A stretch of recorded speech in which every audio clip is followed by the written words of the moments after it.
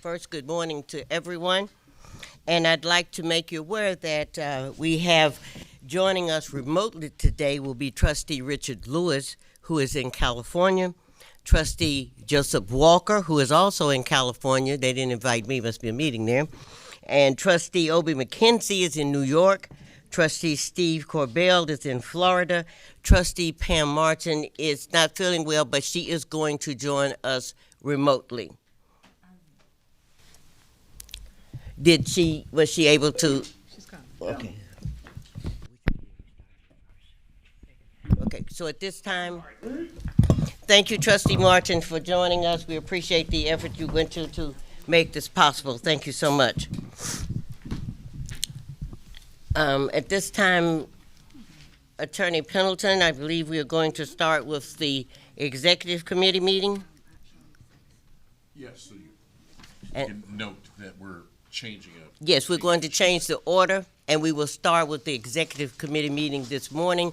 And if you will refresh us behind which tab we could find that information, sir.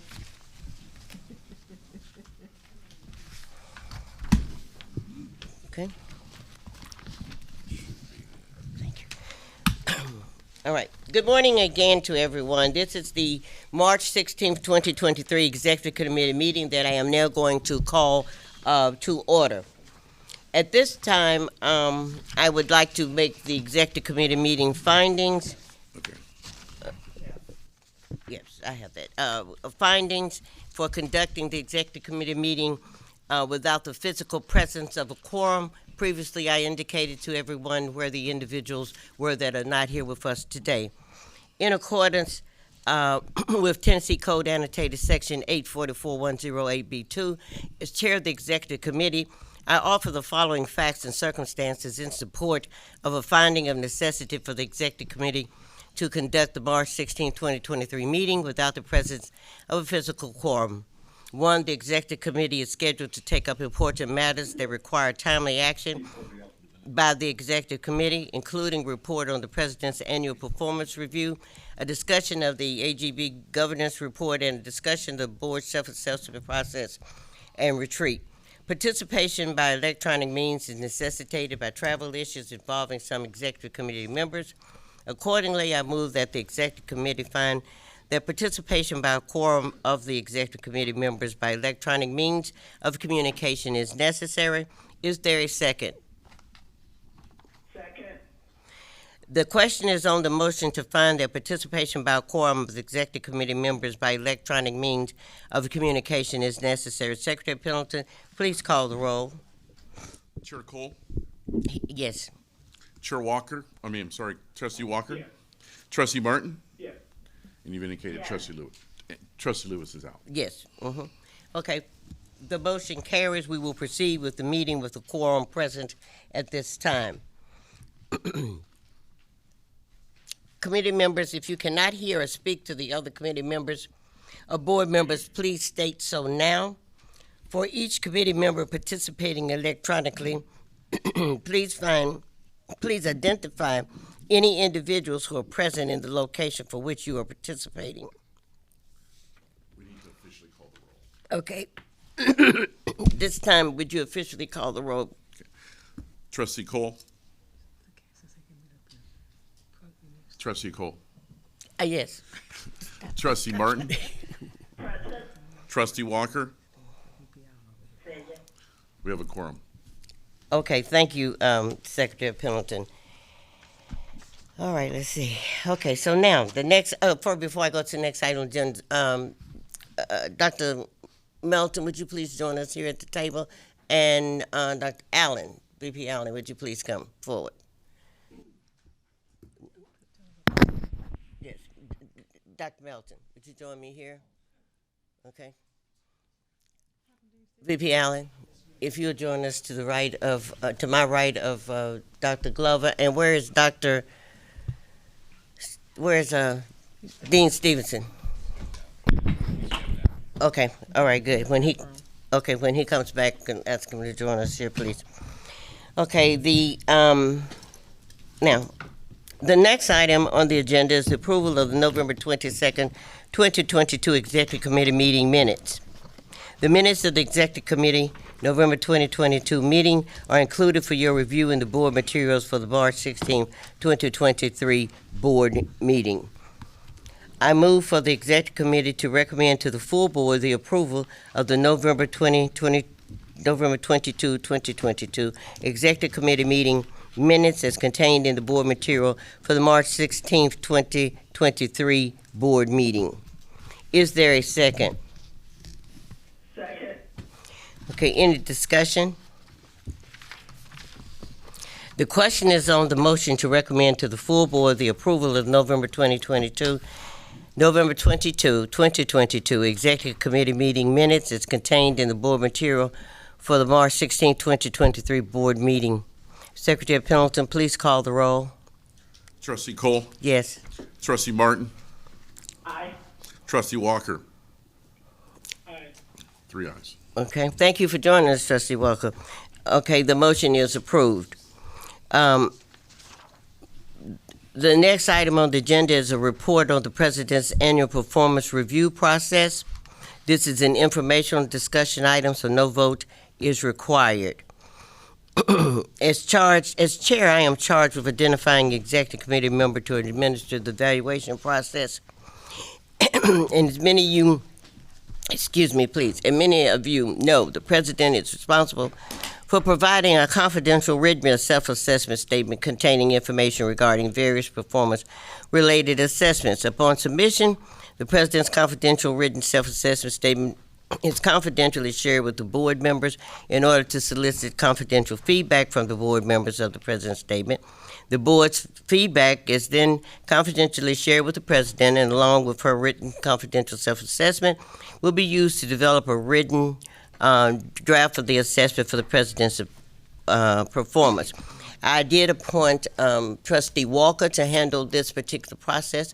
In my conversation with him, I know that it is in process of being performed, but President Walker, I know that we talked and it is almost complete at this particular point in time. Do you have any comments, anything additional that you would like to add, sir? No, thank you so much, Chair Cole, and of course it's definitely in process, and we've gathered the responses from many of the board members, so we should be tying that up very soon. Thank you. All right, thank you so much. So our process is being followed in terms of that evaluation was sent out confidentially and is being followed up on. Thank you very much, Chair Walker, for handling that process. Thank you, Trustee Johnson, Andre Johnson, for joining us. The next item on the agenda is a discussion of the Association of the Governing Board's Governance Review Report. This is an information discussion item, so no vote is required. You have all received a copy of the report and had the opportunity to review the report. As chair, I will initiate a discussion about the report and provide an opportunity for other committee members, board members, President Glover, and Secretary Pendleton to provide comments as well. So, Secretary Pendleton, would you give us an introduction, please, sir? And then I would invite comments from anyone else. Yeah, thank you. Would like to make so. Thank you, Chair Cole. As all of you know, we had retained Carol Cartwright, who was with the Association of Governing Boards, and also was someone who conducted orientation of the board when the board was first created back in 2016, 2017. She had been hired by THAC to do that for all the LGIs, so we brought her in to do a review and also as part of the board self-assessment process that the board does periodically as well. And so all of you were interviewed as part of her review of the board, and she also reviewed board bylaws, policies, and other documents, and also reviewed the board minutes as well as footage of the meetings. And so in your report, and you all have been provided with a copy of the report a while ago, and hopefully have reviewed the report, it speaks to her determination that the board is operating effectively and within the principles that is established by the Association of Governing Boards. However, there are some things that she has suggested the board look at and examine to elevate the board even further. And as she says, every board should be looking to evolve and elevate its operational effectiveness. its operational effectiveness. So from that perspective, she has suggested some things, and I know that we'll be working with Chair Cole as part of the continuation of the self-assessment process that will occur in June with respect to taking some of those recommendations that are in there. And if you take a look at pages 12 through 14 or 15, she has in there a number of suggestions that the board will want to examine and things that might consider with respect to its meetings and committees and other items that might help enhance the board.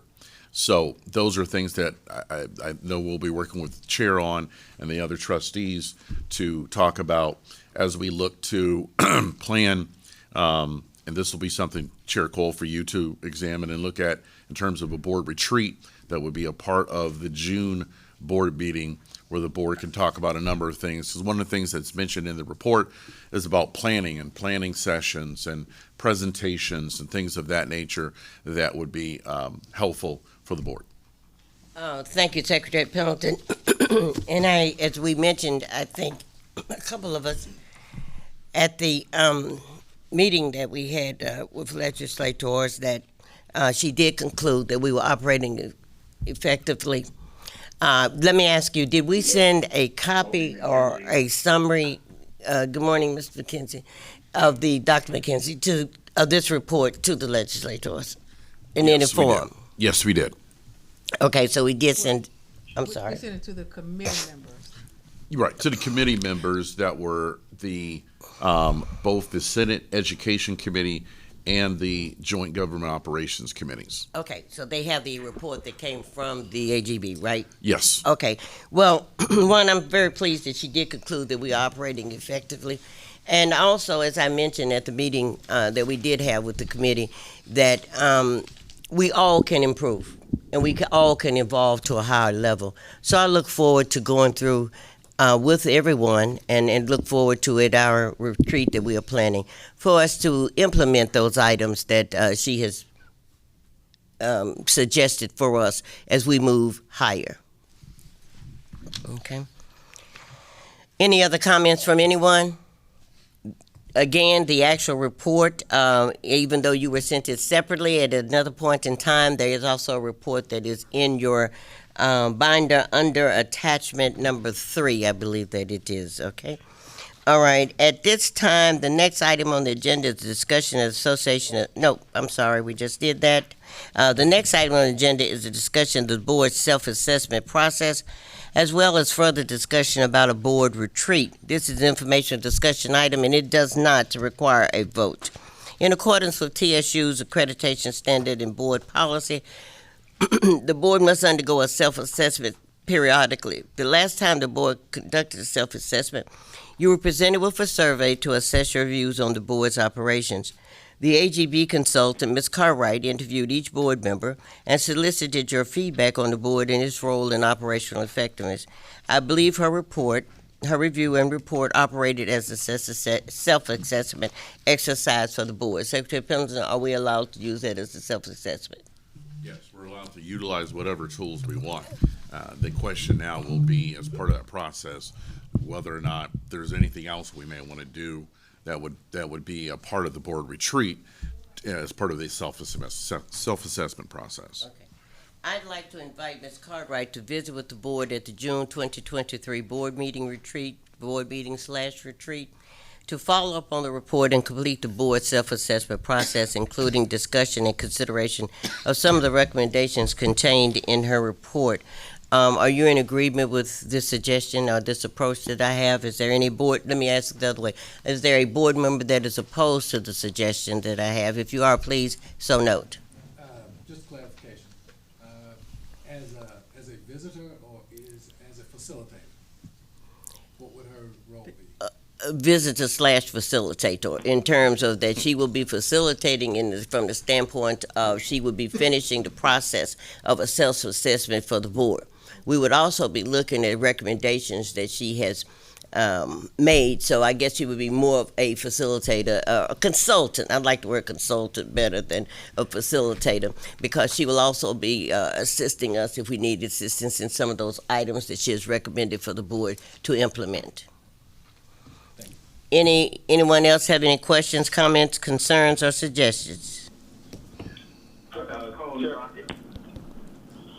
Yes. I'm sorry, did someone? This is Andre Johnson. Okay.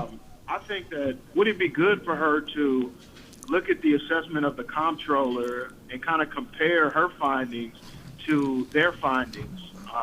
I think that there was a huge disparity in the, in how they felt that we performed versus how she felt the board performed.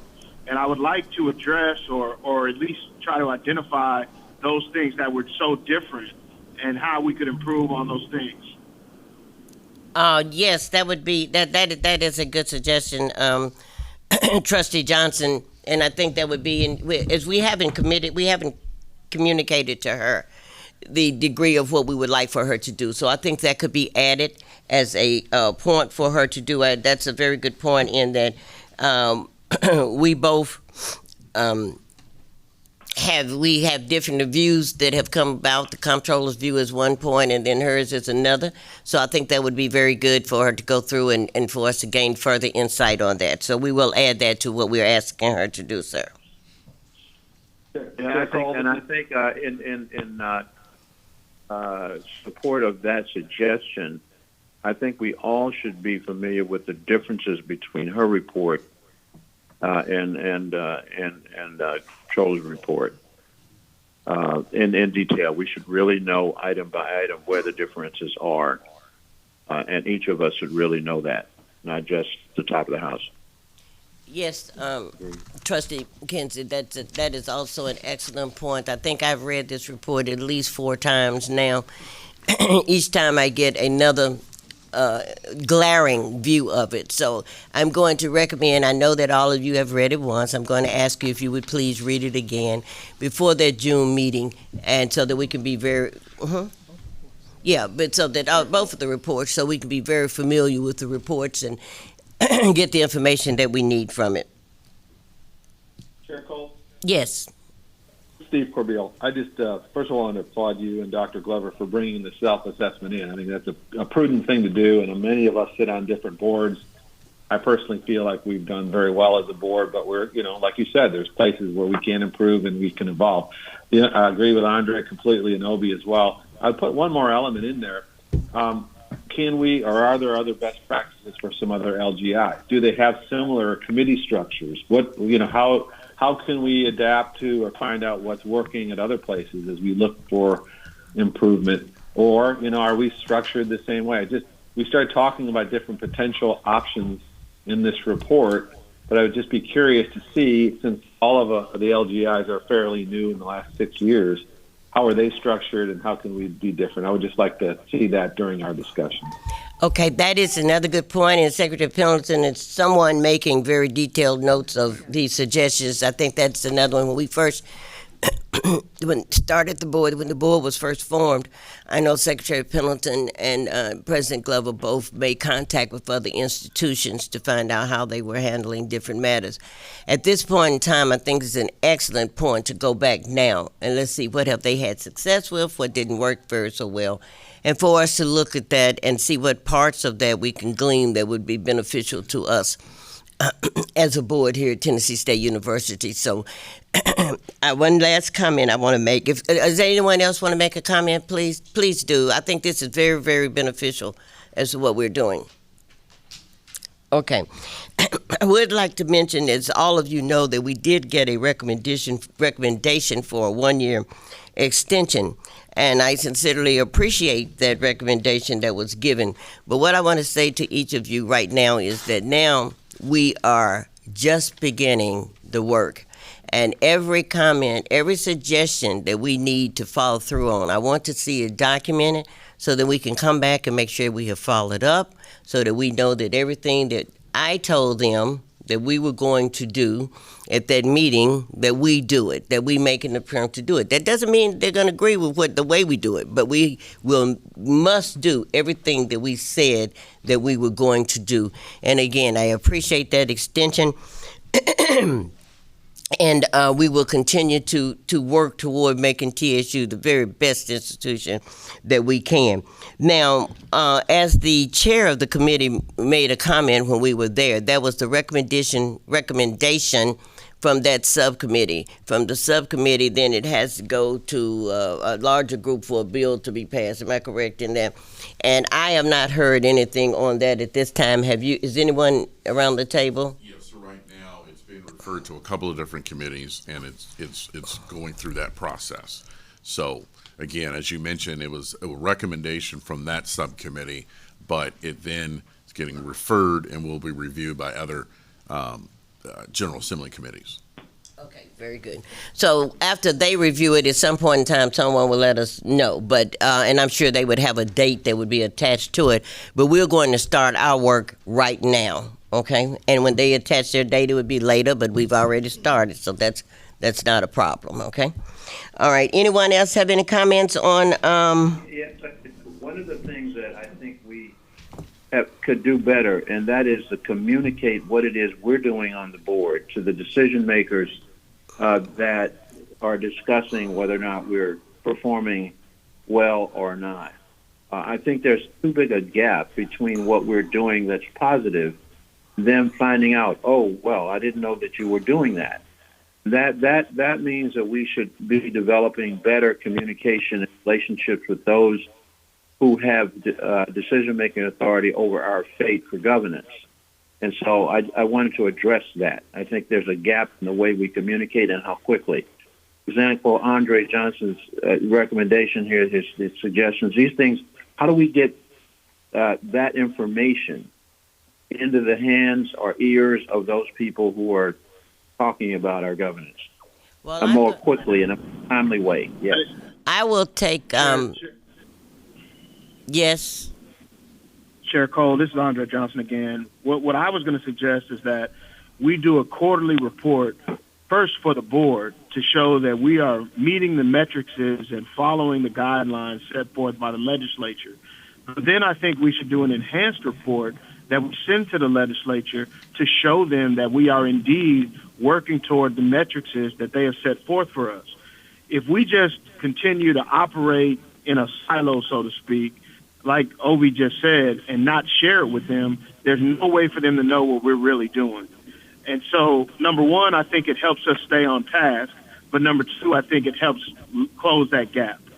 So I would like the board to entertain us putting some type of quarterly report together that we can look at every board meeting, showing what we've done, what we're working on, and what we've accomplished in terms of staying on track as it relates to objectives outlined in the hearing. Well, right. I think and add to that, Andre, that I'm talking about more belly-to-belly, face-to-face, where in fact we get on the phone, pick up the phone, call people, get down, have lunch with them, those kind of things. That's very, very important. Before I left that Senate room, I got the Senate chair's personal phone number. We should be developing relationships with these people. We need to get in there, develop face-to-face relationships with these people. Well, yes, and let me address a couple of those comments. One, as chair, I think I do have the authority to ask that on a quarterly basis we prepare a report that will show what we were required to do and what we have done so far. So I don't think we require a vote on that. My additional comment was going to be, I'm going to take the responsibility. I did reach out on our last meeting to a couple of the individuals on the committee, and I should take the responsibility along with other board members, but we need to have it coordinated for us to reach out to those individuals, and as you're saying, Trustee McKenzie, so that that now that we know, now that what their concerns are have actually surfaced, and that we know that now we need to reach out to them on a face-to-face basis, that we do so. So I think that we will need to coordinate that, Attorney Pendleton, and so that we are we're not we're maximizing the use of their time as well as our time, and also as to who all we would want to go. I think we can make different individuals to go, but for us to go at the same time. And then I would make myself available to do what I need to do. If they can't meet with us face to face, I think as Trustee McKenzie said, that we would need to reach out and speak with them via telephone, as I've done with a couple of them myself. So we need to make sure that we do that. Are there any comments from management or the board relative to that? Well, I would just add that we need to make sure we speak with one voice. Yeah, well, yes, that's why I said together. You're correct, yes. So I wanted to, just for contextual purposes, just say that we are political appointees. Our obligation is to the state, to the people of Tennessee. We don't have legislative districts, but our district is more or less Tennessee State. We walk a fine line between that obligation and the folks that work at the university. And it is a fine line that we walk. But I think it's important that we understand the context in which we are functioning. So. Very well, point very well taken. We are political appointees, but we are here to do a job that is in the best interest of Tennessee State University. And I know that we all are on one accord in that we are willing to do that job that is in the best interest of Tennessee State. And I think that at this point in time, as everyone has expressed, it is up to us to communicate to those that have other feelings that we are doing so. And this is the point in time, as I said, now that we know their views and they're put on the table, that we keep them abreast of what is going on. Could I add one item too? I would just say that what we're talking about here in terms of the quarterly report, I know we're going to get to the board resolution here soon, but I think it's consistent with what's in the board report, the board resolution in terms of what they're asking, what the board would be asking of the management and presenting information at each of the meetings. So. Well, may I just say, sir, let's wait till we get to their resolution. Let me look at their resolution at that point in time with the other board members and see what we think. We may want to add to or subtract, and that's not in. And this would further clarify, but that's fine. I think that's great. And I think we should look at it, take it up in detail when we get to it. But again, just all of us recognize that they did recommend a one-year extension. I'm not going to wait on the time for them to give us that it starts. We're going to start our work now. And all the comments that have made here this morning, I think, have been extremely valuable. And as I said, I want to make sure that they are documented and that you keep us on track as a board as to those that we need to make sure that we are addressing. Anyone else have any comments? Please do if you have. Okay. The next item on the agenda is the Secretary's report. Secretary Pendleton, please provide your report. Thank you, Madam Chair. Just a few items. One regarding board appointments. For the governor's appointments, we have two trustees, Trustee Martin and Trustee Corbill, who have been reappointed by the governor and are going through the confirmation process. In fact, their confirmation hearings are set for next Wednesday. So both of them are on the calendar for that. With respect to the faculty appointment, as we know, the faculty trustee serves a 2-year term, and the faculty trustee is selected through a process through the faculty senate. They are going through that process right now for the selection of a faculty trustee. The faculty trustee can serve 2 consecutive 2-year terms, and so we will be able to report back in June on the outcome of that process. For the student trustee, as you know, the student trustee serves a 1-year term and is also eligible to be able to serve again. The SGA, under our process that we established back in 2016, we typically start with the SGA reviewing some applications, presenting about 3 individuals for consideration by a committee at the institution that makes then recommendations to the president. The president typically will interview and review about 2 or 3 folks for the position, and then at the June board meeting, we'll make a recommendation to the board about the, because the board appoints the student trustee, we'll make a recommendation for the board in terms of the appointment of the student trustee. So through that process, we've obviously had a series of student trustees and who have been done a wonderful job, but it's a great because we have a process that includes the input of students as well as then the administration and the board. Now, that's all I'd like to say. Your comments were very, very well done at the meeting. Thank you, Chair. I just want to say that I appreciate the support from the board, and everything that I said I felt wholeheartedly.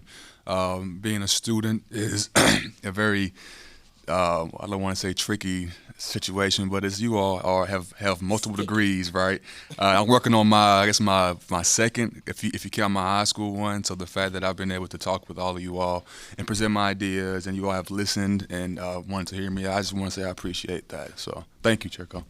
And thank you. One question, Secretary Pendleton. You noted in the last meeting that the governor had reappointed Trustee Martin and Trustee Corbell. So was that process delayed in terms of the confirmation of it? Or is it just the time now for it to be confirmed? They go through a series with the Senate Education Committee is the committee that takes up those, and usually there's a series of meetings that they have, and they try to work on schedules and everything else. So there were some folks that came up, I believe, last week, and even the week before, and that type of thing. So they just follow that, and they try to get it coordinated so that they can get folks there in accordance with their schedules and also what the calendar looks like for the Senate Education Committee.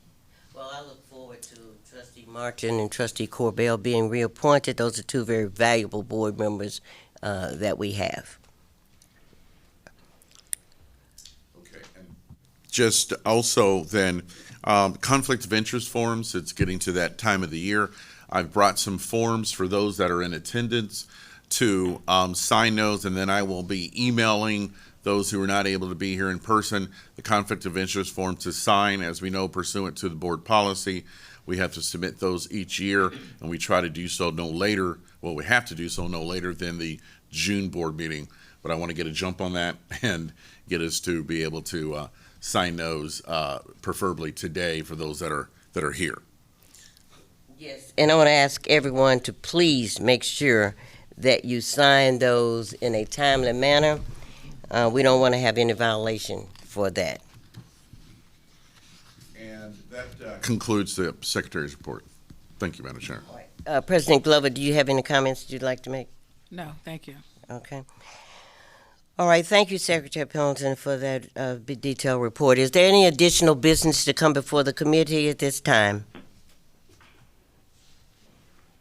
Seeing and hearing none, I move that the committee adjourn the meeting. Is there any discussion? Hearing none, the question is on the motion to adjourn the meeting. Secretary Pendleton, please call the roll. Trustee Cole? Yes. Trustee Barton? Yes. Trustee Walker? Yes. Trustee Lewis? Yes. We have 4 ayes. Okay, so the meeting is adjourned. Thank you. Affairs Committee is now called to order. At this time, we need to call the roll. Secretary Pendleton, will you please call the roll, sir? Yes. Trustee Martin? Here. Trustee Andre Johnson? Aye. Trustee Bill Johnson? Present. Trustee Wimberly? Present. We have a quorum. Thank you. Secretary Pendleton, so I'm just confirming that we do have a physical quorum present. Is that correct? That's correct. Okay. I'm still going to ask any committee members that cannot hear or speak to other committee members or the board members to please state so now. Also, for any committee members participating electronically, please identify any individuals who are present in the location from which you are participating. The next item on the agenda is the approval of the November 17th, 2022 Academic Affairs and Student Affairs Committee meeting minutes. The Academic Affairs and Student Affairs Committee November 17th, 2022 meeting minutes are included for your review in the board materials for the March 16th, 2023 board meeting.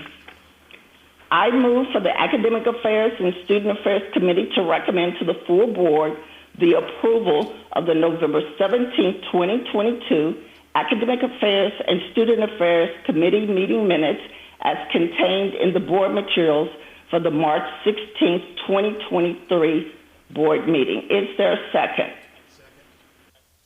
Any discussion? The questions on the motion to recommend to the full board the approval of the November 17, 2022 Academic Affairs and Student Affairs Committee meeting minutes as contained in your board materials for the March 16, 2023 board meeting. Secretary Pendleton, please call the roll. Trustee Martin. Aye. Trustee Andre Johnson. Aye. Trustee Bill Johnson. Aye. 3 ayes. Thank you. The motion is approved. The next item on the agenda is the approval of an academic program modification, a change in the credit hours requirement in the BS in Biology program. The materials for this agenda item are included for your review in the materials for the March 16, 2023 board meeting. Dr. Glover, will you or your designee provide information in connection with this agenda item, please? Thank you, Chair Martin. Dr. Melton Provost will take care of this. Thank you, President Glover, Chair Cole, Vice Chair Martin, and trustees. The university, with the support of the College of Life and Physical Sciences, request approval to proceed with changing the number of credit hours for the existing BS and biology degree program pursuant to TSU's academic programs, units, and modification processes, which includes revised programs. Academic departments may seek the change to increase or decrease in the number of hours of existing programs by initiating an internal review process. The department initiates the review process by developing and proposing the change in the number of credit hours of an existing academic program for review at the departmental committee, college, and university levels. The Vice President for Academic Affairs and the President then must approve the submission. Pursuant to the Focus Act, the board's bylaws, and the board's delegation of authority to the President's policy, the board then must approve the change in the number of credit hours of an existing academic program or concentration. Upon approval, the university then must submit notification to THAC. To give you all just a brief background, while TSU was under the governance of the Tennessee Board of Regents, Tennessee State University adjusted most of our undergraduate program to meet the 120-hour requirements. The BS in biology was granted an exception requiring 122 hours. The extra hours became a burden to our students in terms of the pathway to graduation. The Department of Biological Sciences has reviewed the program requirements and identified ways to align its BS program to meet the 120-hour norms. The outcome will be the reduction in required credit hours to 120. Let me share with you, the reduction comes from elective, not the biology core. With that, they are recommending 1 credit hour from the upper division biology elective courses and the removal of 1 credit hour from the upper division general elective courses. Thus, the existing curriculum required 16 hours now reduced to 15 of the upper division elective and 15 credit hours of general upper division elective. Thus, we submit this for approval. Dr. Glover, do you have anything to add to that? No, except that we'll be more in line with our peer institutions, and especially we'll meet our 120-hour rule across the board now. So it is a necessary motion, if you all can, will take care of that. Well, I thank you for that very detailed report. That helps us to understand as you ask for these approvals. That helps us to better understand the process that we go through before you come to us. So thank you so much for that detailed report, and thank you, President Glover. I move for the Academic Affairs and Student Affairs Committee to recommend to the full board the approval of an academic program modification, a change in credit hours requirements in the BS in Biology program as contained in your board materials for the March 16, 2023 board meeting. Is there a second? Second. Chair Martin, I have a question, please, before we vote. Yes. So, go ahead. Sure. Dr. Melton, when the modifications to programs are offered to us for review, this doesn't seem like it would present much of would have much of an impact on enrollment, but is it appropriate to ask that we have some sort of impact in the future on what changes might do for enrollment up or down, so we have a sense of that? Yes, definitely, I will include that. But with this change, it would definitely help enrollment because now we within our norms of our other sister universities. The reason I'm asking is, all the numbers key off, housing keys off the enrollment. Yes, so sir. It's just helpful to know what the impacts are going forward. Yes, I'll have that in our next report. And students participated in this recommendation in as much as some of them have questioned why do we have more hours required in this major than in others, and even compared to other institutions where they have gotten accepted, where they received acceptance and chose TSU. So we have gotten their questions from students, and we have had some student participation. If I can add also, that for substantial changes to curriculums and new programs and additions, THEC does require some of that impact data to be included in the submission. Thank you, Chair Martin. Thank you. So I made a motion. Is there a second? Second. Any additional discussion? The questions on the motion to recommend to the full board the approval of an academic program modification, a change in credit hours requirement in the BS in Biology program as contained board materials for the March 16, 2023 board meeting. Secretary Pendleton, please call the roll. Trustee Martin. Aye. Trustee Andre Johnson. Aye. Trustee Bill Johnson. Aye. There are 3 ayes. Thank you. The motion is approved. The next item on the agenda is the report on SACS review matters. Information pertaining to this agenda item is included in the March 16, 2023 board materials. I'm asking President Glover and her designee to provide information related to this agenda item. This is informational discussion item only, so no vote is required. Thank you, Chair Martin. As you know, some time ago, we brought on Dr. Charlize Anderson to handle accreditation matters and to work with SACS with us. She's here today, so she just has a brief statement she wants to make regarding this. So, Charlize, Dr. Anderson, will you just come forward, please? Good morning to everyone. Thank you, President Glover, Madam Chair, Trustee Martin, and others. Thank you for the opportunity to bring an update. We do have 3 SACS CLC related matters. One is the university's reaffirmation of Accreditation. In December of 2021, the SAC COC Board of Trustees voted at its board meeting to reaffirm the institution for the maximum number of years, which is 10 years.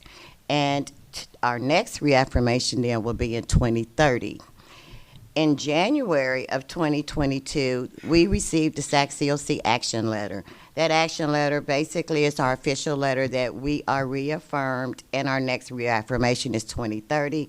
They did ask that we submit an additional report, and that is a monitoring report in regard to Standard 13.4.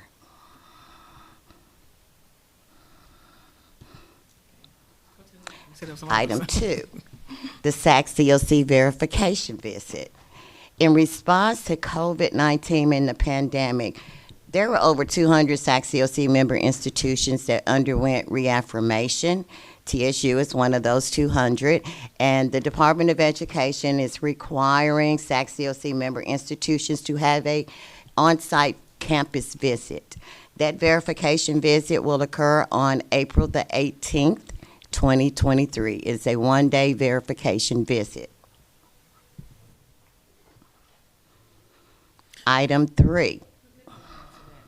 What she's saying is that the report she just mentioned earlier about the December of 2022, well, DOE, Department of Education, requires now that because we were under COVID, it had to be done virtually. Now they want to come by and just test and make sure what they did virtually aligns with where we really are in person. So that's why it's only one day as opposed to the normal time period. We've already had the visit. It's just a substantiation of the virtual visit. So the April 18th through 20th, 23, and this is really just one day, April 18th. Yeah, for that one. Yeah. Just for that. Yes, for the re-verification. Thank you, Madam President. And the third item is the academic program offerings at Avon Williams. In March of 2022, the TSU, this body, the TSU Board of Trustees, approved the expansion of course offerings for the Master of Business Administration program, which is offered at the Avon Williams site. We submitted this academic action, we submitted as a substantive change to SAC COC, and at its June 2022 board meeting, the SAC COC Board of Trustees approved our submitted substantive change prospectus to expand the course offerings for the MBA program at Avon Williams site. It also then authorized a substantive change committee visit. The substantive change committee will visit the campus on April 18th, 19th, and 20th. In preparation for the visit, the campus got campus ready, and we had a very successful mock visit in February, and we are prepared to receive the SAC COC Substantive Change Committee. I keep saying these dates, April 18th through 20, but are we doing 2 visits on one day, just on one day? Thank you. Great question. It is a combined visit. On April the 18th from 8 to 2, basically, the schedule will be a verification visit. That's just, you said you had 10 buildings. We want to see you got 10 buildings. That's the verification piece of it. And then beginning at 2 o'clock on the afternoon of the 18th through the morning of the 20th will be the substantive change committee visit. Dr. Glover, as it relates to the monitoring under Standard 13.4, what is that? What is Standard 13.4 include? That's the financial standard. All right. The question was, what is the monitoring Yeah, report? so what they said was, we want you to do a monitoring report so we can make sure, in other words, we're going to monitor to make sure you are in fact meeting the standard. Okay. We're looking at it now and says, you've been reaffirmed for another 10 years. However, we want to make sure for ourselves that you are in fact meeting the standard. So once you present this report to us, and we'll take a look at it and we'll see where we Is that yearly or? No, they just have to, once they approve, once they accept it and say, yes, I think you meet this, then that's it. And what is the date of that monitoring report? It's due in, give us until September. Now, September? we have asked for an earlier review of it, but the letter they gave us in January is due in September. September 23. 2023, yes. Thank you. Okay. Go ahead. Oh, that's it? That's it. Thank you. She can't see you. She's not on. Trustee Martin, if you will continue, please. That concludes the report. Yes, ma'am. Thank you. Thank you, President Glover. The next item on the agenda is the Academic Affairs Report. Information regarding this Academic Affairs and Student Affairs Committee agenda item is included in your March 16, 2023 board materials. Again, President Glover, please provide pertinent information related to this agenda item. Thank you. This is informational discussion only, so no vote will be required. Thank you. Dr. Melton is going to discuss this. Yes, Chair Cole, Vice Chair Martin, trustees. This is very exciting to share with you the update from spring 2023 to our midterm period. The Office of Academic Affairs worked collaboratively with our distinguished deans, chairs, faculty, and staff in monitoring the academic status of our student. We implemented what we call an EAB tool, Early Academic Alert System, starting the third week of the semester and yes, during our midterms. This helps us to provide the academic support services and tutoring to identified students. In addition, I am so pleased to share with you all a strategic retention plan that was established with the Office of Enrollment Management, Advising, and the Academic Success Center that includes a retention coordinator to each of our colleges, as well as 2 student mentors from majors to help mentor students to students. The plan also includes academic coaches for upperclassmen in need of academic and mentoring support. Furthermore, the Office of Academic Affairs conducted on-site visits to our off-site hotels. We wanted to hear directly from the students. So the team of us went to the hotels, met with the students, and I am pleased to share with you 3 of the major recommendations in which we were able to implement immediately. Number 1, the students said we need support at the hotels. So now we have scheduled academic coaches to go to those hotels to work with those students. In other words, we are going to them. Number 2, I am pleased to share with you, we have extended evenings and weekend hours. So 7 days a week, our students are able to tap into us for their academic support. And the 3rd, our online students. We have many students online, and they also need support as well as mentoring. Furthermore, an introduction to the major. Trustees, we know that when our freshmen start, they need to touch their major, meaning that they need their major advisor and they need a pathway to their careers. We have implemented an educational curriculum mapping and careers assessment to help our freshmen to stay on course and align their courses from the beginning to the workplace. With that, I am pleased to share with you highlights of our colleges, our faculty, and with shared governance with our faculty senate, we are able to move forward academically, impacting local, state, national, and international communities. You will note our research when you hear of our grants, our research activities, and all of our activity to move us from R2 to R1. With that, next week we have our honors convocation recognizing over 800 of our honors students.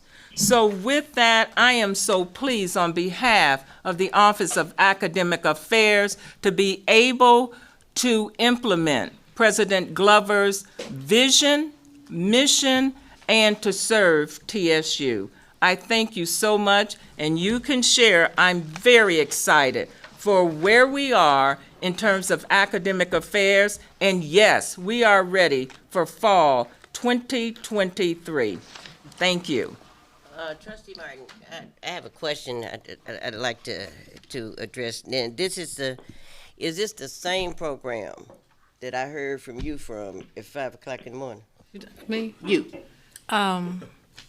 Yes. Not taking anything from your report, but unfortunately, I got to hear this at 5 o'clock in the morning one morning. I didn't realize it was 5 o'clock. Well, I did. How wonderful it was. I knew it was early, but I didn't realize it was that I early. couldn't wait till 8, but congratulations on such a dynamic feat. Okay, congratulations. We are pleased with academic affairs in our colleges. Also 5 o'clock. No, I'm 4 o'clock in the morning.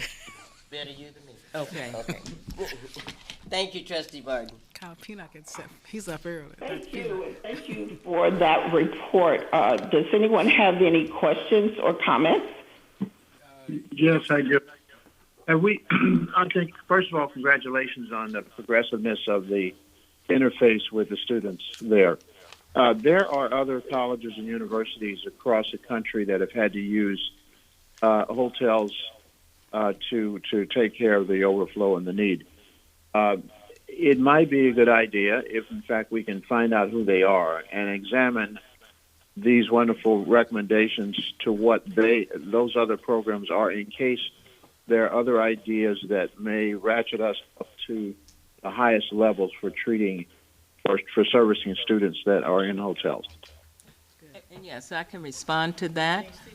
Yeah. Okay, Dean Stevenson, but we also have hotels for UT system as well for the University of Memphis. And I have been in contact with them regarding their support services to our students off-site. But Dean could Stevenson? I just ask Dean Stevenson if you make that in your report, sir? Yes. Trustee McKenzie, we allow Dean Stevenson to address that in his report, because I'm sure there'll be other questions regarding hotel services, sir. Is that okay with you? Thank you. Okay. I have a question. In the changing of, in the introduction to the major piece, is that designed to reduce the number of undeclared majors? Yes. Okay. Because when they have an opportunity to take the career assessment, Yes. it helps them to figure out, the right pathway and to understand why they have to take certain courses. Okay. As freshmen, they come in and they want to jump right to that workforce. Right. With our new pathway, we have internship, apprenticeships that starts at the freshman level. Okay. In other words, we want them to touch their goal. So would we be able to receive over time something that tells us about the number of undeclared majors we have decreasing because of the effort? Yes, I So can we share can- with you that number now. We have over 300 undeclared. Okay. So I'll be able to come back to you to share, the impact of what Impacts. we're doing in terms of that. And it could be annually, I guess. Yes. Yeah, or whatever you think is appropriate. Yes. And to add to that, Trustee Pinnock, this is important to us because we have so many first-generation college students. We have more than any other institution in the state, a public institution. And they don't know what they really want to make. They have some concept of what they may want to do. So we have to kind of steer them to after meeting with them and saying, well, what do you really want to do? So they want to go to college. That's all they know right now. So we give that population and try to narrow it down to I want to own my own business. So perhaps you think about majoring in business. So we have those conversations with them. It's a personal touch to the students because it's all about the students. And so that's how we managed to get some of them out of as undeclared major into a major. Some want to be in health sciences. They don't know where to go really. They just know they want to be in college. They want to come in for different reasons. When you come to TSU, you don't just come to go to college. You come to escape poverty. You come to get away from the thoughts of I'm not going to ever do anything, be anything. You come to TSU for a different reason. So we want to get those students and say, you can be all that you really can be. Here's Black excellence at its best. And so those are the students we really are going after and reaching. And so it's good to get them from non-declared to a declared major. Definitely. Could we also, because you mentioned retention, could we have like a report on the progress that we're making from first to second year? Yes, I'll bring that to the next meeting. All right. Yes. I believe we already have that. Mr. Izzard has retention data. There's a brief retention report included. He has something. He's going to go over his report. Okay. If you don't mind. Okay. Dr. Milton, I wanted to say congratulations on the progress, and I also wanted to say as a student, thank you. I think last semester a lot of students were, curious about how the academic performance was going to happen, considering that a lot of them were in hotels. Everything was new, and to see some of these things happening, I want to say congratulations and thank you. And I also wanted to ask you, so how are we going to mass communicate or enhance like this? I saw you wrote, or we have in the report, the student mentors and the academic coaches. Like, how can we make sure that all the students know what this is? Do we need to enlist SGA to mass produce this? Do we need to put it on every little screen and billboard? Because I think this is a very good plan and put in place. So I just wanted I wanted to ask, do you all have anything? Oh yes, we have that now. We have pushed out through our university communication. We have pushed out through our required UNIV 1010 class. We have pushed out through student affairs as well as academic advising. And it's not a one push, it's a push I want to say, it should come out every 2-3 weeks. But as we enter into our early advising, you will see more of that push coming out to the students. And I would add, if possible, that I think that with the students, they really do love the face-to-face. Yes. But the university communications, they work for students who do use their emails. I think that's true. But also, if we could utilize, again, I said SGA, or I know we have, is it Tiger Pals, or other students to really, and also with the introduction to the major piece. Because that would be a great way, and I'm going to speak to this, I think, later on, about how we can differentiate or separate ourselves as an institution and what makes our school better than other universities. So if we can highlight, like, hey, do a TikTok or a video, we have intro to major, this or whatever, just really enhancing that, because what we have right here is great, but my fear is that it will fall with the rest of the university communication emails, or will fall with the rest of the e-learn stuff. So I just want to see if we could find a way to make it more right in their face, because there are students who really are in need of this. Oh, yeah. So yes, ma'am. And you know I'm into technology. Okay, that's why you saw me just smiling. Okay, oh yes. Okay, and you can expect that starting next week. Okay. And I like this piece, so I don't want to go on too long. So I'm curious for next semester. So I saw we have 2 student mentors for each major. Is there a way we can increase that from 2, or why 2? I'm asking, I guess, because I go ahead. Okay, you see the smile? Yes, ma'am. Make that recommendation to increase. Okay, make the recommendation to Yeah. increase. Well, I'll make the recommendation There to you go. increase. I'm not sure what number would work. Yeah, but I'll make the recommendation. We'll work together. Yeah, we'll work it out together. Yes, ma'am. Okay. Yes, ma'am.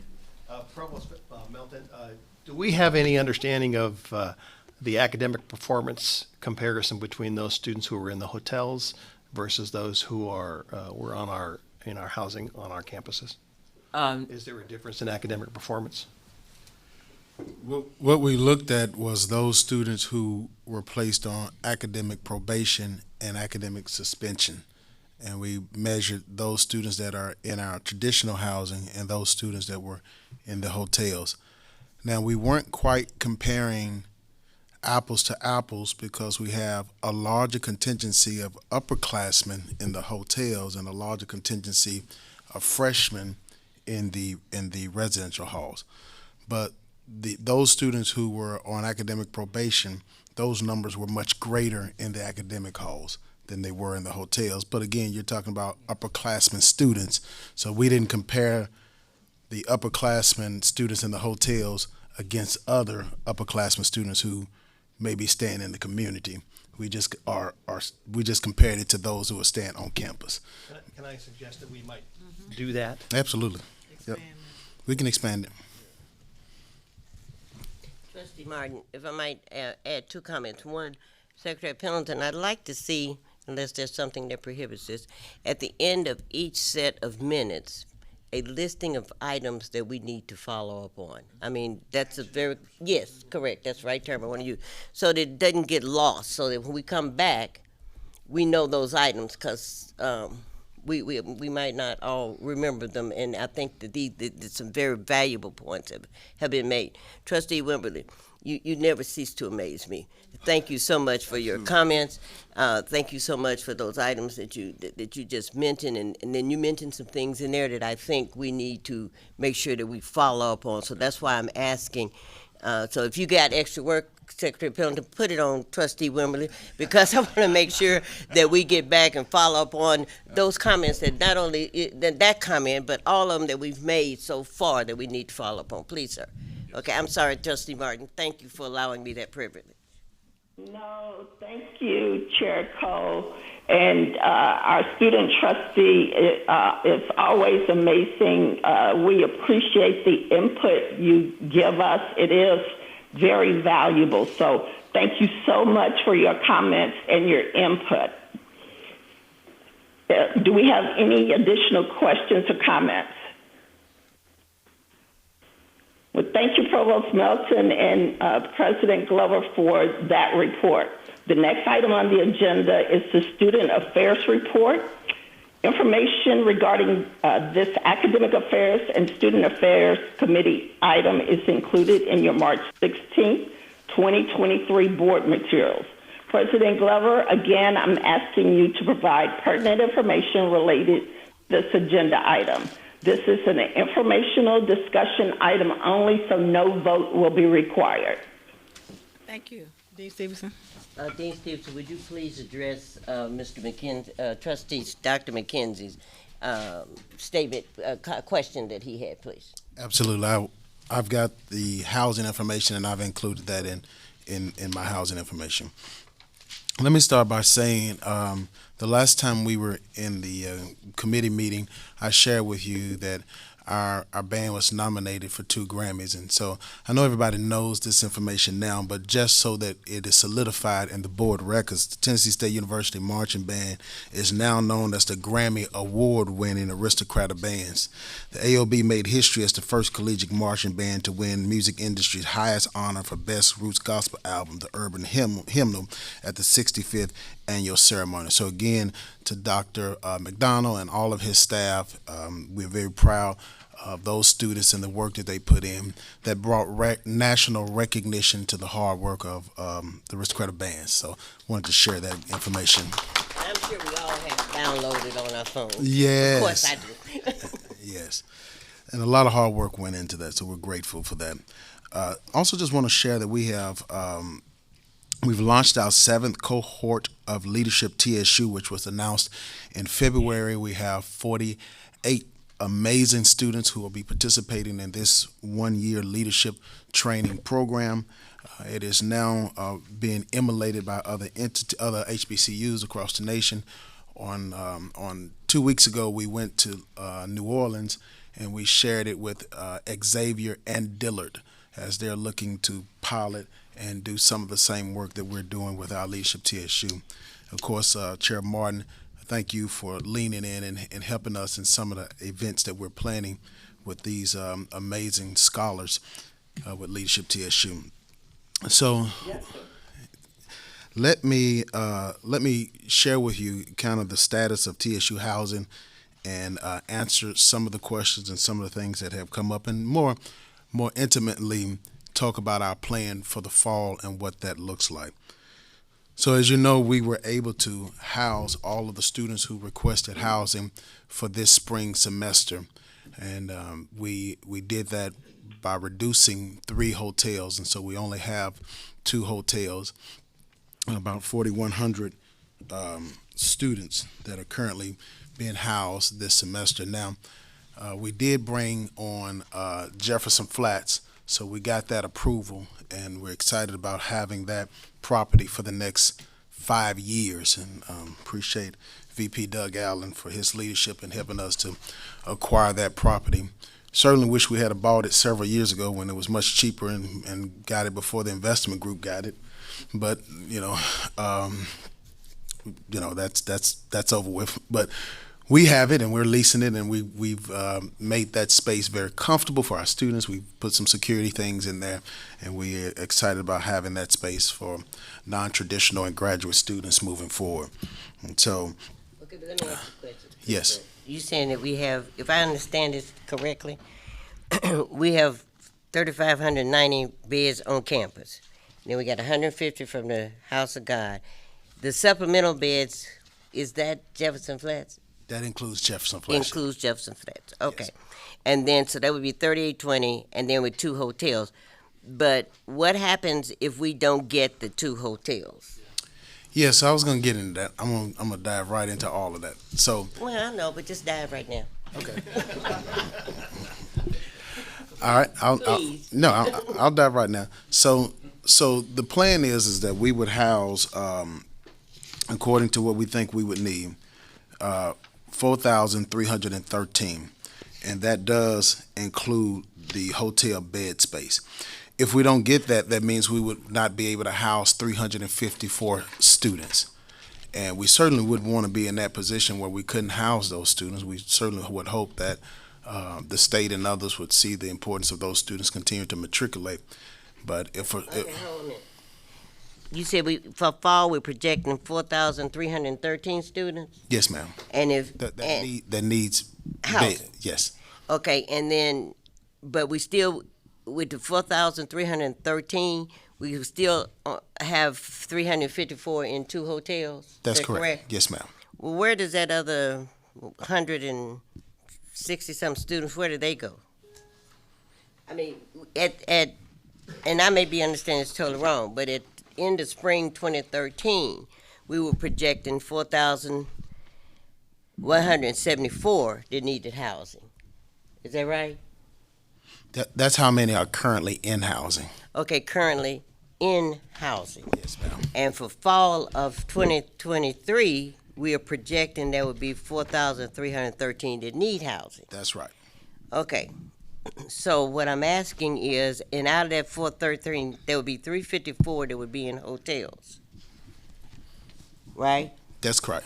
354 would be in hotels. Okay, so my question then is that, but we have an increase of approximately 239 students That's from where correct. we are now to where we project we're going to be in the fall. That's correct. So that we still would only need 354 in hotels? So you're kind of comparing apples to oranges. The amount of students that we have now does not indicate capacity.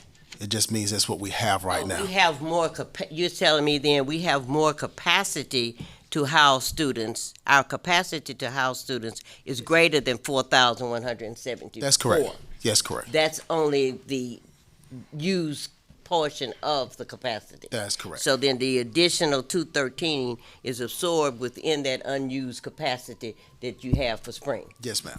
Thank you. All right. So, no, that's okay. Go ahead. As we all know, housing requirements are a function of enrollment. One of the things that was we were dinged on several times is enrollment management, and not, I guess, following through or linking enrollment management, number of students coming in, with the housing need and the housing availability or capacity. are we working with enrollment management in a different way this year so that we ensure that even if we have a statistical anomaly like we had last year, even if we have a higher conversion rate, that we won't be surprised in the net students that need housing? Yeah, absolutely. That's a great question. Excuse me for just a moment. If we can, if we will allow Dean Stevenson to complete his report, and then we can go back and ask questions so we don't get off. I'm afraid that we might miss something if he does not get an opportunity to complete his report. Okay, and I'll come back and answer that question as well, Trustee Johnson. Thank you so much. I appreciate it. All right. So the idea is that we would be preparing to house 4,360 students in the fall, and the ask would be for 2 hotels to make those numbers. We would only need 2 hotels, and so we found out that we've got some students that really enjoy being in the hotels, but the difference is between last year and this year, we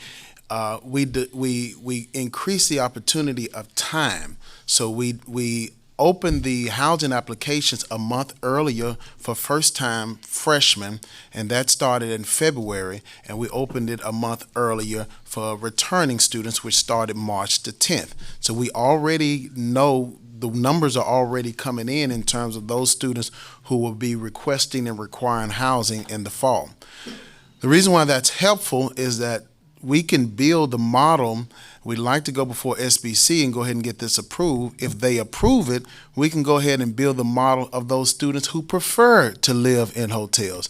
You got some students who want to live in hotels versus those students who are just on the wait list and are pushed to hotels. And so there are some students who would prefer. Older students love being in that space and a little bit more of a, kind of privacy, feeling a little bit grown, if you would. They're all grown, but I mean, just feeling a little bit more independent, I guess would be the best way to say it. And so having that opportunity would give us that, of giving students the choice of that. Now, we have 2 points to add to what Dean Stevens is saying. Some students have already requested, I forget the name of the hotel they like, Candlewood Hotel. Unfortunately, we're not asking for Candlewood. That's not on the list to go and request from the SBC, but they've asked for that hotel. More than one, more than a handful, because it's a rather nice hotel. We have one of the legislators told me that his relatives stayed there. And the second thing is, some parents spoke with us last fall and said, because we were trying not to put the first year students in hotels. We ended up putting, I think, 74 young men in one hotel, in the same hotel. I think it was 3 females. Their parents said, rather than have them come back home, we'd rather them go to a hotel. So it was out of necessity. I think they would have preferred them to be on campus, but rather than have them not go to college at all, they said, look, they said, we're not putting, I personally spoke with some of them too, that we're not putting the first year students in hotels this year. We're trying not to. We've committed not to. And they said, well, rather than them come back home, could you just put them in the hotel? So we thought about it, and I think I called a board chair on it, and we just said, well, rather than send them back home, if the parents are willing to, be okay with it, then we let them go to hotels. So we're trying to do as little for hotels as we possibly can in the fall. So the question you asked, we really appreciate, Dr. Cole, is what if we don't get it approved? There's a possibility that we may not get it approved by SBC. There is no guarantee. We're going to make the presentation and make the case. If they don't, we have to go resort to Plan B. And we know that there are other schools that have hotels. Doesn't mean that we will get a hotel approved. So we're going to go on an assumption that we will. That's why I want to get it as early as possible, so that if we don't get it approved, we can then resort to Plan B to house students.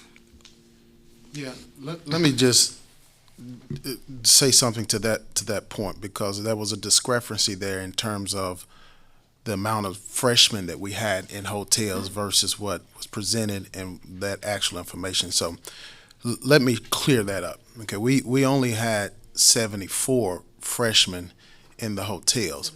I'm sorry, 77 first-time freshmen. Now, when they pull the numbers, they pull students who may have 28 hours.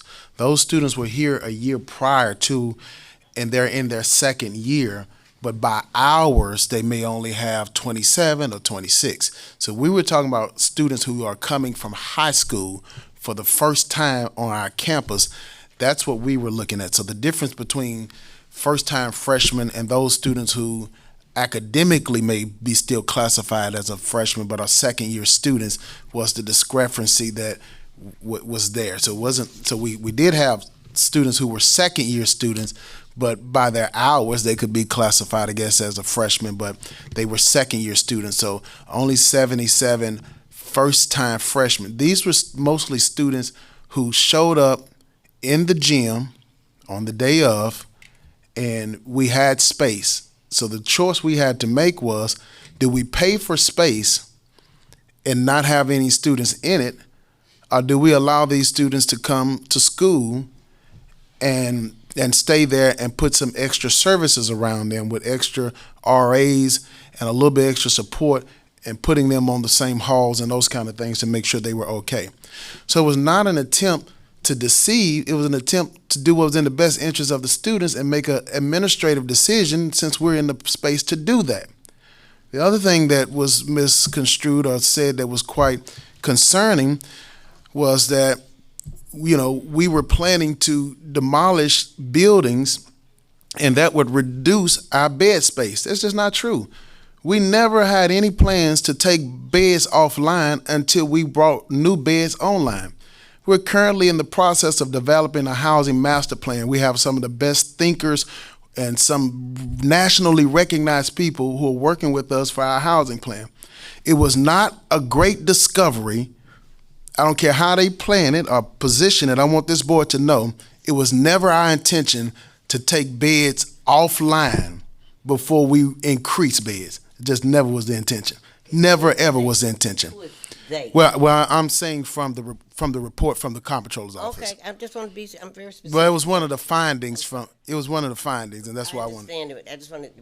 Okay, I just want to be specific about what you're talking about, and I think though that I'm going to go loop back to a comment that Dr. McKenzie made, and that is that, and I understand everything you're saying.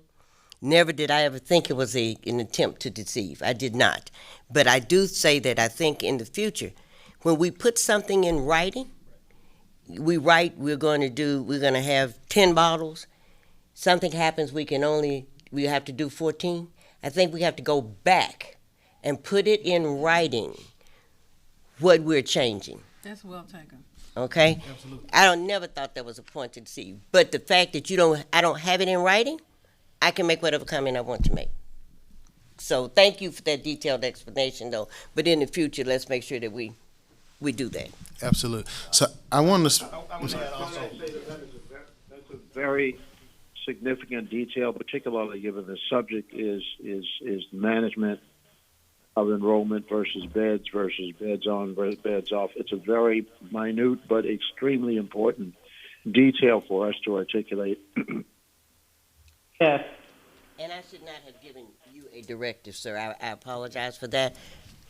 Dr. Glover. Yes. Would you please make sure that it's done going forward? I should not have spoken directly to Dean Stevenson. If I can also add that when we're dealing with non-academic entities like the comptroller's office, it may be beneficial for us to clearly define our definition of terms.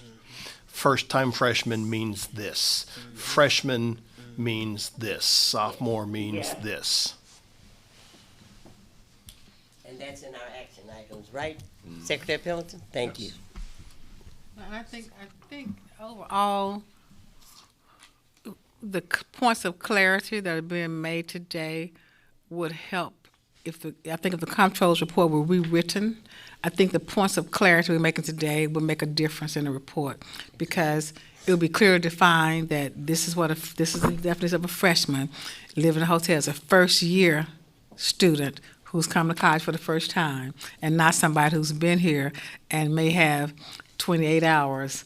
They may be considered a freshman by the definition of a freshman, but they're not really the freshmen we're talking about. So I think that clarity would have helped a little more and some other things too. So I think, because we said, in talking to Dr. Cole, I think maybe in talking to Trustee Penner, we had said if we had gone through the report, if we go back through the report and look at just terminology that's used and definitions where there is a something that's not clear, if we can go back and make it clearer, I think it'd be a different report.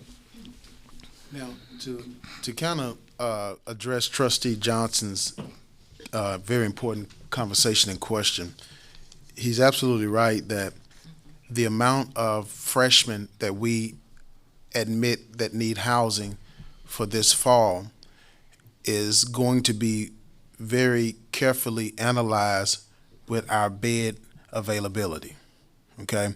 And so we've already predicted that our bed availability for first-time freshmen at this time with 2 hotels would be 1,600 beds. That's the max that we could do with first-time freshman bed availability. Now, that number could decrease, right? Based on not receiving the 2 hotels. It could be a number of things that require us to decrease that number. So that would mean that we would then be reducing the amount of students who would be able to attend Tennessee State University for the first time and stay on campus. But we are prepared. We're working with enrollment management. We're prepared to continue to watch that and to navigate that. And we're keeping an eye on those numbers every day.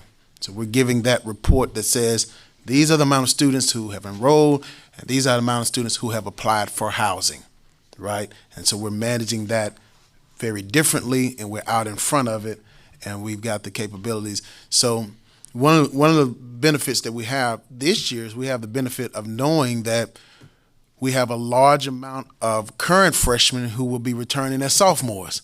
So we're already making housing accommodations that addresses that need. And so we're going to manage bed space and enrollment, to your point, Trustee Johnson, together. And we've made that commitment to the legislators. We made that commitment to government ops and to the budget, that we're managing our enrollment to align with our housing availability. And we're looking at that very carefully to prevent, one, the situation that we had last year when we had so many students, and secondly, the students who just aggravated different individuals by calling the legislature. We're used to getting those calls, but it was kind of unfair from that day to have to handle TSU problems with students calling. So we've increased that communication and asking students, and Dean Stevens working with students, here are the processes. We tell them in the university, IB 1000, go to your housing person, go to this person. For the last person you want to go to are outsiders. Well, no, they're not really outsiders, but those who are not on in the TSU proper. And so we're trying to work through that again, so that won't happen again. Because I think the aggravation and the phone calls and the lack of courtesy in the calls did not help this situation at all. So that's why we're working hard now to make sure we can keep things in-house. And there's something, you got the freedom to talk to whomever you choose, but we don't want them to start with an outsider. Like I've accepted the fact that at HBCUs, you start with the president. I mean, there's no question about it. You don't go to anybody else. At HBCUs is a common presidential conversation. How they knock on the door, you walk up, Madam President, such and such, and you haven't gone to resident anybody else. But that's not how it works in the real world. We know that. That's just our population, and we understand that as we deal with. But we're making every effort. Kelly Sharp has talked to board members. She's talked to me. She's talked to others about how this communication plan is helping us to do certain things so they won't repeat what happened last fall. But I missed what happens if we don't get the 2 hotels. So if we don't get the 2 hotels, then we are, we will reduce the amount of students that we will be able to provide housing for. Can I ask that procedure? It seems that you would go Plan A, no hotels, assign rooms, and indicate there may be a possibility for additionals, and then you add as opposed to subtract. And so to help me with my numbers, just to be clear, because I got different numbers on page 97 and 98, the actual on-campus bed availability number is what? 3922. 39. And that includes, that we have already got approved and ready to go. We have 3680 from our various residence halls, including the suites. We have 150 from House of God and 92 from other campus facilities like the Kappa House. That we control or lease. And Jefferson Plaques. Is that different? That's in that 150 to 92. Jefferson Flats 60, Kappa House 12. So the supplemental beds. Supplemental beds is including Jefferson Flats. Yes. Okay. Supplemental beds at the 150 and 92, which is 242. That's separate. We start with 3680. Add to 150, you get to 3830, and then you put in the 242 from the other supplemental beds, and that's how we get the 3922. That's a total number of beds that we'll have. Okay, so can I suggest that we have Plan A, no hotels, and that you make a list of 3922 beds available and begin assigning those, assuming we know the people who are currently on campus. You've asked them whether they are going to request housing or not, and yet they've made that decision, and so you know how many people we currently house are coming back. Is that correct? Yes. Okay, and so what is that number? So that number is evolving. So we've got students who've already applied, but that number is evolving. But we suspect that it will be the 2,713. And what is the drop dead date for them to make that decision and request? June 1st. That's when the application's in. So this is kind of how it works. The number that we can control is the incoming freshman number. So that number we can continue to reduce. We know we've got to accommodate returning students, and so we can. But your returning student number, bed request, hasn't stopped, and it's not going to stop until June 1st. And so it is possible that 3922 would be requested by all of the upper division students, leaving 0 beds. No. We're reserving students beds for the first year students, because they have not bedding. It's not on their minds right now. We're communicating with them regularly to get your living conditions, your living arrangements on your mind. They're trying to get through school this semester. I was saying it. So it was March 1st, and we moved to February 1st for the first year students. They're not really there yet as far as getting the housing, but we're getting them there. The returning students was April 1st. They're not really there for March 1st yet, but a lot of them did. But there are several who said, I'm getting my balance paid down so I can get my housing. You have to have the balance down so you can be assigned housing. So just so that I'm clear, we're drawing a box around 1600, 1,600 students. Yep. Those are bed holdouts, okay, for freshmen, first-year freshmen only. That's correct. The remainder of that is now available for returning students. If that number doesn't exceed, right, doesn't equate to 0 balance, right, then we can open up additional beds for additional incoming freshmen. Other than that, we're set. That's correct. Okay. And we have to allow that some of the students who are requesting beds actually will not return. Correct. Some will and some won't. So we know what their percentage generally is, but we're going to have to, work with the position that it may be more than that. So we are allowing the model to adjust itself for students who the normal model that may say 5% may not, 10% may not return. We may reduce that to 5% may not return, so that we can have the necessary beds. Unfortunately, our model's percentages aren't making any sense, and they're not consistent. So the thing I'm trying to quantify and solidify is that we are doing a guaranteed holdout of 1,600 beds for incoming freshmen. That will impact our admission statements, okay? And then the rest of the beds would be currently available for current and upper division students. That has a cap also. That's correct. That gets us to 0 hotels. That's the dollar amount. I mean, that's the bed. 22. That's the bed We- count. They get- From then, if we make a request to SBC for 2 hotels, 100% of those beds would be available for upper division only. I want us to be on the record. Upper division only. Upper division only.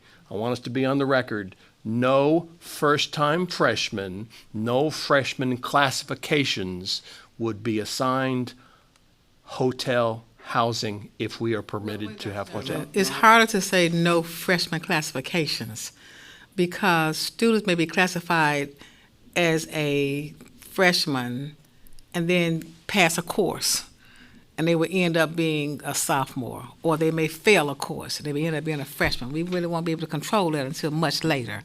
I'm sorry, We Dan. use the term first-time freshman, and the reason why that's important is because you got a very large freshman class that will be sophomores next year or second-year students.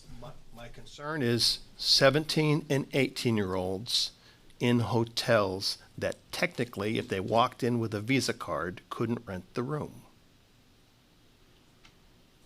Yeah, we're talking about not first-time freshmen, second-year college students. Students with more than 15 credit hours, is that what you're saying? Or, so this is where we get in that definition of terms that's critically important, okay? If I take one course of 3 credit hours in the spring semester, in the fall semester, can I get a hotel room? No, you would not have been here 2 semesters. No, I would be a second semester freshman, and I would meet that freshman definition qualification as opposed to a first-time freshman using never been here before. So this is where the nuts and bolts come in, and this is where, if you wanted to be evil, and we have people who are doing that, they would needle in on that. Okay, so I want us to be very, very clear in defining who we are going to permit into hotels, if we get hotels, and who we are not. So if you want to draw a line at 15 credit hours, or you want to draw a line that says if you have attended Tennessee State University for 1 semester or more, you are eligible for a hotel. But let's define those terms. Yeah, so the definition would be second-year students, which means that you have completed 2 semesters. It's what's on the books now. So you've completed 2 semesters, then those would be the only students who would be qualified that we would place. Let me put my evil hat back on one more time. I transfer in from Nashville State.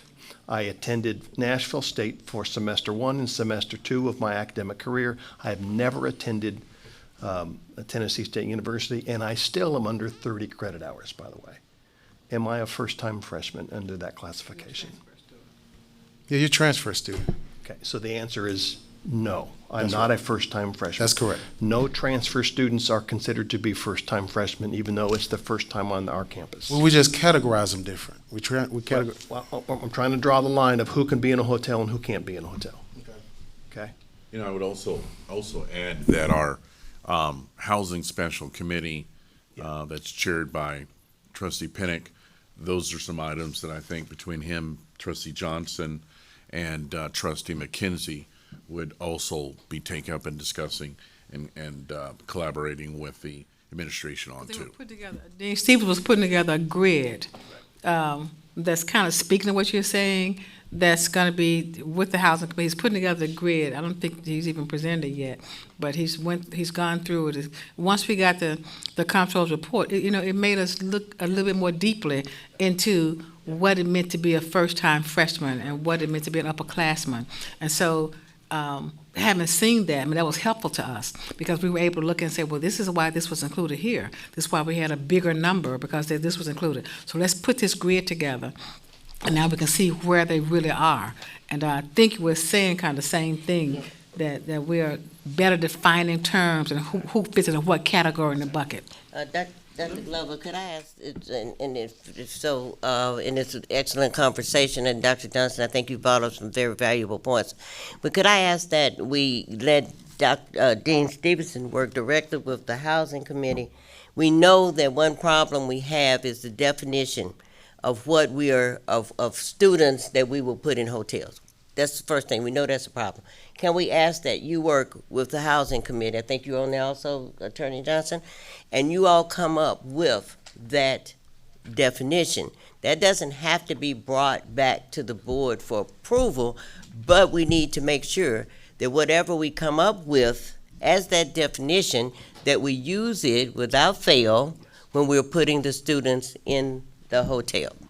Could we do that? Would that solve the situation? Yes. Thank you. Okay, thank you. President Glover, I'd like to say that we include that there are no exceptions to that. Even if we have a freshman student's parent to call and say that they want them to stay in a hotel because they cannot come home, I don't think we should have any exception to whatever we lay out in our plan. That's well taken. Thank you, Chair Martin. Let me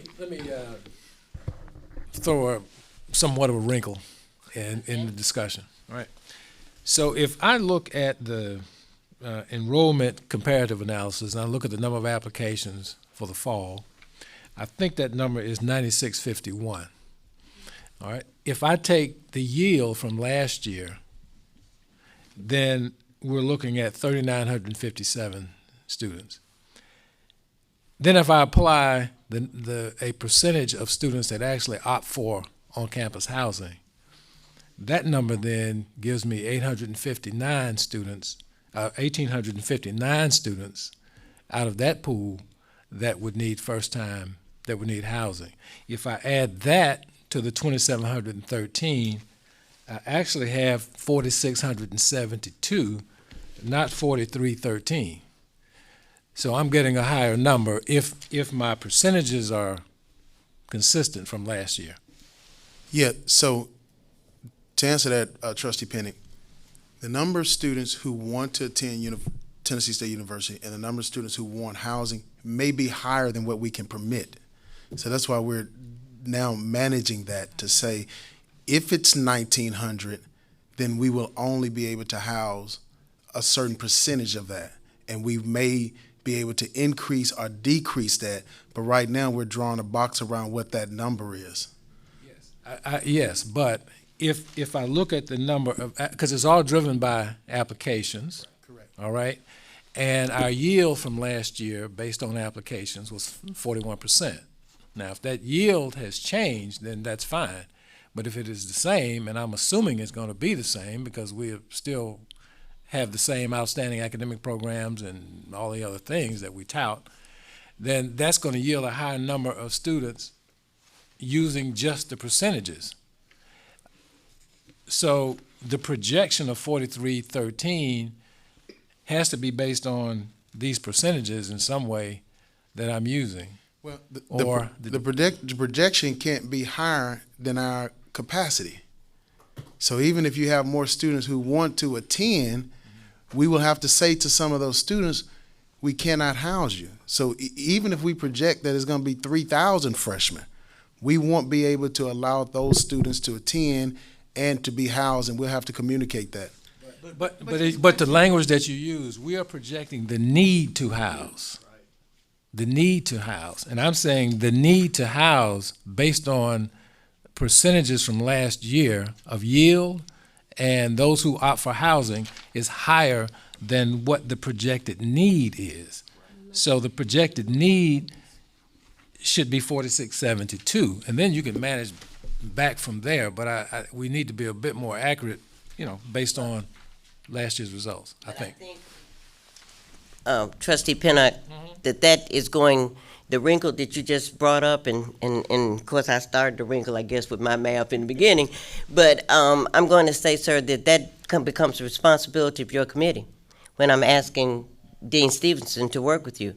If we say we have a need for, I'm just using a number, just a number out of air, 5,000, and we only have 3922 that's available on campus, we know we got a problem there. And if we apply the percentage of what has responded. So those are very specific details, sir, that I think have to be addressed sooner than later through your committee. So that when that grid comes up, we know exactly how many students we are going to place in a hotel.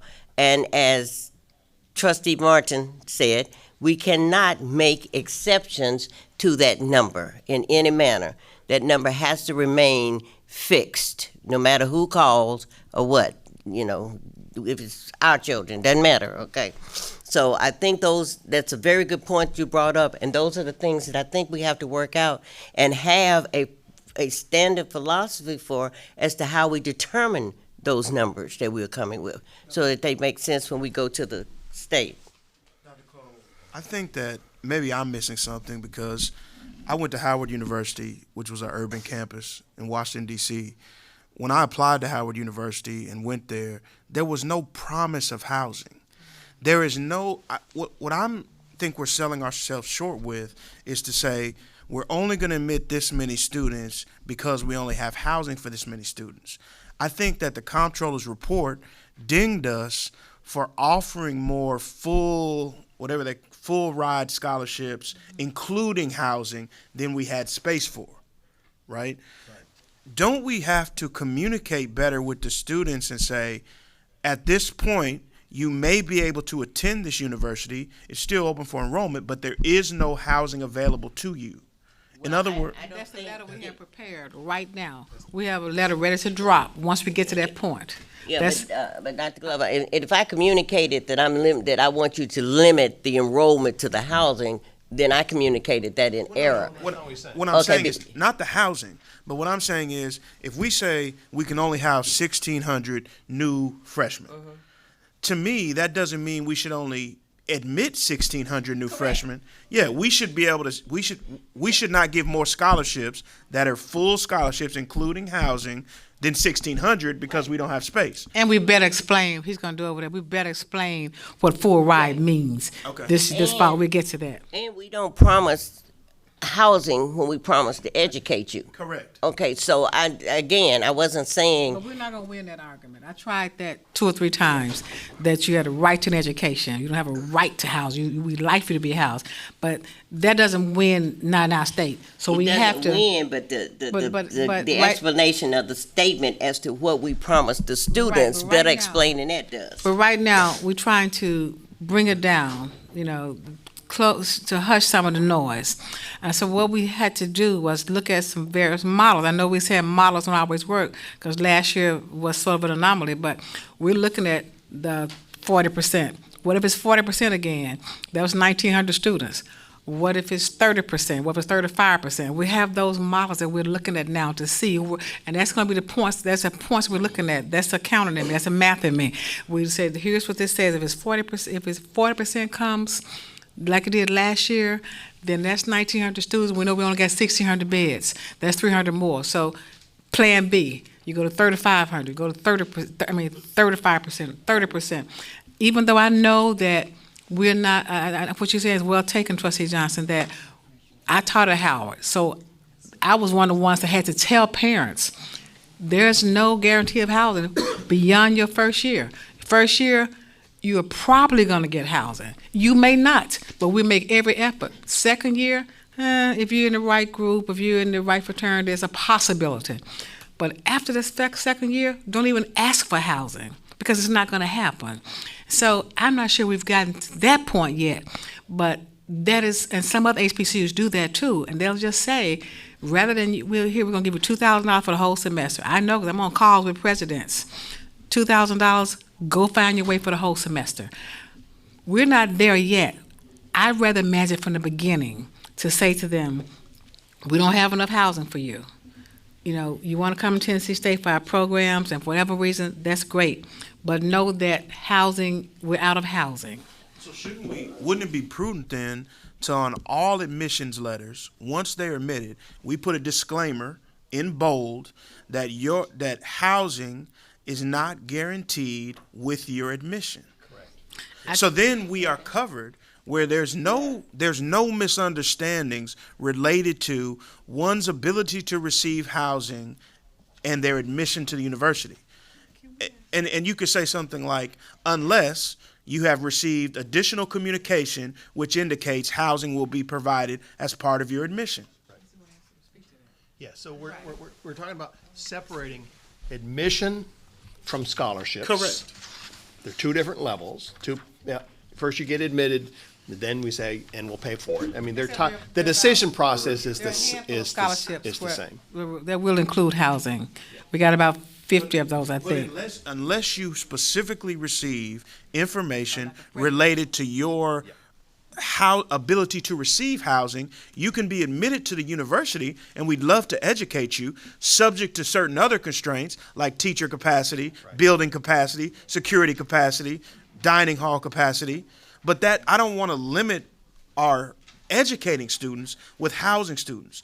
Though there's a direct correlation, which I understand, we have to better disclose. And then once we disclose, I think that we're always going to have people who still, bucket that. Well, you speak to the choir. All I'm saying is, because of what happened last fall, it has become in the minds of several that we can't manage it that way, that we have to look at who we can house, who we can enroll, and have some kind of correlation that we can present. I'm not saying that's the most accurate way to do it, but I can say that for right now, I don't think that's the worst way to do it. I think what we can do is look at how many students we have applied. Right now, it's like 9,600 something. If you take half of that, you take 40% of that. I use the largest number. Take 40% of that, then that's going to give you about 1,900 students, and we're above. That's above the 1,600 we're talking about. So that's what made us say, look, try different models. We can't do a 40% yield again this year for first-year students. If the students, we can't place them like that. There's no housing for 40% of the students if they decide to come to TSU. It's just not. But a lot of them came last year. We had CARES funding money to assist students last year. So this year we don't have a CARES funding money. We're not even try to because we had to add, I'm going to go over that in my report, but last year it was $28 million, but all that wasn't from institutional funding. I think you all know that by now, that we had $9.7 million we added to that. Because we had another $17 million that came in from enrollment. So knowing that, we have to look at, do we want to tell students from the beginning, we can't accept you, or do we want to tell students, we can accept you, but there's no housing for you? That's where we are. That's that slope we're on. Yeah, but I don't think there's no housing for you. It's that your admittance does not guarantee housing. Correct. And both of you all are saying is I understand what you're saying, Attorney Johnson, in that we should not limit the number of students we admit to the housing that is available. But what I understand you saying, Dr. Glover, is that the state is not accepting that method of thinking right now. Imagine you're getting calls from students about housing. So in your mind, you try to put together what is the best way to stop students from calling me about housing and scholarships. And so to say, let's not give out any more housing, we can't admit students because they don't have nowhere to house them. Because, again, we're used to getting these phone calls. We're used to parents cussing us out, but that's something different at the legislative level. So I'm saying now we have to kind of bring the noise down some. Let's try to work through the models, the 3922, and let's request the 2 hotels, and if they're declined, we go to the plan B, or vice versa. So, but I don't like tying housing to enrollment either. I don't, because I think every black child has a right to an education. And when you say you can't come here because there's nowhere for you to live, that says to me, I'm not going to educate you because of another barrier. And we don't want those barriers. We have barriers out of our lives. We're here to educate students. And so if housing can be obtained, fine. But if not, what's more valuable to you? To get an education and have your family help you find somewhere to stay? Or do you want to just not go to college because you can't find a house, you can't find housing? That's what we deal with. That's an across-the-board problem that we have. I'm on the presidential calls. That is the question that's being answered. We're the only ones The only ones are that group of HBCU presidents who are saying, limit your enrollment to housing. Others are not saying that. They're saying, send them to me. We'll find a way to get them educated. So I'm saying we have to find a way to make this work so that students their education will not be compromised or left out of the equation. We have too many black kids who are left out of getting educated.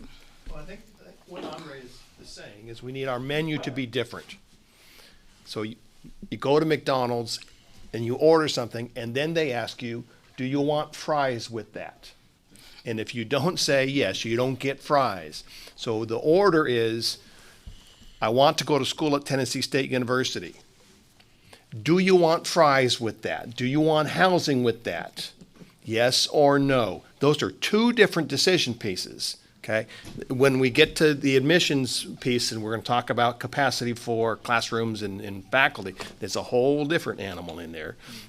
But separating the hamburger and the fries, the admissions and the housing, turns out to be critically important on the front end. And so the language that Andre is talking about is prudent, okay, up front. And it becomes a two-step process for deciding, being admitted and going to Tennessee State University. I'm in, and now where do I live? Okay? Housing is limited to this. And we ought to be putting it out there. There are 1,600 beds available for freshmen. You better apply now because they're going to go away. If you wait till June, you're not going to get May it. 31. And so that's part of this problem is first in, first out, right? But that's not what we're doing. We're saying we're going to queue to May 31 or May whatever the date is. That's a real problem because you're going to have 17,000 names in there, and I want to know how you're going to choose the 1,600 who get houses. Okay, but Dr. I agree with what Trustee Johnson was saying. I think we're going to have to separate it to be able to have some clear communication. I believe that's part of what might have been some misunderstanding with the comptroller's report. If we listen or pay attention to what Trustee Johnson is saying, if we're not including the housing piece in the letter once they're accepted, then there will be clear communication. Not saying, President Glover, that we will not find housing or there will not be housing, but that's just another step in addition to that. Trustee Martin, I think your assumption is, your summarization of what has been said is excellent, and that's why I was asking in the beginning that Dean Stevenson work with the Housing Committee, which includes Attorney Johnson. Aren't you on that committee? Mm-hmm. Okay, and to make sure that in the communication and et cetera that we're going to send out, that it complies with what we need to send out, and at the same time maximizes the capacity of the university, which we know that in the previous communication that went out, we know that we experienced a challenge in that we did not maybe specifically identify it the way that we should have. Attorney Johnson is bringing up that point. I think it's responsibility of this committee that I appointed to make sure that in this communication that we send out this time, that we have the specific language that we need. We use that language to make sure we've covered ourselves as far as housing and maximize our potential as far as the university is concerned in terms of the number of students, which, that depends on a number of other things, as you mentioned, Attorney Johnson. So that's when I asked if you all would please work on this sooner rather than later. I think the discussion has been excellent. I think if maybe it's brought up some very important points that probably had they been defined previously, as someone has said, we not have had the results that we had in terms of the way the report was written. So again, I ask the committee to please consider all of those points and to make sure that we got an attorney here. Make sure that we're clear on how. No, I'm very serious. In the committee, that we're clear on how we're specifying. You can come to the university, but I don't have housing for you. Or however the language is. I'm not trying to say that's the language. Or as Dr. Johnson said, we have 1,600 spots available. the first 1,600 that apply, the 1,600 are going to get it. I don't know what the wording is, but make sure that we're very specific and that we're not saying if 3,200 of you come to the university, we're going to give 3,200 housing when we know we don't have it available. Okay, I so. don't want to belabor this, but I just would like one thing. You're in the committee. Is it possible? Well, this is not even related to housing. To Okay. me. This is just relating to university capacity. My question is it possible to provide us the data of exclude housing? What is the actual capacity of the university for teaching and educating students versus the housing capacity, right? So there's going to be a delta there. How many classrooms can we have? How many professors? How much cafeteria space? How much other student affairs spaces do we have? I want to know what the difference is in capacity between what we can house versus what we can educate. Right. Because to me, there's going to be a higher number of what we can educate versus what we can house. Right. And until we know that number, that's the number we use for admissions and for the other things. Because housing, again, is a secondary problem, in my opinion. Admissions and how many students we have and how many people we can educate is the primary mission of this university. Yes. And okay, so you have another question that Attorney Johnson needs information for. Do you have that number right now? Okay, no, I was going to address that question. Now you're talking about faculty credentialing, faculty loads, and that's where academic affairs comes in. Correct. So when we see a number, we have to make sure that we have adequate faculty, full-time tenured faculty as well as qualified adjuncts to make sure that we're meeting that academic needs. So that's why, back to your question, when you say alignment, it's not just with housing. I have to work with enrollment management to make sure that we can adequately classroom space teaching workload with the number of students coming in. But I think Dr. Johnson, and I'm not, if I understand your question correctly, based on what we have right now, we have the capacity to educate X number of students. Yes. It doesn't matter, we know that right now. You have capacity to educate X number of students. And that's a starting point from where we are, that many students, how many we're going to admit, X thousand, et cetera. So that's a number that we should know. Yes. We should know that number right now. I'm planning for 2,600 freshmen, full-time new freshmen coming fall of 2023. That's the number. No, but what's the total number of students? Not just freshmen. Not just freshmen, total number of students. Is it 10,000? Yeah, we broke it down by grad school, and it was like 10,050. You might have the 10,025. Okay, but I'm just saying, it was an approximate number of 10,000. Yeah, and modality enters in here too. On ground versus That's right. We've so done it. that's- We've done it with students who lived on campus, off campus, those who were online, offline, and it was just over 10,000. Okay. But that was maybe a year or so ago when we did that. Maybe almost 2 years ago when we did that. I can't suspect that we built any more buildings or whatever done that would change that number. Okay, so we know that number, and again, I'm going to ask the committee to, whatever information you need, to request that information. Dr. Glover, I'm going to ask that you take the responsibility for making sure that they get the information that they need in order to make the appropriate decision and to get everything documented as it should. I think that Attorney Johnson's brought up some very valuable points, and the point with Trustee Martin that we not deviate from whatever we come up with. So I think that we've got a plan to work with. I don't think we can solve it here today. I think we've brought up enough questions, though, that we can get the answer through the committee. And Trustee Pinnock, that is your charge as chair of the committee. If I can add one more wrinkle, I'm sorry. Remember, we are being charged or asked to provide every 2-week reports out to either THEC or whoever the legislature wanted, and you'll be talking about that in our response. The ability for us to do that ties intimately to whether or not it is a pool that ends on March 31st, in which no decisions are made once the pool is full, or it's a gradual fill. Okay. So that has to be a consideration in the housing group too. And I think we have to look at the resolution in terms of, I know what they asked, and in terms of what we agreed we were going to Correct. do, and to make sure that we do. I understand exactly yeah. what you're saying on that, and Dr. Glover, it is your ultimate responsibility, and you're accountable for making sure that they get the information they need, and it gets done the way it needs to be done. Yes, ma'am. Okay? Yes. Hey, this is Steve. Because I'm on the committee, I think that an element for prudent planning is the financial piece of this too. Because these hotel rooms aren't cheap. I mean, they're costing university quite a lot, and so we need to really kind of put maybe VP Allen can be part of the discussion of what's the financial impact of these things.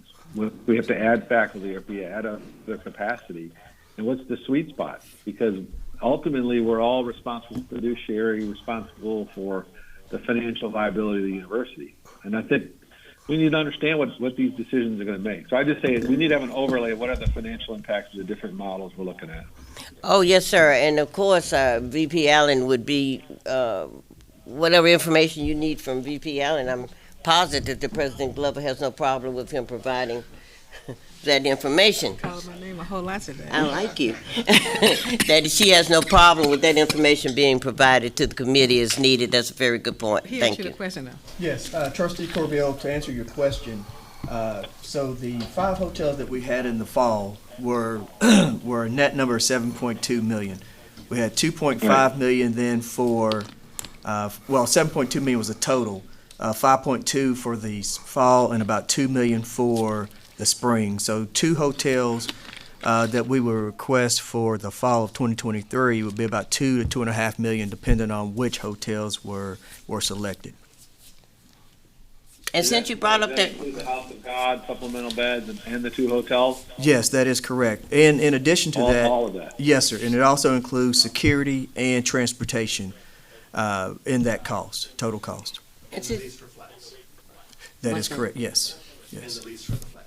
and since you brought up that comment, Trustee Corbell, I think it also would be good if the committee would do some type of documentation. As I read the report, and I read the number of beds that were requested by Tennessee State, the number of beds that were requested by other universities, and the per bed charge that came out to be, ours was significantly higher.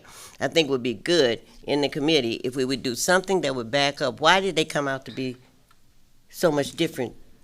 I mean, yes, we know in our minds why it came out to be so much different, but why did it come out to be? Was that number that the other universities reported only include cost of beds? Or did the number we report include cost of beds, security, et cetera, et cetera? Also, what's the basic cost of, we got to know that they stayed in X type of hotel compared to that same type of hotel in Nashville. There's going to be a cost difference. So the difference in the number was not based on just volume. The difference in the number is got to be based on rate applied to the volume that we had here. So I think that in that committee also, that's something that we should bring out so that we send this report into the state. We've addressed these issues. They still might not agree with it, but we've addressed it and we've documented why we have whatever that we have. Clearly defining our terms. Yeah. Again. I apologize, Trustee Martin, for all those comments, but thank you for allowing me the privilege. I do want to ask one additional thing, Chair Cole. If any other members of the board have questions or suggestions for the committee, how would you like them to get that information to your housing committee? I am sure that Trustee Pinnock would be glad to receive those additional questions or comments, and he will copy me on them. So is that acceptable to you, Trustee Pinnock? Well, they should probably go through Secretary Pendleton, and then he Do they? can. Oh, because of the one-on-one yeah, he can correspondence. I'm follow sorry, them. I backed that up because of the open meetings thing. Yeah. Send And it to Secretary Pendleton. He will then get it to Trustee Pinnock, and I have to always remember that one-on-one correspondence. I do apologize. And also for that. remember, though, obviously, all board members are free to attend the housing committee meeting. Yes. So. Great. Well, this has been a very robust conversation. I think we got a lot of information, and it has been very helpful. To that, I will make a motion to adjourn this meeting. Second. Any discussion? Hearing none, the questions on the motion to adjourn the meeting. Secretary Pendleton, please call the roll. Trustee Martin, Aye. Trustee Andre Johnson, Trustee Bill Johnson. 3 ayes. Thank you. The motion is approved. We're adjourned. Meeting. And at this time, I know that I still need to read the findings and necessity for conducting the board meeting without the physical presence of a quorum, even though we don't. We have a physical presence? Physical presence, you'll have a physical presence quorum for audit. You and, So we don't have to? no. Okay, very good. Okay, so we do have okay. Where's my dialogue, though? It's under the C. It's under C. C. Okay. I'm looking for it. Let me just use this. It's not in here. Okay. At this time, we need to call the roll. Secretary Pendleton, please call the roll. Yes, Trustee Cole, Aye. Trustee McKenzie, Trustee McKenzie, Trustee Pinnock. We have 2 present. Okay. We have a quorum. All right, so, even though we have a quorum present, yes, so even though we do have a quorum present, I want to say to anyone that is also on the phone, if you cannot hear or speak to other people in the board meeting, please state so now. Also, for each committee member participating electronically, please identify any individuals who are present in the location for which you are participating. The next item on the agenda is approval of the November 17th, 2022 Audit Committee meeting minutes. The minutes for the Audit Committee's November 17, 2022 meeting are included for your review in the board materials for the March 16, 2023 board meeting. I move for the Audit Committee to recommend to the full board the approval of the November 17, 2022 Audit Committee meeting minutes as contained in the board material for November 16, 2023.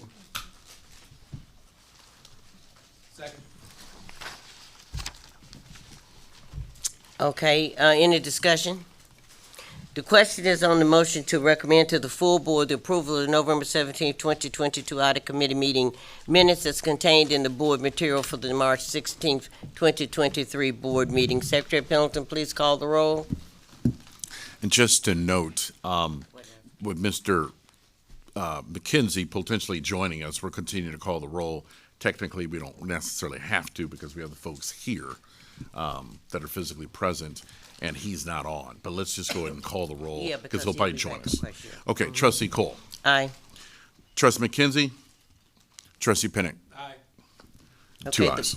The motion is approved, and for my conversation with Trustee McKenzie, he will be back on, okay? All right, the next item on the agenda is the review of the completed internal, do we have those, the internal and external audits, Secretary Pendleton? Actually, the external really is going to be the comptrollers. Okay, so we're not doing internals. Yeah, no. Okay, so the next item, the next item on the agenda is a review of the completed external Comptroller. audits. Yeah. Okay, information regarding this audit committee agenda item is included in your board materials for the March 16, 2023 board meeting, and that is behind attachments 1 and 2. You will have that information. I'm asking President Glover and other designated personnel to start the discussion on this report. I will then provide my comments and welcome comments from other members of the audit committee and the board. This item is an informational discussion item and does not yes, just start with the comptroller's report. Okay.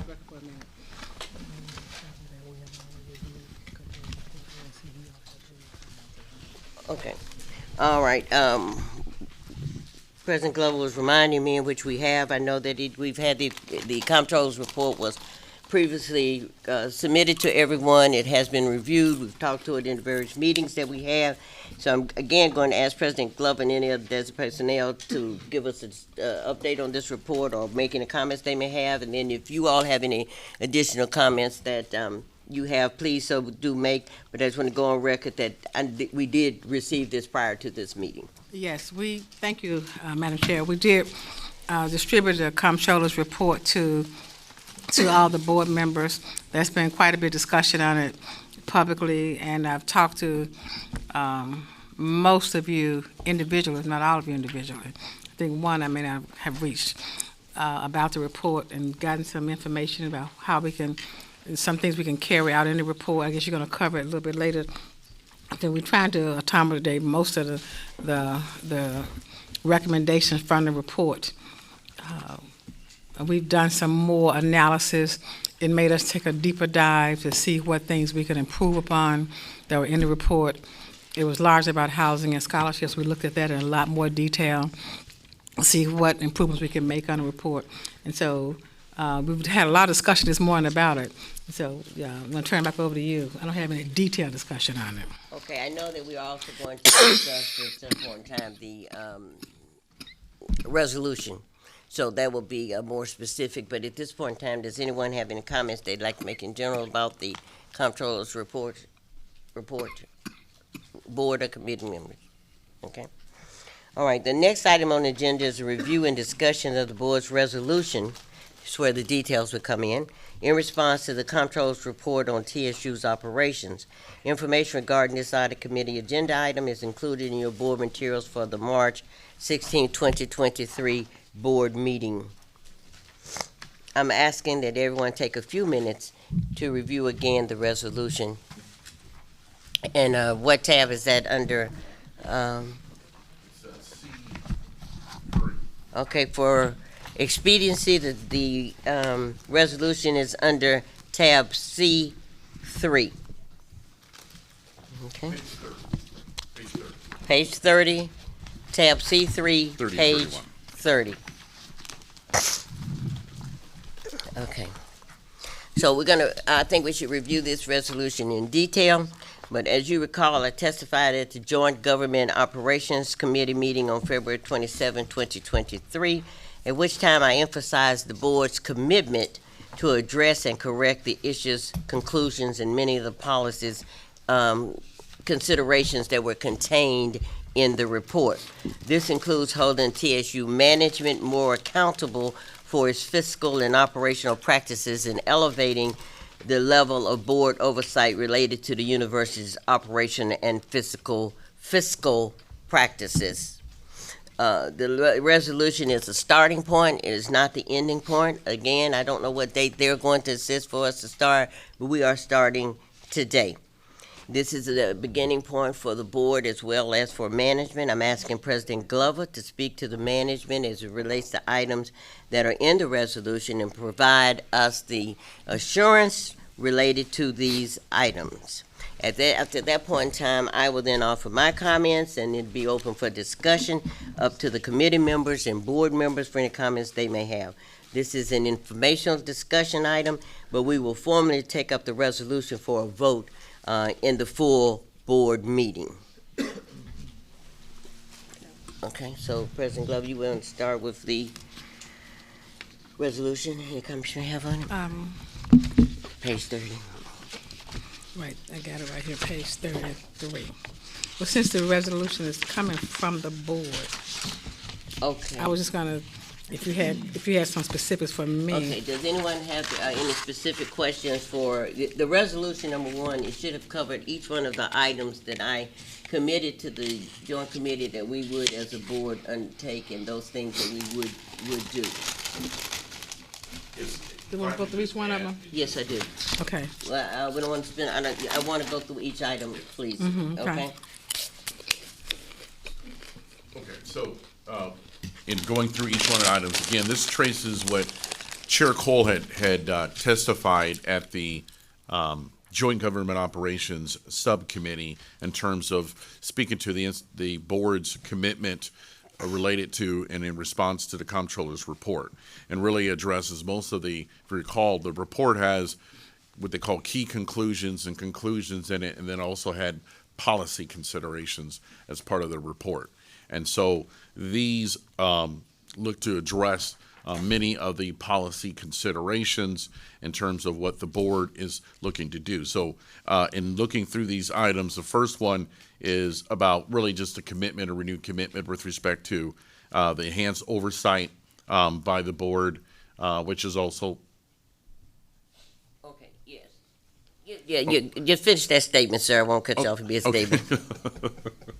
The enhanced oversight of the board in terms of what it's going to do. And you already discussed it in the context of the AGB report and the things that the board's going to do to help elevate and enhance its overall oversight.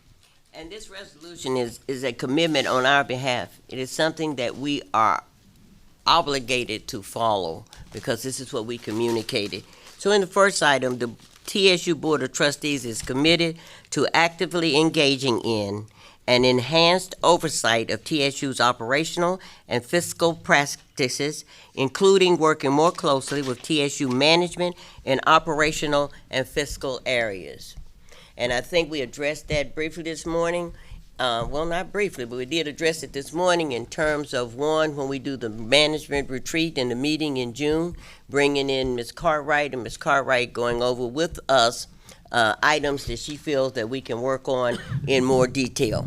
So this is a call for all of us, which I think we've done a terrific job of this morning, getting answers to questions that we have, rather than picking up the phone, calling the president after a meeting or before the meeting. I think we've done a very good job of putting those things on the table so that those that are viewing these meetings can also see the thought process that goes behind it, okay? So that means that we have a higher accountability as board members, and that also means that the president has a higher accountability to us as president and to making sure that the items get done. So make sure we're all on board with that first statement there. Well, let me ask a question. Play a little bit of devil's advocate. So I'm a volunteer, and so what does enhanced oversight mean beyond my quarterly board meetings? And this is my opinion, okay? Sure. Well, first thing, enhanced oversight does not mean that we run the institution. That's the first thing I want to make perfectly clear. That's not what it means. But what the enhanced oversight does mean is that we hold, one, that we are aware of what's going on. That's the first thing. And we make ourselves aware. Information, we have tons of information that's provided to us. And that we don't just accept that information. If we have questions, that we answer those questions, and we hold the president accountable for the outcome of those items that we have approved or we know that are going on that will be in the best benefit of the university. So, for example, the housing issue that we talked about this morning. Yes, we know that the president, they provided information to us. I think we showed enhanced oversight with the establishment of the committee. Second, with the questions we had. Third, with the information going back to the committee for the committee to discuss that and come up with what we ultimately have that we do. Not every issue that comes before the board requires enhanced oversight. Okay? For instance, the one this morning where we changed the credit hours from 122 to 120. We asked the question about it. There's no more enhanced that we can be. But in terms of the housing issue, there is more enhancement to it. I think we displayed that. So to me, that's what that means. We don't run the institution, but we make sure that we understand the policies and procedures that have been set forth in which the institution is being run, and that we hold the president to the highest standard accountable for making sure they get done. If I can, we don't, statutorily, we don't run the institution, but we guide the institution. You're right. We set policies and procedures for the institution. You're correct, but I just don't want. Right. I think after one of the meetings, I got a call. Somebody wanted to know if they could bring me an application for a position. No, you cannot. It doesn't come through me. Okay, so we can guide the criteria for that position, but no, I'm not interviewing for that position. So you're absolutely correct, Attorney Johnson. I'm good. Okay. Yeah, thank All you. right. Okay. All right. Anyone else on that topic? Okay, number 2, the TSU Board of Trustees Executive Committee will examine the board's current committee structure to ensure the appropriate number of focus for its committees and provide recommendations to the full board if warranted. The executive committee right now, is comprised of myself,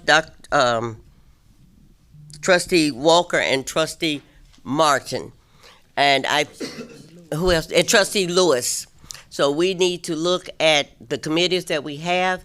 One step that I did take, and that was to establish, through working with Secretary Pendleton, the Housing Committee, and I think that's working very well. There very well may be other committees we need to break down further. We don't want to have committees for the sake of having them, but we do want to have committees for the sake of getting better information.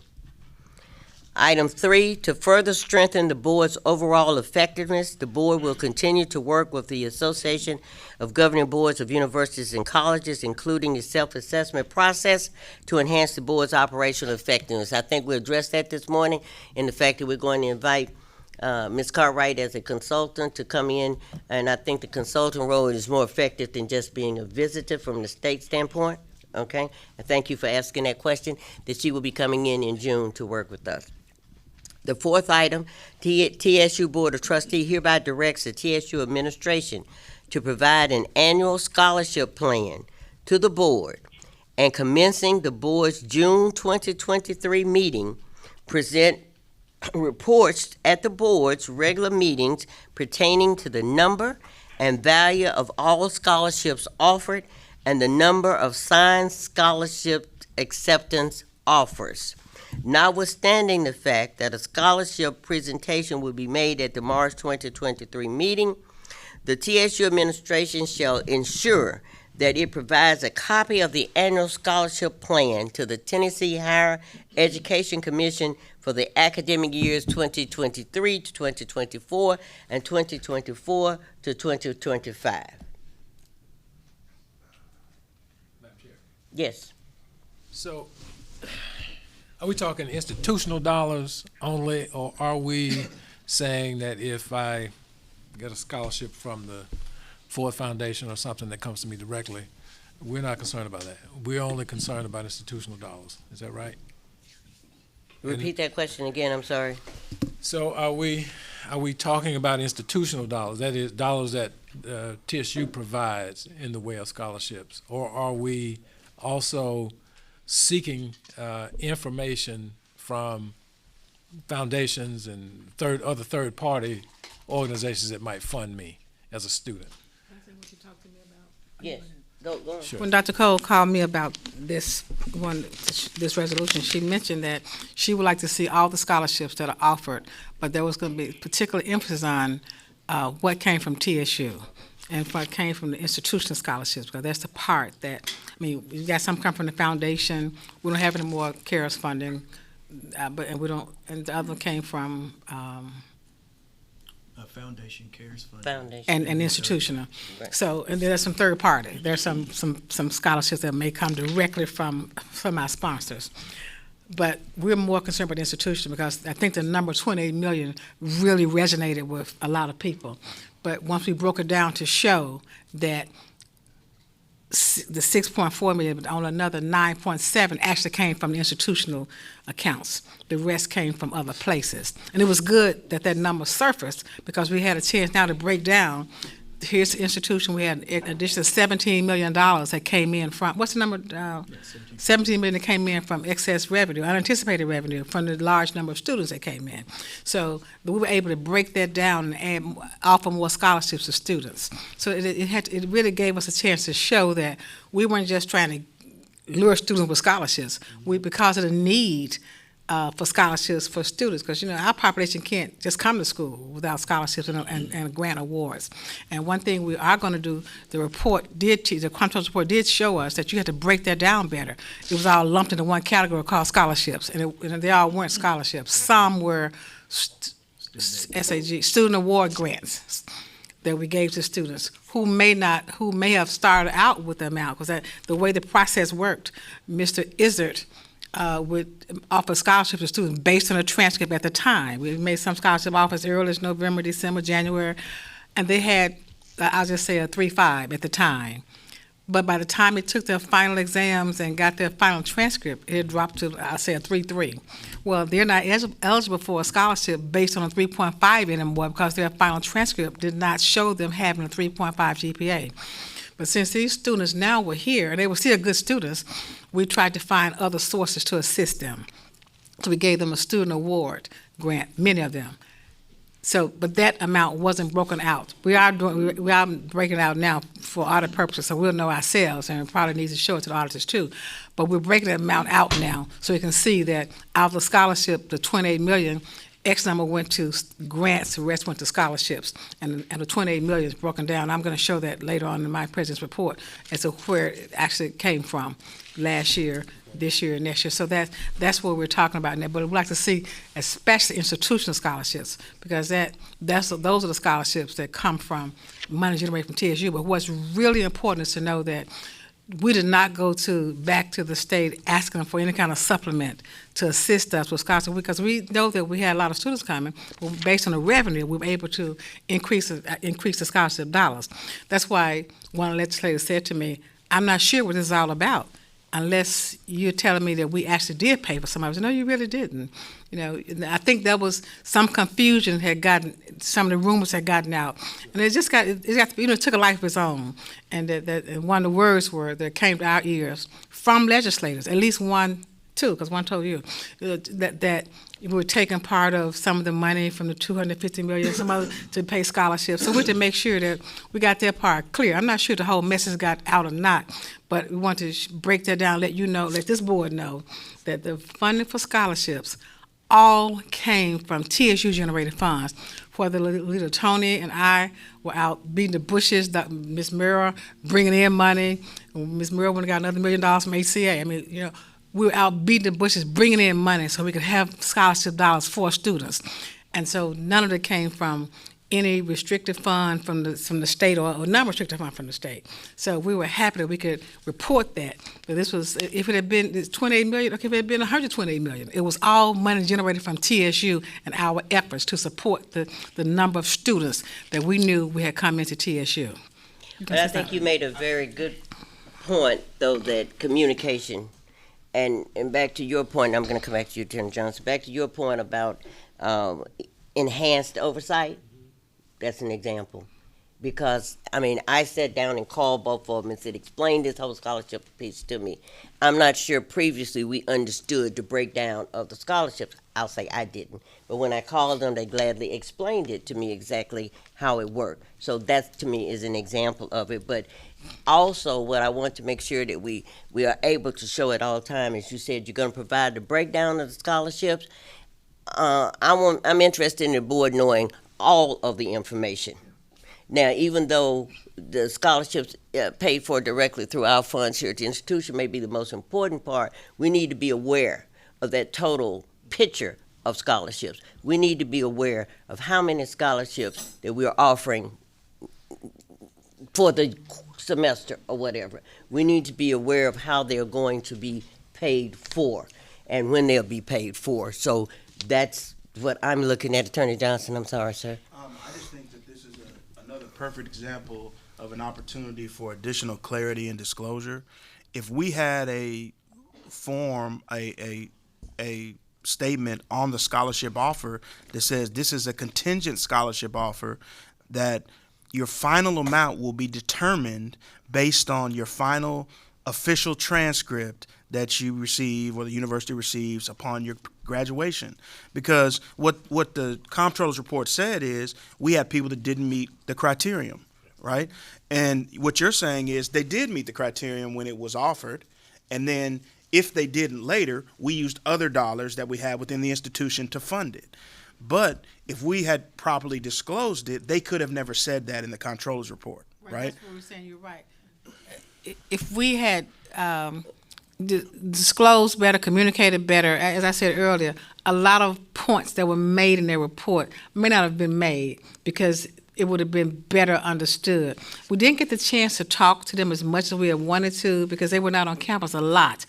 They talked to the board members. There was not a lot of communication with me and with Mr. Allen, but be it as it may, we do think that the communication has to be better. And at one point, we have committed to, and Dr. Cole, I think to you too, Trustee Johnson, was that we're going to make sure they're posted in a different manner.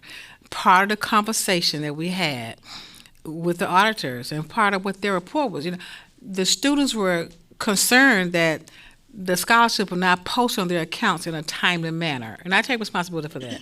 We're not in a timely manner because we were saying you must have your balance paid by this date so that you can now register for classes or at this point right now you can go for your housing. So, and it shows you on a balance, you really don't have a balance if your scholarship posts through. So those things were well taken. And so that's what we're looking at now, making sure the scholarship plan includes all of that, the timeliness of everything, and ensuring that the whole circle is done. From the time you offer the scholarship in the letter, the time you sign it, the time we get your transcript back in, and I think it's in the letter already.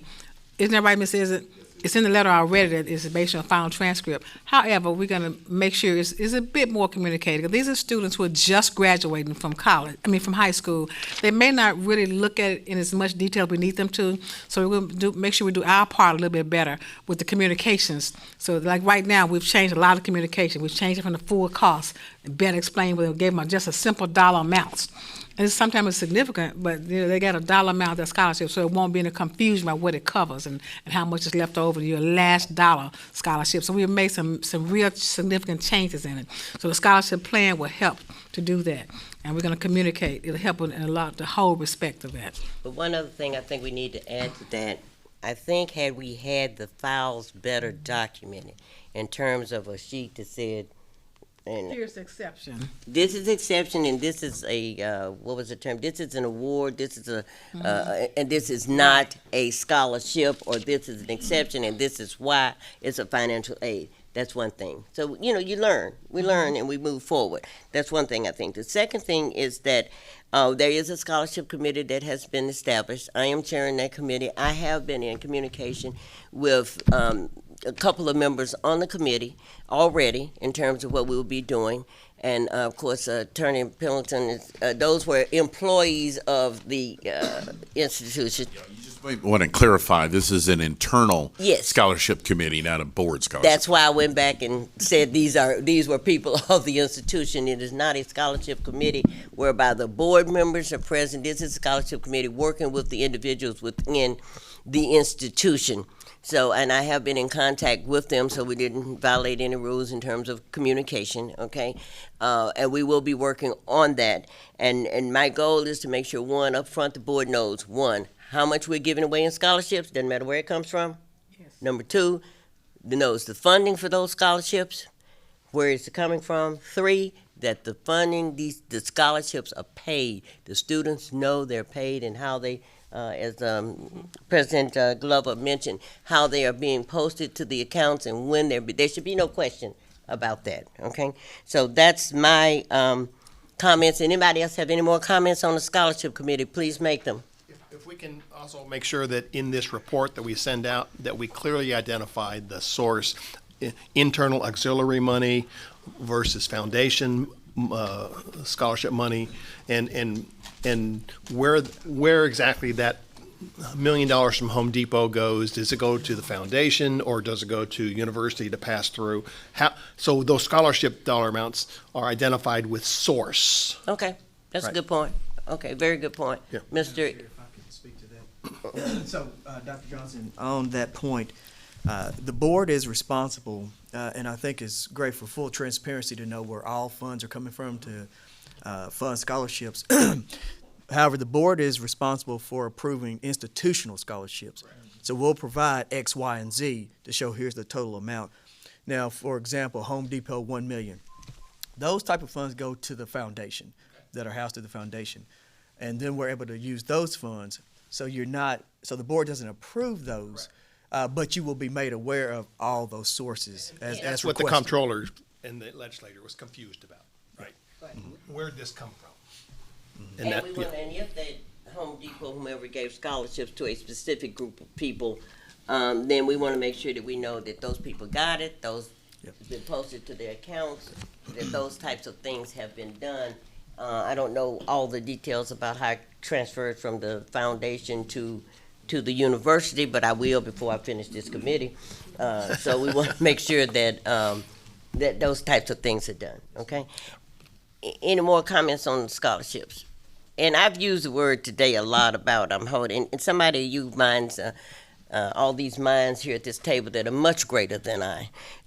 If you have another word for it, I'll be glad to learn to use it. I've used the word accountability a lot since I've been sitting here today. That is intentional.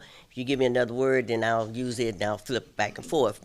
But also, I think in meetings previously, I have said to Dr. Glover that you are responsible for making sure A, B, and C is done. Okay? The only person I had any type of direct communication with is the auditor, which I am allowed to do so as chair of the audit committee. But I had to call Dr. Glover back up recently after that meeting and say to Dr. Glover, I'm not sure I was clear. Okay, you have the responsibility for making sure these things are done. And in accordance with that responsibility of making sure that things get done, you will need to organize, reorganize, move up, move down, move out, right, left, whatever you need to do with the appropriate individuals to make sure that we get these things done. Now, this is personal to me. That's because my reputation is on the line from that meeting.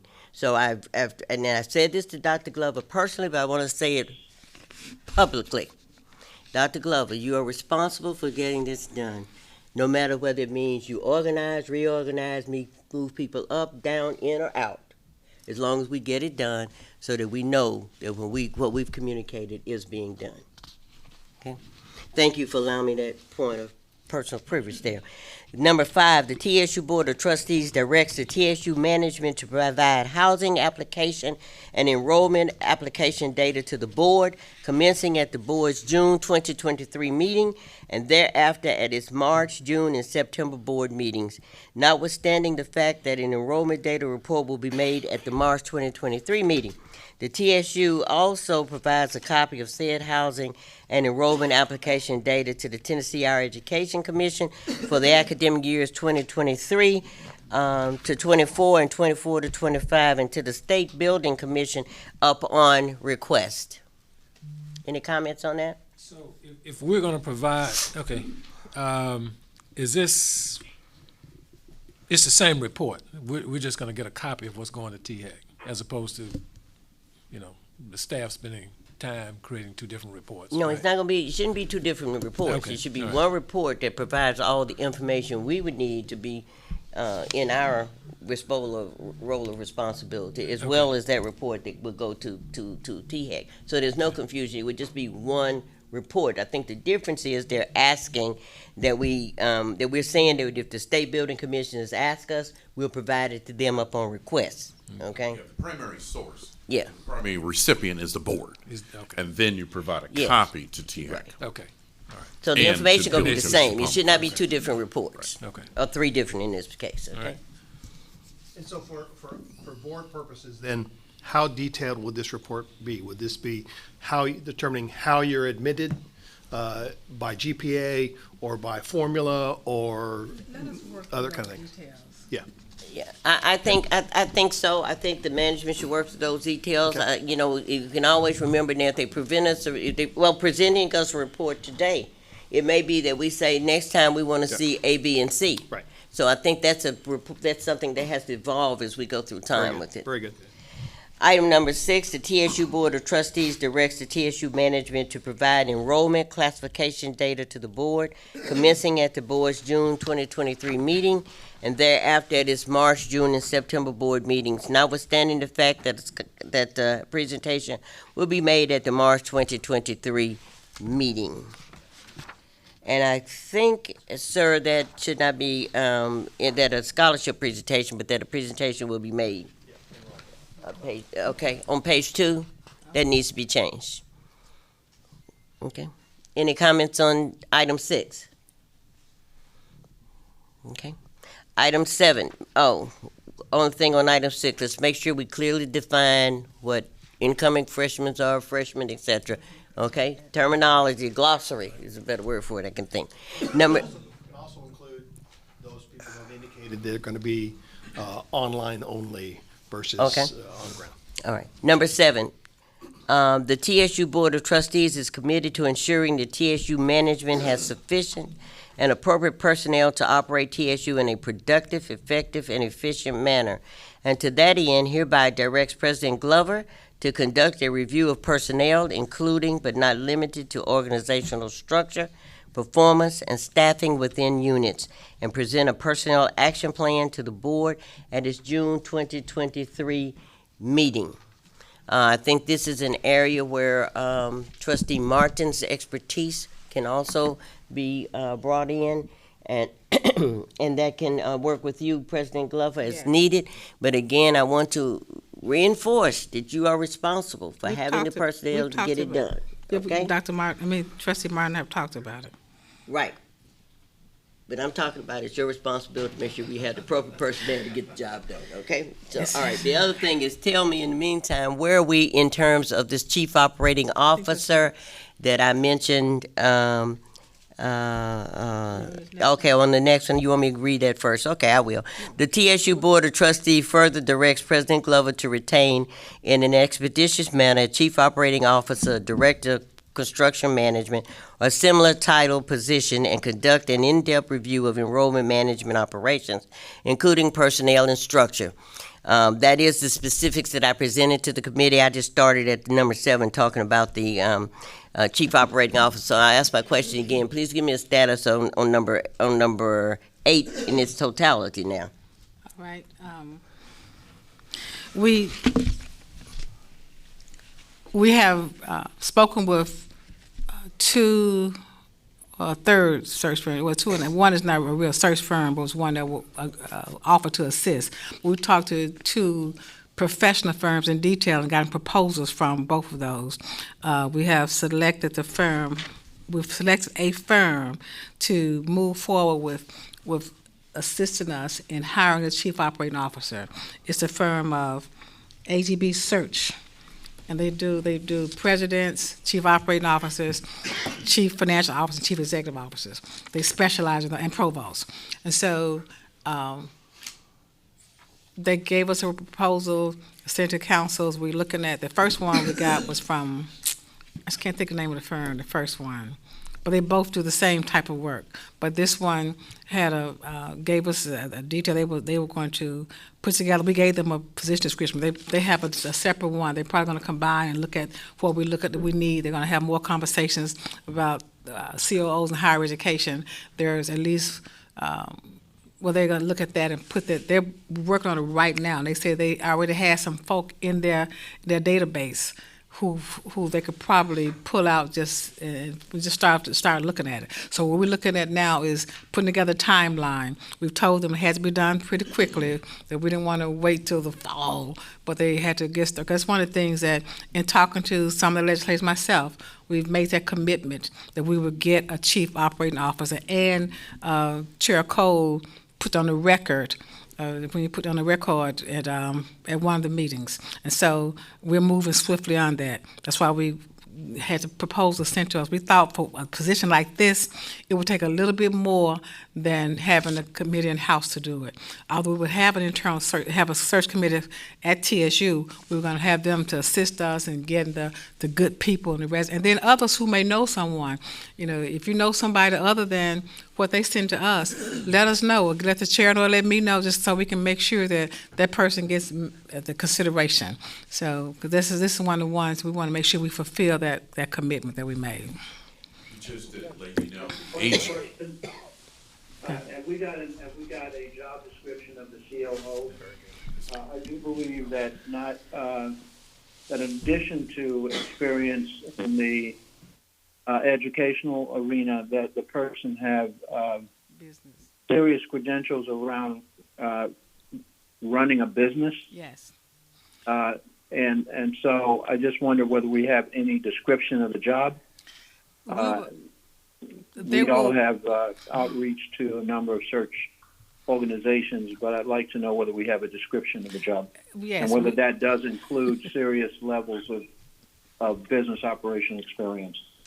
We don't, yes, we have drafted one that we shared with them where they indicated they had a good job description already, but they're going to look at the tail and make it more to the higher education, TSU, and they would get it back to me. They didn't give me a date, but they just said quickly. And then you will share that with us then? I will definitely, I will share with you and get your comments and get it back to them.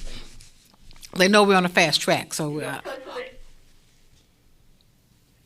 Trustee Martin. President Glover, this is Trustee Martin. Just adding on to what Trustee McKenzie said, it's going to be very important to start with a job description. So if they have drafted something, I strongly suggest that you look at it, make your tweaks to it, and then have them send you people based upon that job description before you even begin any interviews. Exactly. That was the process. Well, actually, the job description that was put together by TSU was sent to them, and she called immediately and said that they had a description. She would just look at it and see if there's any integration needed, but they would get a job description back to us immediately, and then we would look at that. That's just the step one. Then we got to go through, get the people. We need them more for helping us find good qualified candidates. We don't need them to set up interviews and do all that because that's kind of logistically we can handle that in house. But we need them to help us identify the person. I've also asked other people, even legislators, if you know somebody, make sure you let us know so that we can get that person into consideration. I don't mean to be redundant. I feel very, very strongly around business experience and being COO in a business. These are business issues that we are tightening up, and I feel very strongly about it. I want to go on record to say that job description should really, really have a component in it for business experience at the COO level.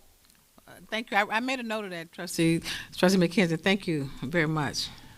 Okay, and Trustee Martin, again, I think your expertise in the area will be very beneficial in assisting in this process, and I know that Dr. Glover will be willing to get there. One other thing, Dr. Glover, I would like to know is what about the construction management position, because they were very big on that. Okay, before I go there, let me just make sure I want on the COO. Trustee Martin, because of your expertise, I really would like to have a conversation with you. I hope early Saturday morning will work for you. Well, let's say this weekend then, because and so we can Absolutely. I look forward to it. Good enough. Okay, thank you. And you all are welcome for me volunteering you for those positions, okay? Okay, so what was the question? I'm sorry. What about the construction management position? Okay, could I go? Just Sure. On the chief operating officer. Yes. So I'm looking at two positions, provost and VP for business affairs. They each sort of run the operationally. And the chief of staff. Yeah, and the chief of staff operationally. So how will those be rectified, or are we still exploring? Well, let's that? get the job description first. Okay. Then let's go from there. All right. I have spoken to someone that I trust who's at TSU about a new organization, structure. I've also just talked to others, and we're still working our way through that. So I'm not sure where we'll end up at this point. Okay. But we just know with that position. I want to continue to talk to the search firm and then talk to Trustee Martin a bit more on that one. Okay. And keep in mind, Trustee Pinnock, that we just gave President Glover the authority to organize and reorganize. So I think that, looking at what we come up with, this compiled job description could mean a number of things in terms of how the organization shapes out. So I would ask that they continue to do that and keep us up to date on what is going on. But I want to make sure everybody understands that I'm not asking for business as usual. I'm not asking to make something fit what we have. It may not fit what we have. It may mean, I don't know. I mean, I don't want to throw out anything, but it may mean a number of different things. So let's just make sure that we do what is best for the university as a whole. And the students. Yes, and the students. Well, the students are the university to me, Exactly. okay? Now, what about my construction management position? Okay. You were going to talk Yeah, about sure. first. as it relates to those that particular role, we actually have interviews scheduled for tomorrow. Dr. Glover and I spoke about a few things, and one of the things we're looking to do, this is the last piece that we really need to separate from TBR to rely on our own folks to do capital planning and construction for the university. So we're actually going to hire an architect and an engineer, which are two different disciplines, but those areas are needed for us to be able to do that line of work. So we do have interviews actually scheduled for tomorrow. And just a point of clarification, if you recall, perhaps about 2 years ago, the board authorized TSU to sever from the TBR. So that was before COVID hit, and then also you had transition within finance and business and finance, and then that unit, someone retired, and you had all this. So the board has already authorized the severing. The process of severing includes THEC. They have to approve the severing of the institution, but getting this person in place is going to help the institution make the case to THEC that TSU's in position to sever. Just one other point, just going. Before you finish, does that mean we would have? Excuse me. Does that mean we would have a construction management person, an architect, and an engineer? No, so it would be two.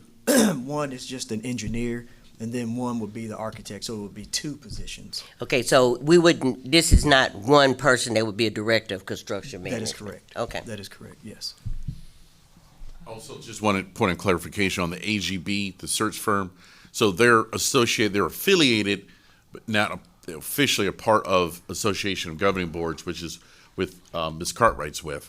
So they're affiliated with them. But the great thing is they have their sort of network and connections that will help us, I think, in establishing the kind of pool that the institution and the board's looking for the CEO position. And we also will continue to look at I'm asking the question, the review of the enrollment management and operations that we also have in here. Correct on that? Yes, and I want to also say that twice we've already put this construction manager. And thank you, Madam President. And point of clarification, for the position that we are interviewing for tomorrow, we had two searches out prior to that, and we conducted interviews on two separate occasions, several candidates, but they were just not qualified to do the work. So that was an ongoing effort over the past year for that position. So we just decided now that it would be, I think, more advantageous again to have a engineer and an architect, two separate disciplines, to meet the demands and needs for our campus. President, I just promoted you to President, Attorney Johnson. I'm not ready for that. Okay. I would offer a slight amendment to this language. Though we've identified the key people, which I think are very important, that the comptroller and the legislature discussed, we have several open academic roles, administrative roles that have been open for quite a long time that are very important to the operation of the university. So I don't want to limit the expedience that we need to fill those roles with. And I would like to amend it to say that, we will work expeditiously to fill all vacant positions, because there are many positions that are interim, that are vacant, that need to be filled beyond the comptroller's quote unquote 2 or 3 to fill their needs. Again, what we have to remember is that we're here to educate. This is our university. And though they've identified pieces that say, oh, fill this because we're mad about this, or fill this because we didn't like this, we have much more that we have to do to educate our people. So I don't want to limit our expedience to checking these boxes. What I want to do is to fill all the roles and give you, as from the board, the authority to do that expeditiously, but find the right people. I'm not saying find people fast just to fill them, right? And so, again, I don't want us to be limited to checking boxes for them. I want us to do what's best for the university, which I think we're doing anyway, or attempting to do. But let's continue to do what we know needs to be done as well. And what those comments do is they protect us against them attacking us for not having the educational infrastructure to do what we're missioned to do. So I totally agree with the addition of the language that includes that, because we're lacking in educational infrastructure, and that would be an opening for them to attack us further if we don't approach that up front. So how about this from a language standpoint? President Glover. So you mentioned, Trustee Johnson, about filling the positions. What we've done so far, there were quite a few interims, and there are those who don't work in the best interest of TSU. So they write letters to the legislators and have them get all upset over interim positions, And so what we've done, that was already part of our plan, we have filled a lot of interim positions already. We filled several dean slots. We filled some other slots. We've been filling those. And so we're going to continue to fill those. Some we've posted already. We have several posted now. I think we have 6 key positions posted right now: Dean of Engineering, Dean of Business. We have several, internal audit. So we have those posted, so we're going to continue to work harder. This one was very special because, not only because it was asked for by the comptroller's report, but because it will assist us in doing so. We just got provided $250 million. So we got to make sure that this person is the right person. We've gone through it twice, and it wasn't the right fit either time. So this person, and we hope we can always still have the TBR, because we can't say enough about Dick Tracy, how he helps us in doing many things that we're doing around here. So even though we may sever from TBR, we still will have their advice and counsel to assist us as we move through this process. That point is well taken. The last thing I would say is, Secretary Pendleton, could you take the Yeah, I suggestion? wanted to read so we're all on the same page as to what No, that I would don't look want like. it. Wait, no. I don't want it in number 8. I want it in number 7 with the personnel plan, a part of it, please. Because that is part of what we're already doing, okay? So take the statement that Attorney Johnson just gave us relative to making sure we fill these positions, incorporate that somehow in number 7. Therefore, they can still see very clearly that what we said we would do in number 8 is there also. and what I would like to say is that I think it would be good also that at every board meeting, we're presented with a list of positions that have been filled since the last board meeting, positions that remain open, who those people are, maybe a brief resume of who we selected, because I think it's important that we keep an ongoing database of what's going on and how those positions are being filled. I think that should go on our pending action document, and then adjust the wording. And you can, if you want to come up with, you want to tell me what the wording is, that's fine, for number 7. If I can add just a little bit to Andre's comment, in addition to brief bios, I think these key leadership personnel should be presented to the board so that we meet them. That's the plan, yes. Okay, all right. Okay, Attorney Pendleton?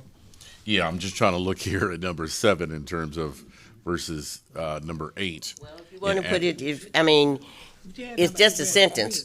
Yeah. I mean, we're presenting a personnel action plan in 7.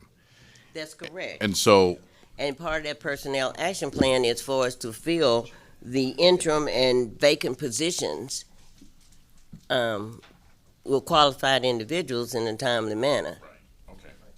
And a second thing, I think, if I remember, the comptroller's report suggested that the board be a part of that hiring process for those 2 key positions that they mentioned. So, am I mistaken in that? Or let me say this: I don't care what the report said. Do we as a board think that we should be a part of, once the search firm and Dr. Glover and whoever in the staff identifies key candidates, should the board or a committee of the board be also tasked with interviewing and meeting those 2 key positions and kind of giving our blessing as it relates to that hiring, because they're going to be very instrumental in moving forward. Yeah, we've always had the board involved in key positions. For example, when we hired the athletic director, we had Trustee Cole on the committee. When we hired the chief financial officer, Trustee Lewis. And so I envision the board, we're going to send the the position, COO position out to you. If you'd like to see more than just that, I think one, we have seen engineering dean's position, because that's such a key position for us. And so those leadership positions, we're happy. I think the board should be involved in it. If you want a chance to talk to the person, that's fine. If you want to see the level of your involvement is really up to you. But we'll make sure we share the information with you, and you let us know what involvement you'd like to have. And you can definitely, and Dr. Cole came to the meetings and interviewed Trustee Lewis. We were in COVID at that time, but so Trustee Lewis did. I think it was a virtual interview. It may have been a phone. I met with them in person. Okay, you met with them in person. Okay, so I'm just saying the board has been involved in key decisions, but I think this resolution is saying the first one said you're going to raise that to a different level. So I think board involvement is critical.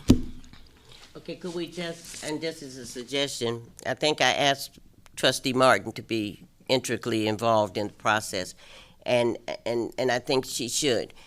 I think it would be very difficult to try to coordinate all our schedules to do interviews, et cetera. So if it's okay, I would like to appoint that Trustee Martin be critically interviewed in the process, and that the management continue to keep the board up to date. If a board member, if management says we're having an interview on whatever day, Thursday, and a board member would like to be a part, they can call the president and talk to the president about getting that done, if that is sufficient. With the exception of COO, I think all the board members should be involved with this, with the chief operating officer. To me, that's the most critical one, and I think that we need to try to make time to be involved in that decision, because that's going to critically influence the direction we're going, and it's going to hopefully quiet a lot of the naysaying that we've had. And that's the position we're going to work with mostly. Exactly. So that's fine. Exactly. But I'm just saying on the others, I think intricately involved, the president, the Trustee Martin, and then of course I agree that from the chief operating standpoint, we all should be involved to some extent. Will be a lot involved in day to day. That's why it's going to be so critical. Yes. Okay. Can I ask for one more clarification on the construction manager position?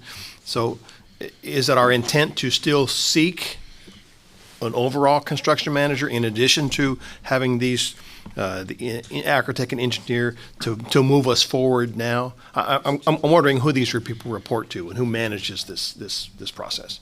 So these people actually will report to me. That's part of facilities. Okay. Now we have construction managers now on campus. The position originally was for executive director for capital planning, design, and construction. So basically, we've split that out to have, again, the two different disciplines, that being an architect, that being an engineer.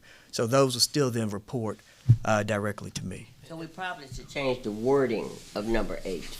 And what we're doing, you think will satisfy then legislature in their requests for how we this is all tied to how we manage the 250 and future. So, but I think it will, because they're interested in knowledge. Okay. And if you, it's twofold. And if you've been involved in building, they need the assurance that the 250 will go for the purpose as intended, and I think we're just going to be careful. We may want to have somebody that's from TBR to play into this role. I mean, I don't think it's beyond asking Dick Tracy if he would mind looking at this. I think the more professional eyes that take a look at this, the better off we are. Yeah, I just want to make sure that in our filling these roles, that we are satisfying their demand and or need or request, right? So. Well, we do say in here about, or a similar titled position, we do got to keep in mind, though, that the comptroller's report specifically references position, and also it came from the TBR, which I believe was probably, I think, Dick Tracy that might have commented in terms of the need for a person in that position. So I think running it by him, I think, would be good, because we want to make sure that there's a feeling that the comments made and that the comptroller's report, that this is responsive to it, but also that we're doing what we need to do, going back to Trustee Johnson's comment, that's in the best interest of the institution. But if we do that, VP Allen is recommending an engineer and an architect. if he says that it's sufficient, we still need to change the wording of this here, because we're not hiring a director of construction management or similar title. If he says, no, that's not sufficient, you must have a director of construction manager similar title, then that would be sufficient. That's something I think we have to look at. I don't want to get caught up in semantics with them when we send a report in, with anyone, when we send a report in later on and says, well, we said and you said, but then you did this, okay? So I just think we need to be specific and take the appropriate written action that we need to take as it relates to the report. Excellent. Okay, so how do we want to modify number 8 then after chief operating officer? No, you said that, if I understood what you said, was that we were going to see if the hiring of an engineer and an architect would be sufficient to cover this director of construction management. If that's the case, then we would change that wording to those two positions we're going to hire. If they don't feel that is sufficient, then we would keep this structure of commercial management, construction management, and that's what position we would have to be looking forward to doing. Okay, so you're saying that the current language of the resolution number 8 that we're going to have to approve this afternoon is fine, or are we saying we need to change the language in a resolution to address it? For right now, I'm saying because it says Director of Construction Management, a similar title position, I'm saying for us, what we're doing this moment right now, it is sufficient for approving this document. But I'm also saying that we said, please go back and check with whomever and find out what the opinion is as relates to what we're proposing. And then based on that, we may have to come back and amend it, but we don't want to hold the document up for that. That's what I'm saying. Okay. Madam Chair, if I may add, that I've actually spoke to Dick Tracy numerous occasions, and I had mentioned hiring two positions, that being an architect and an engineer, and he said that fits the bill. Because at the end of the day, when we think about construction is actually the last part, is the third part. The architect and the engineer help form the construction piece, okay? So those are the services that we would then still, outsource, but we have the folks in place to make those decisions and make the timely needs that we have for the university. So I just want us to check the box so we don't have another petty little fight. Right, that's why I'm asking Attorney Pendleton or whomever it is to go back, double check, reduce it. Thank you for your time this morning and saying that we could do ABC. Okay, we've got it documented. So if that's okay, all right. Number 9, the TSU Board of Trustees Finance and Budget Committee shall engage in a discussion with TSU management and assesses and evaluates best practices to determine the necessity for a policy governing prior approval of specific financial and budget changes, including scholarships based on a net threshold amount. Trustee Lewis, I especially want to hear any comments that you may have on this particular item. In addition to the process where we already have in effect. Okay, Trustee Johnson. I'd like to comment on it. Best practices are fine, and I think over time we can develop those best practices. But I think right now, in response to the scrutiny that we received, I think we should change this to say that no material changes will be made to any of these items without prior board approval. Because I don't want to set a number amount, because that number can vary so big. But I think in the accounting world, when I review things, and I'm not a CPA, but in my work, we talk about materiality, right? So I want to say no material changes can be made to any of these items without prior board approval. But we determine materiality, so what is materiality going to be? Well, the CPAs can tell me that. I don't know. Sometimes, but if they're going to tell us that, then they could develop that in the beginning. Okay, you bring some type of, sometimes it's 10%, sometimes it's, I'm just saying we can't leave the word materiality. We got to have materiality determined to be a change one way or the other. Yes, in 10%. Yeah, I just don't want to wait on us to, in the meantime, until we determine those thresholds, like whether the number is 250,000, 5,000, or 2 million. I don't know what that number is, but until we get there and we're presented with the best practices and we approve the best practices, I want us to have a stopgap in place that says whatever, I don't want to come up with a number because I think that's going to be too hard. If it's a materiality percentage, that's fine. But I don't think that anything material should be changed without board approval as it relates to these things. And I agree with you. I just think that we need to determine materiality. A suggestion maybe would be 10% change in the number. We can always adjust it as you go forward. I just don't want us bringing every, yes, okay. So VP Allen, what would you say, if I was to ask you, what would you consider, if we were going to say across the board materiality, what would you consider that as a good threshold, as a stopgap to us developing a best practice? And best practice in relation to what? Well, this says that we're going to develop a best practice and it relates to thresholds and so forth as it relates to board approval on changes to these particular items. So what I'm saying is that I'm using the term materiality. Dr. Cole's saying we have to have a percentage which would determine that materiality. So what would you feel comfortable with, or what would you advise as it relates to what that materiality should be? And again, we'll take a look at the other institutions, what they're doing. Normally 10% is kind of the threshold, but that would vary. So I would say 10%.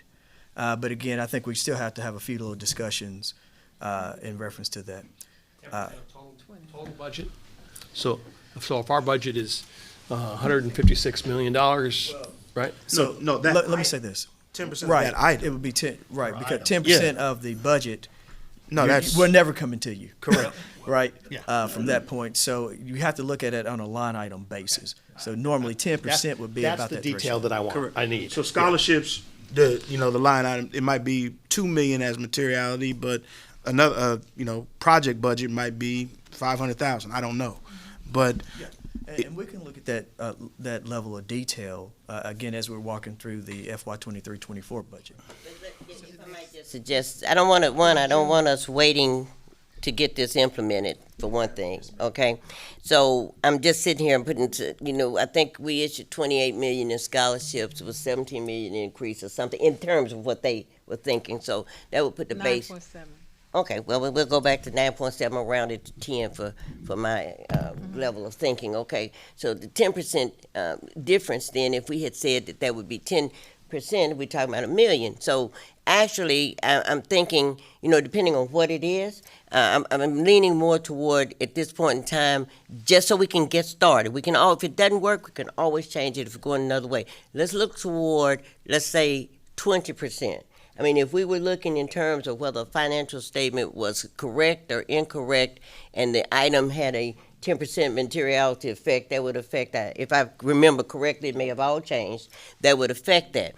But in terms of what we're saying, I think like for scholarships, et cetera, I think we can start with 20%. And then we prepare a grid. Let us come back and give you a grid for the next. We can start with that now. Then for several items, we'll say if it's an asset, like it's the accounts receivable write-off or something. I'd like that. Yeah, I like that. We'll do something like that. Let's start with 20% of everything, but let's ask them to bring back at the next meeting a suggestion. And why the reason I say that, if the item is $20 million, okay, and we say 10%, we're talking about $2 million. Okay, if it's $20 million, we say 20%, we're talking about $4 million. So that's the difference is what we would be looking at. So let's start at 20% of all the items that are there. Let's ask them to bring us back, I'm gonna use her term, a grid, okay? And then we can look at it. If we think that if it's a building project and it's gonna change, we might wanna change that. It might wanna be something else. So let's look at it that way. But this, to me, this would allow us to get started immediately. If it was a cash transaction, maybe 5%. Yeah. So let us Yeah. bring you back based on our judgment and our expertise, because. But bring it back for our approval, but at least we do get started now. Yes. Okay. So we have something to report We at have the end of something the to day report. to let them know that we have taken concrete action. This is Steve. I would have to say from a business side, if someone's looking at that statement and saying 20%, that's not controlling anything. I just think it's too high, the threshold. If you had a 20% budget bust, Doug, that'd be a big problem, right? Well, it depends on whether it's 20% of what. I mean, I understand what you're saying. I understand what you're saying. Yes, sir. I just think my humble opinion, Chair Cole, 20% is way too high, sending the wrong message. Okay. If we're trying to have trying to have enhanced oversight Okay, of that's financial and operations. It's not 20%. okay. Well, my original So suggestion was I think 10%. I think Okay. 10%, and then it does say in the language specified financial and budget changes. Doug can specify what are those material changes. In other words, the big line items. Well, Right, I will Doug? agree I mean, with you. I will agree with you to go back to 10%. Let's go to 10% right now in general, as a general number. And then I would also say, though, let's let them bring back a grid on certain things, because depending on if it's a building we're building, I think that's one thing. If it's scholarships, I think that's something else. So why don't we do the 10%, as you're suggesting, but then also have them bring back the grid, which may change it for other things. So I was taking a happy medium in that, but I understand exactly what you're saying, Trustee Corbell. Is that sufficient with you? Would that work, sir? And let me ask a clarifying Let me see question. what we have here. Huh? I want to ask a clarifying question, please.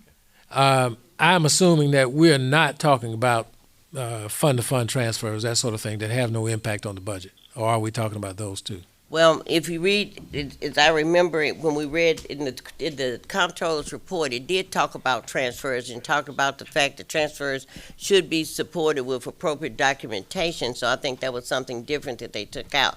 They didn't talk about a limit on that. They just said fund-to-fund transfers should be supported with accounting entry with appropriate documentation. But we're not talking about that here. Yeah, no.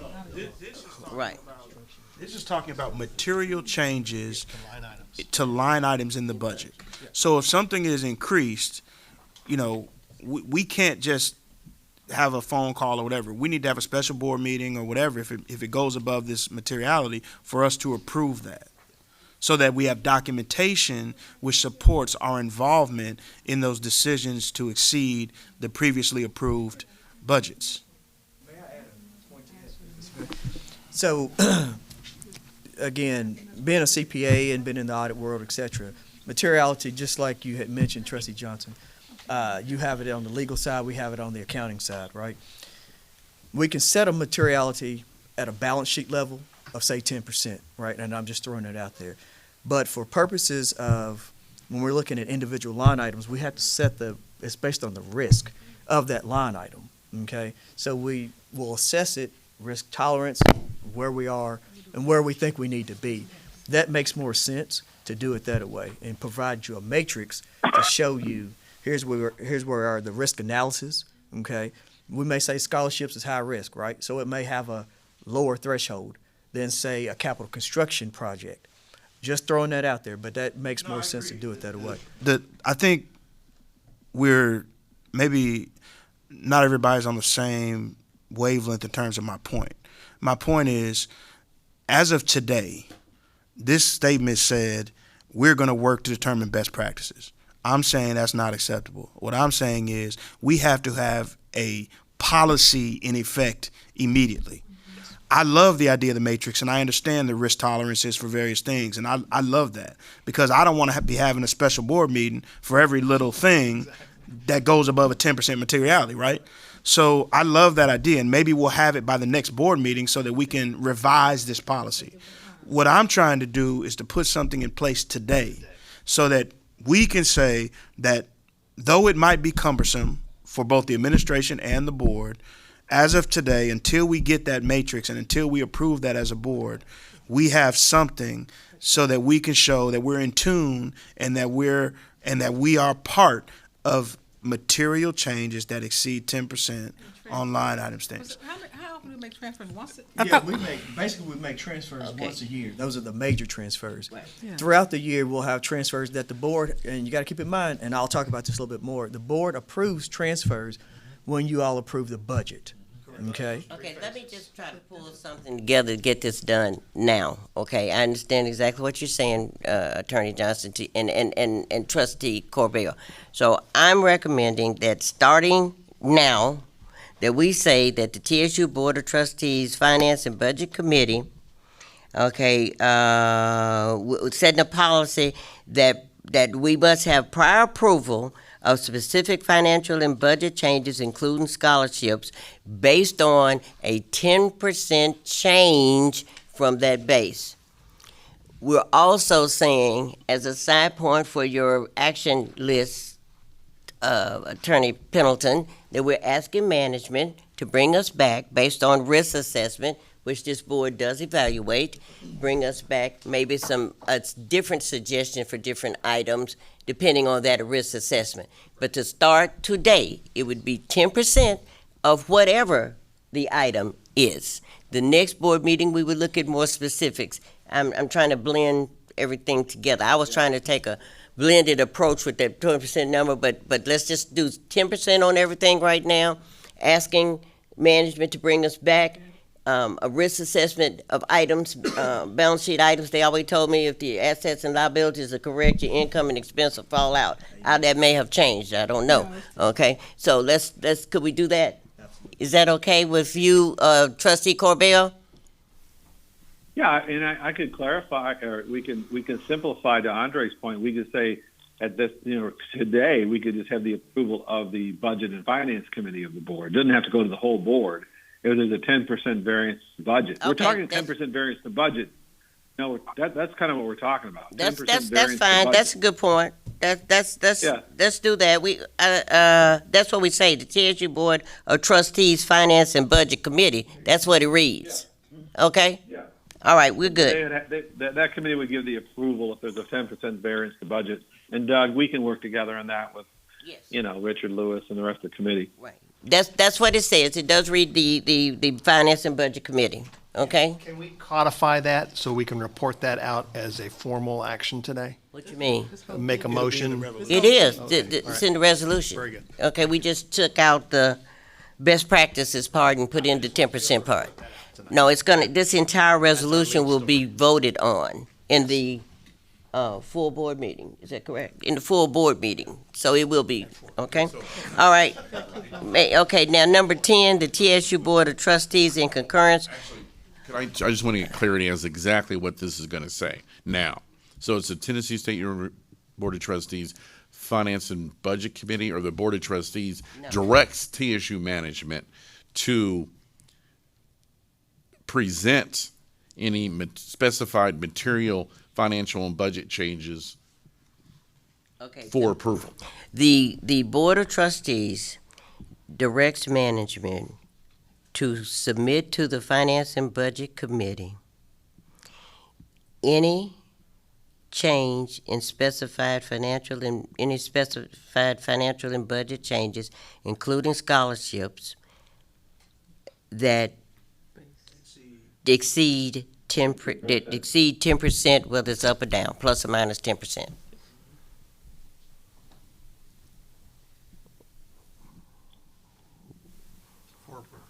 For approval. Yeah. Okay. All right. Okay, number 10, the TSU Board of Trustees, in concurrence with the Comptroller's report, shall take all appropriate measures, including having its board special committee on housing work closely and expeditiously with TSU management to add at least 2 new residence halls to the university housing inventory. I think that's pretty straightforward. Okay? All right. Now, number 11, the TSU Board of Trustees hereby directs the TSU management to provide for at least the next 2 fiscal years a report each board meeting addressing the university's practices and responsiveness regarding student-related communications, including in the area of enrollment, housing, and financial aid.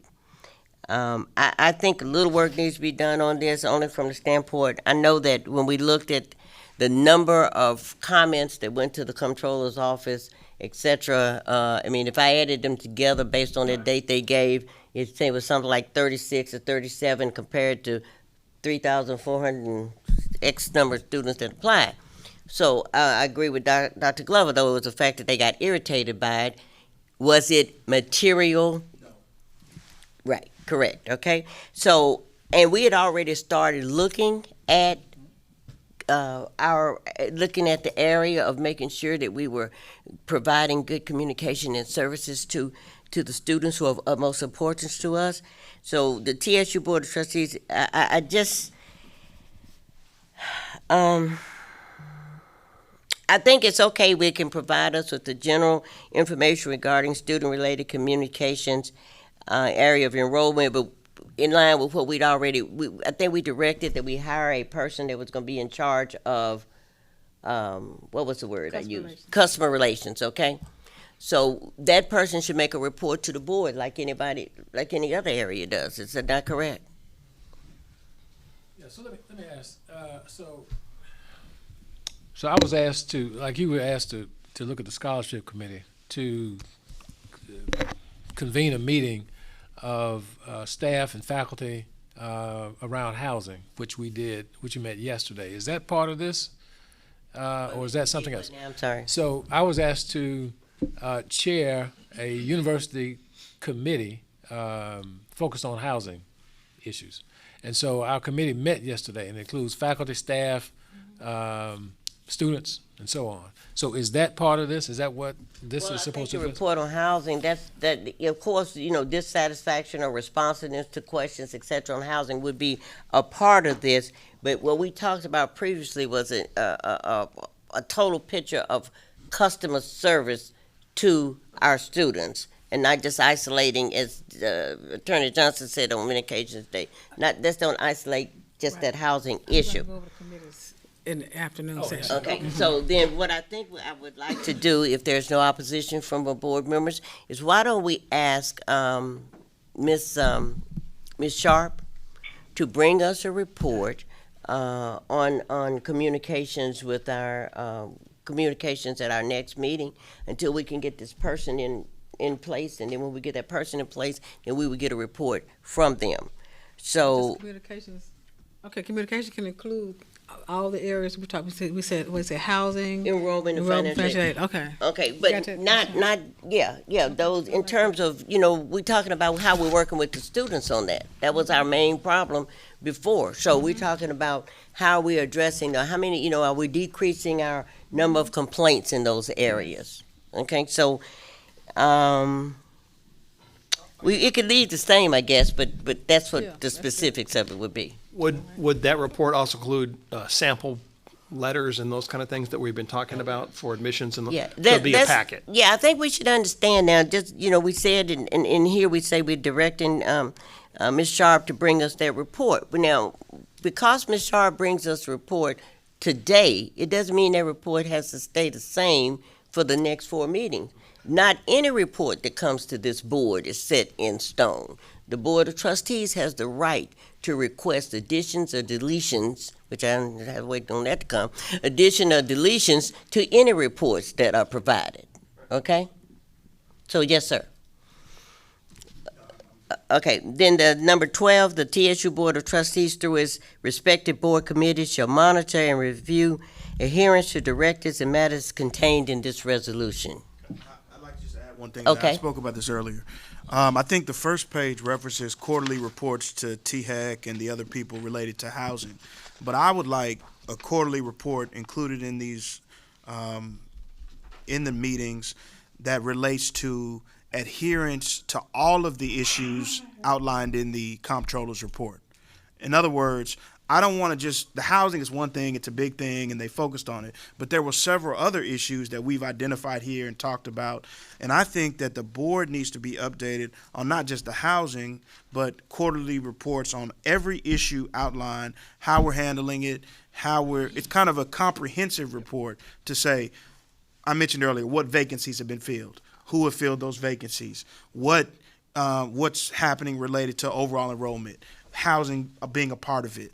But maybe that's a private report that's not sent out to, legislatures or whatever, but it's something that we have that really identifies and lock down those specific areas that were outlined in the comptroller's report. Well, probably I should not have assumed, but I was looking at that from the standpoint of Attorney Johnson, the same as we do any audit report that comes in, and that is from the audit section, we have a listing of all items that were to be addressed.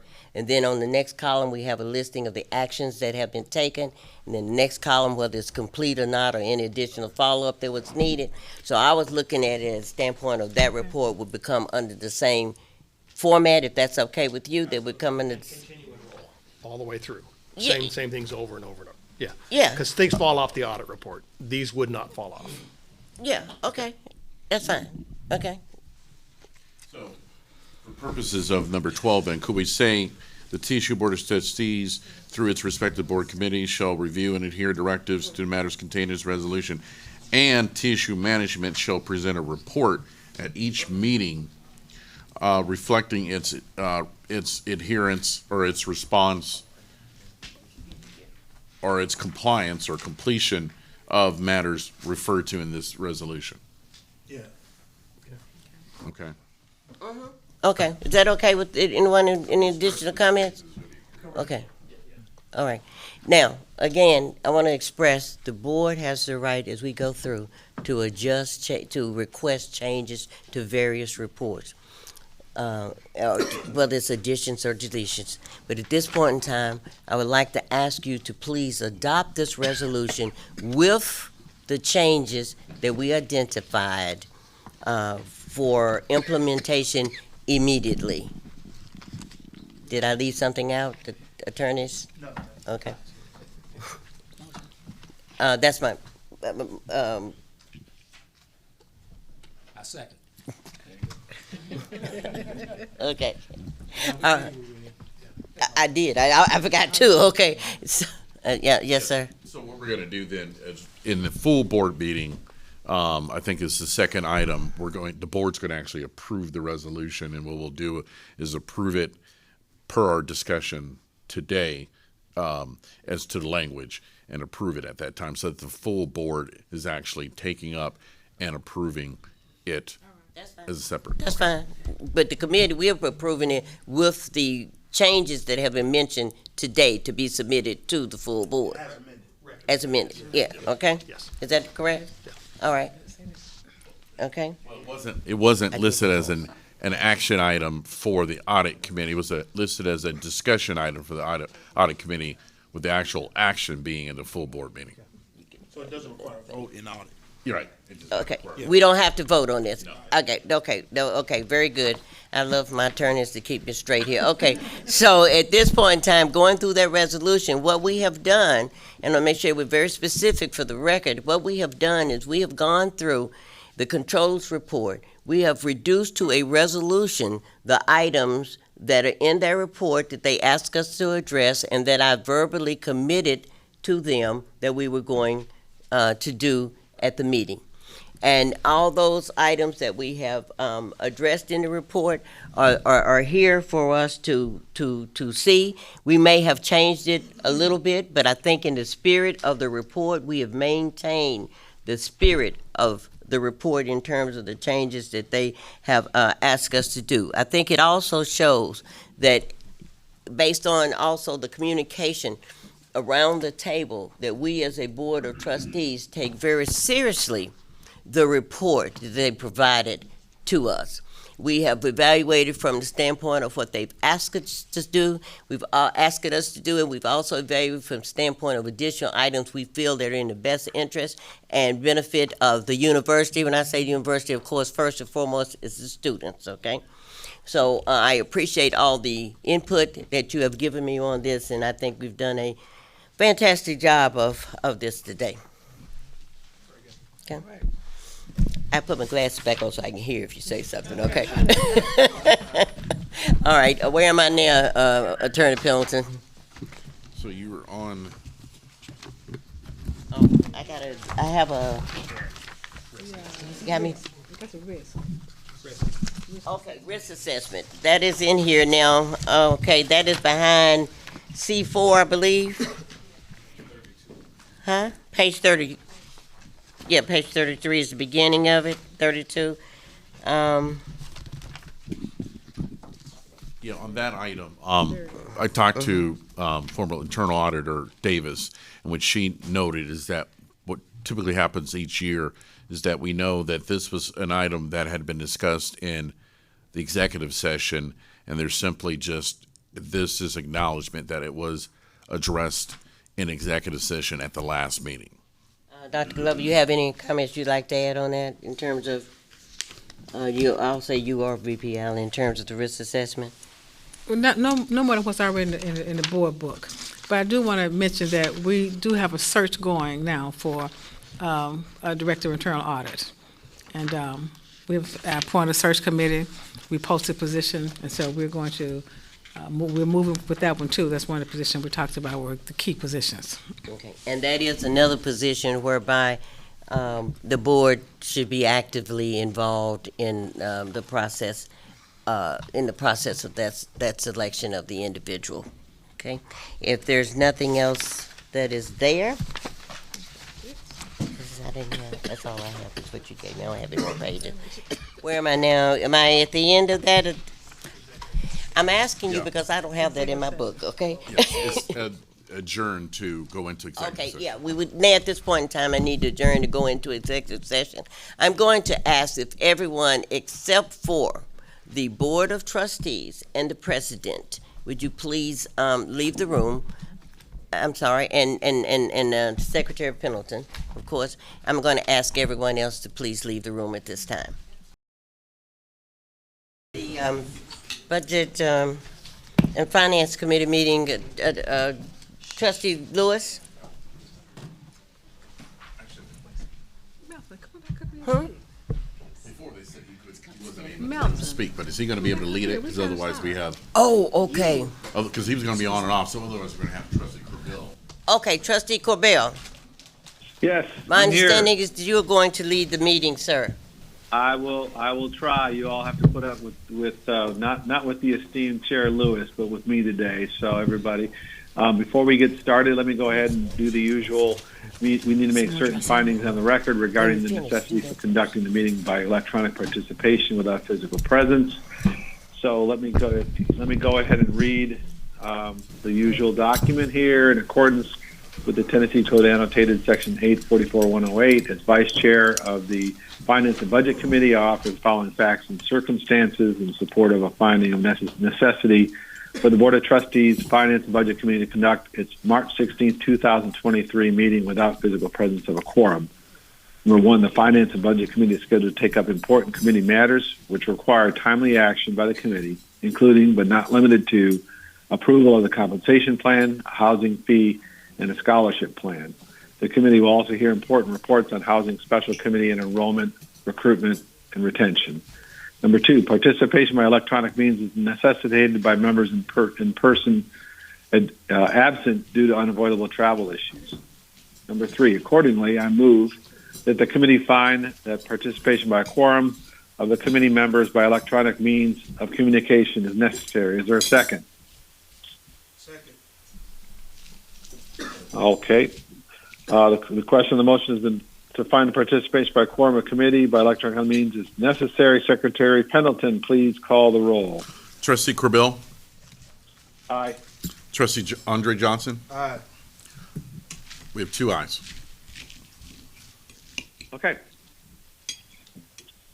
Thank you. So, if committee members, if you cannot hear or speak to other committee members or board members, please say so now. Also, for each committee member participating electronically, please identify individuals who are present in the location from which you are participating. This time, we need to call the roll, I guess. Secretary Pendleton? Trustee Corbill? Aye. Trustee Johnson? Aye. Trustee Lewis? Thank you. 2 ayes. 2 present. Okay, as you can see by the agenda, as I stated, we've got 3 approvals. I'm going to try to move through expeditiously as possible. I obviously don't want to diminish the discussion, but given our time frames, we want to move forward.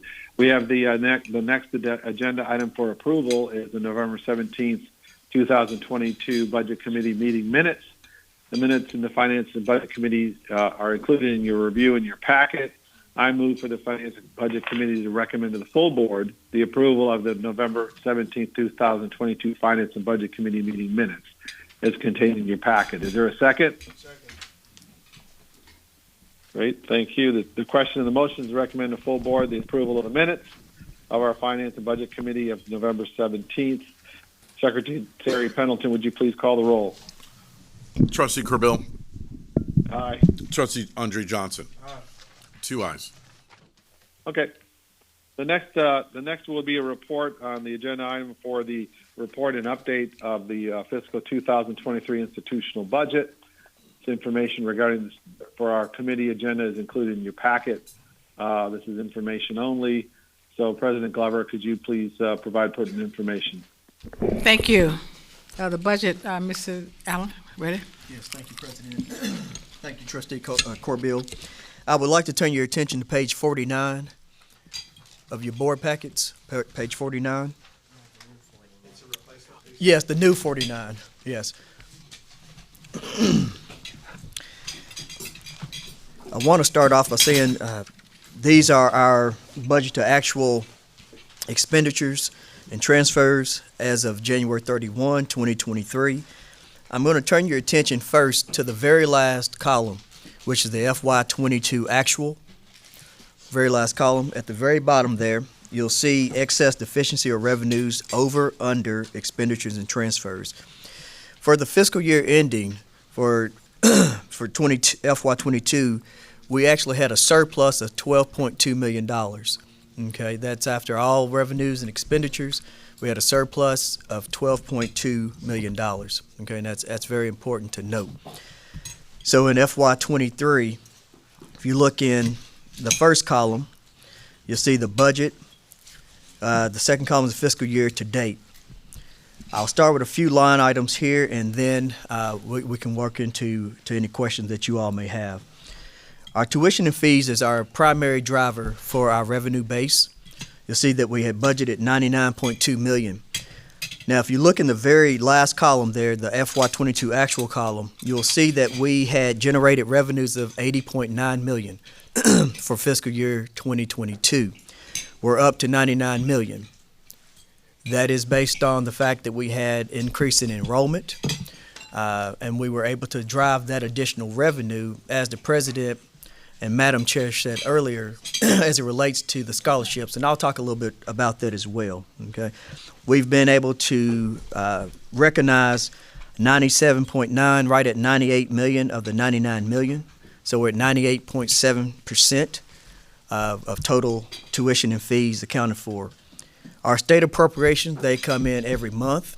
You'll see that we have recognized 28.3 million. Of that, we still have 19 million that we will receive between now and June 30th of this fiscal year. The federal grants down to the sales and services education departments, those funds normally come in right towards the end of the fiscal year, about a month and a half prior to the end of the fiscal year. The sales and services and other activities budgeted $7.9 million. 4.9 of that has been recognized, and we expect to meet that budget number of $7.9 million. Okay. Moving on to expenditures. We're right on course for our expenditures for FY 22-23. One thing I do want to make note of, and that's been a lot of the conversation, was the scholarships. Okay, you'll see 28.3 million was the budgeted line item for scholarships for academics. We've recognized 24.2 million of that as of January 31st.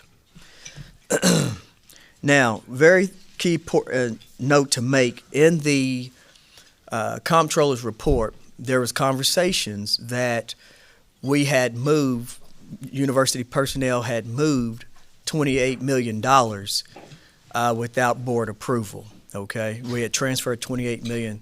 That is not a correct statement. All right, I want you to pay attention to, if you look in the fiscal year to date column, the second column, if you go down to transfers, we transferred $57,000. Mandatory transfers, and then in auxiliaries, another $141,000. So I want you all to see that there was no transfer of funds to cover scholarships out of our plant funds. Okay, I think that needs to be noted. Now, the board approves transfers at the begin in June, and then again in November for the revised October budget. All right, so you all are familiar with the transfers. Transfers are for debt service. Those are payments that we make on behalf of our bondholders. Okay, and then we have transfers that are related to plant-related activity. All right, that's how the process works.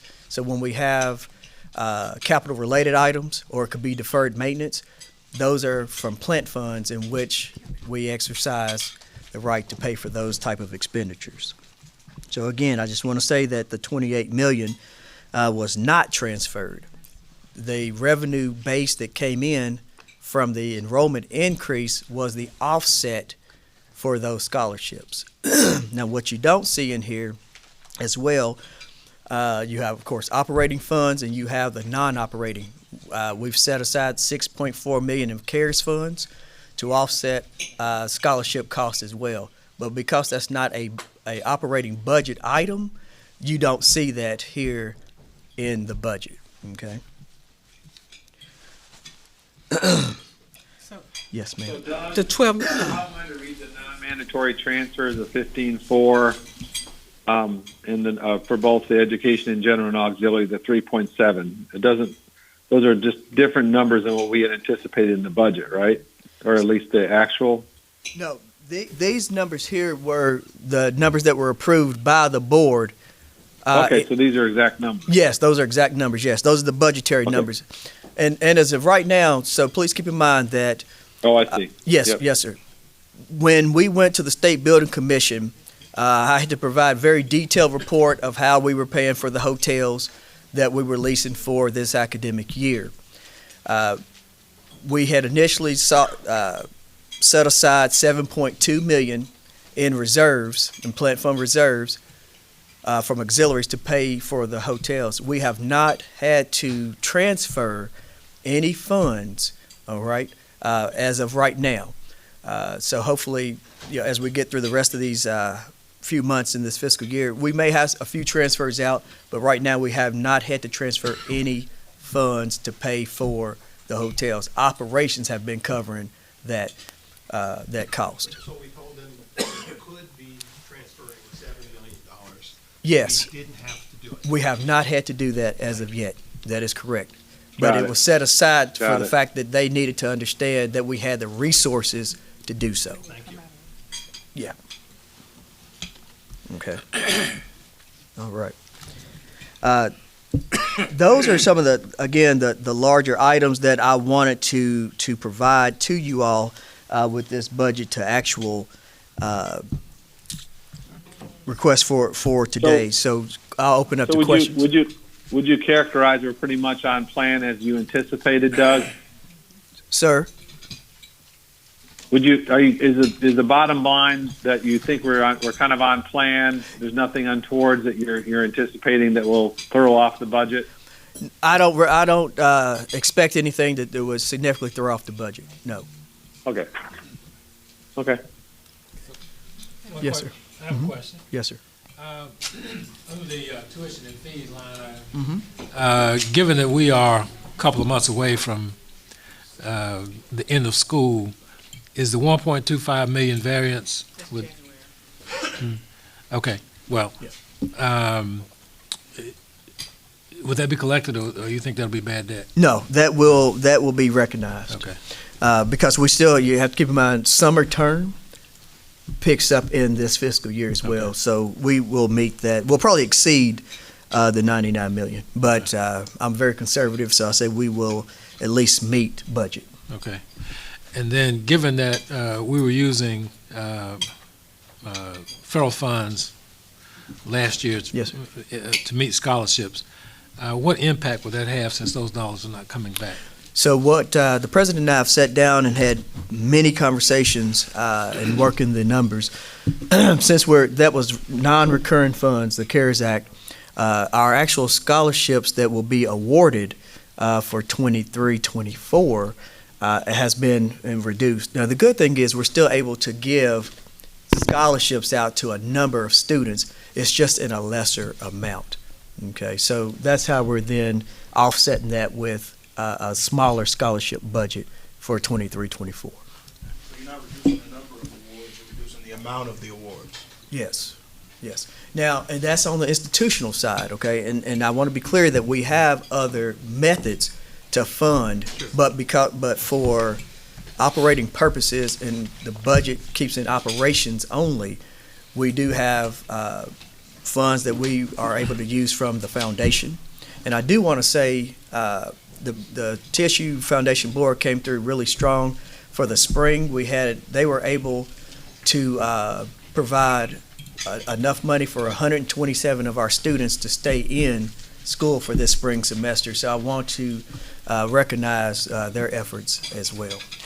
So in the scholarship report, I guess later on in this packet, will there be a breakout of institutional funds and non-institutional funds of where the scholarship monies are coming from? Breakout by detail of scholarship, yeah, we'll be able to go through it.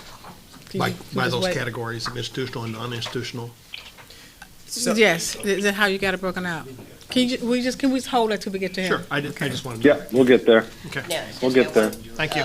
Trustee Corby, I just have one question. Now, I want to make sure I'm very clear that all scholarships that were due to students will be posted against their account, or is there some instances where funds will be provided directly to the student? I want to know, was that done for those scholarships and et cetera that we had out there? I'm sorry. Okay, I'm trying to find out whether all the funds that were due to students, whether it be funds that should be posted against their account, or whether it's funds, I know in some instances there may be certain funds or institutions where I'm familiar with certain funds that may go into the hands of the student. So my question is, have we fulfilled those obligations, posting and giving those students funds if they were due funds? Yes, ma'am. And if they were due, and maybe you don't do it here, I don't know, but if any student was due to be given funds directly. Refunds, yeah. Okay, well, have they been given those funds? So the refund process runs every week. The majority of the refunds have been posted, but again, that goes back to if all their scholarships have been, a lot of times churches, third parties will send scholarships in later in the semester. So once those are posted, then that recalculates their aid and their balance. So yes, to answer your question, the scholarships and or grants that we've offered have been put on the students' accounts. And refunds are mainly generated from students that get loans. We do not refund institutional dollars. Okay, but are there any cases where a company may give money and say that they want the students, or any awards where a student would get X number of dollars that's available to them? If they're directly and not to be posted against their accounts. Right.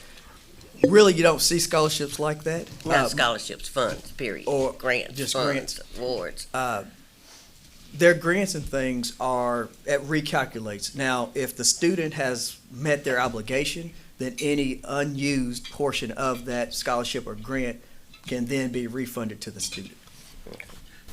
But how do we, if the institutional funds are identified as last dollar funds, let me give you an example where I have a private foundation scholarship. School starts, we're reaching the purge deadline, so the institutional funds are applied to my account, and then my Ford Foundation scholarship comes 2 months later.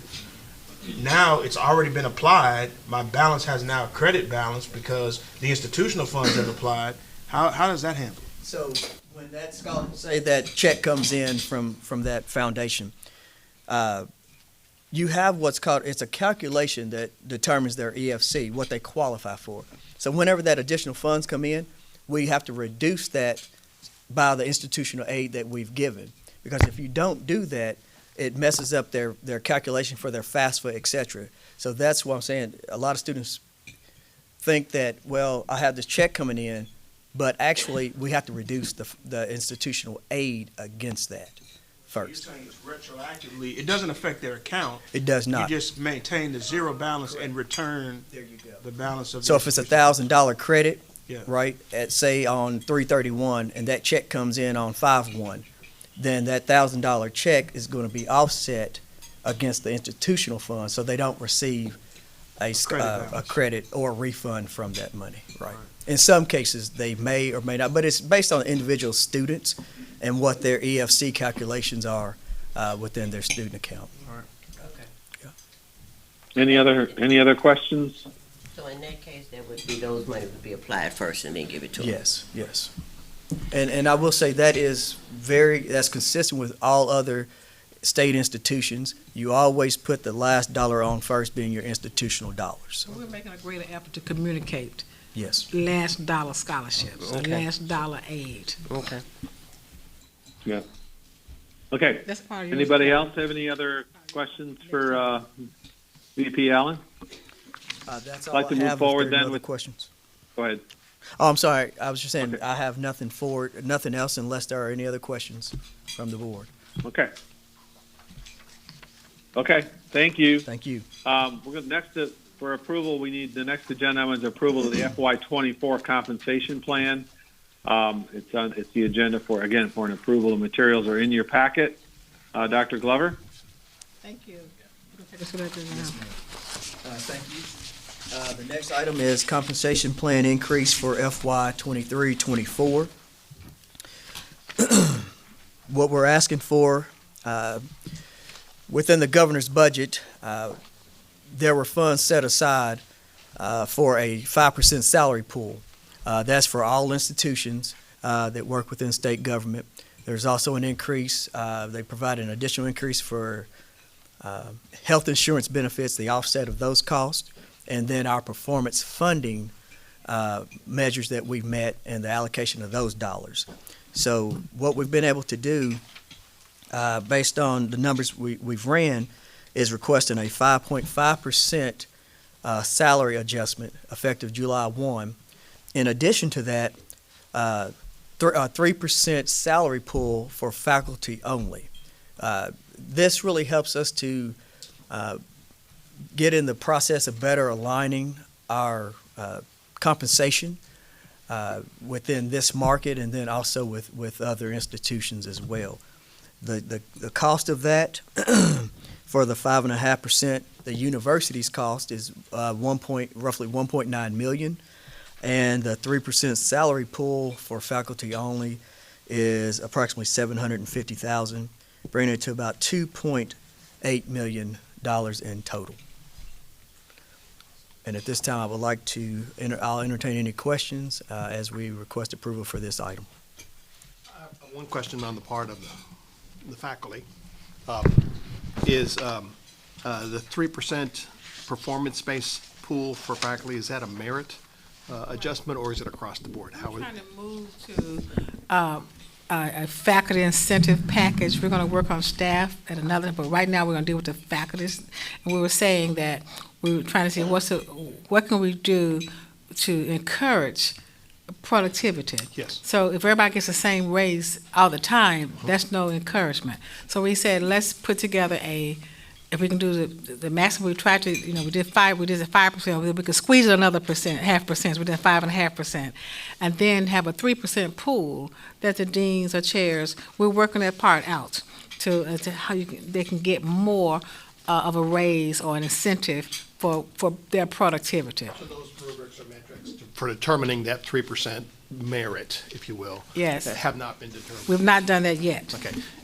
And we're hoping to But have that ready for the fall? Thank you. Or we're hoping to have those metrics For determined? the next meeting. Okay, Because perfect. it's going to be effective July 1. Yes, thank So you. we have it done before the next meeting, but the board will approve it hopefully at the next meeting. And I would be happy to work with you on that. Thank you. Okay. I dropped my fork. Doug, this is Steve again. The 1.9 million for the 5.5% basically adjustment, is that the unfunded amount that we have to cover as a university above and beyond what the state funds, or how do you look at that? Yes, that is the unfunded portion. That is correct.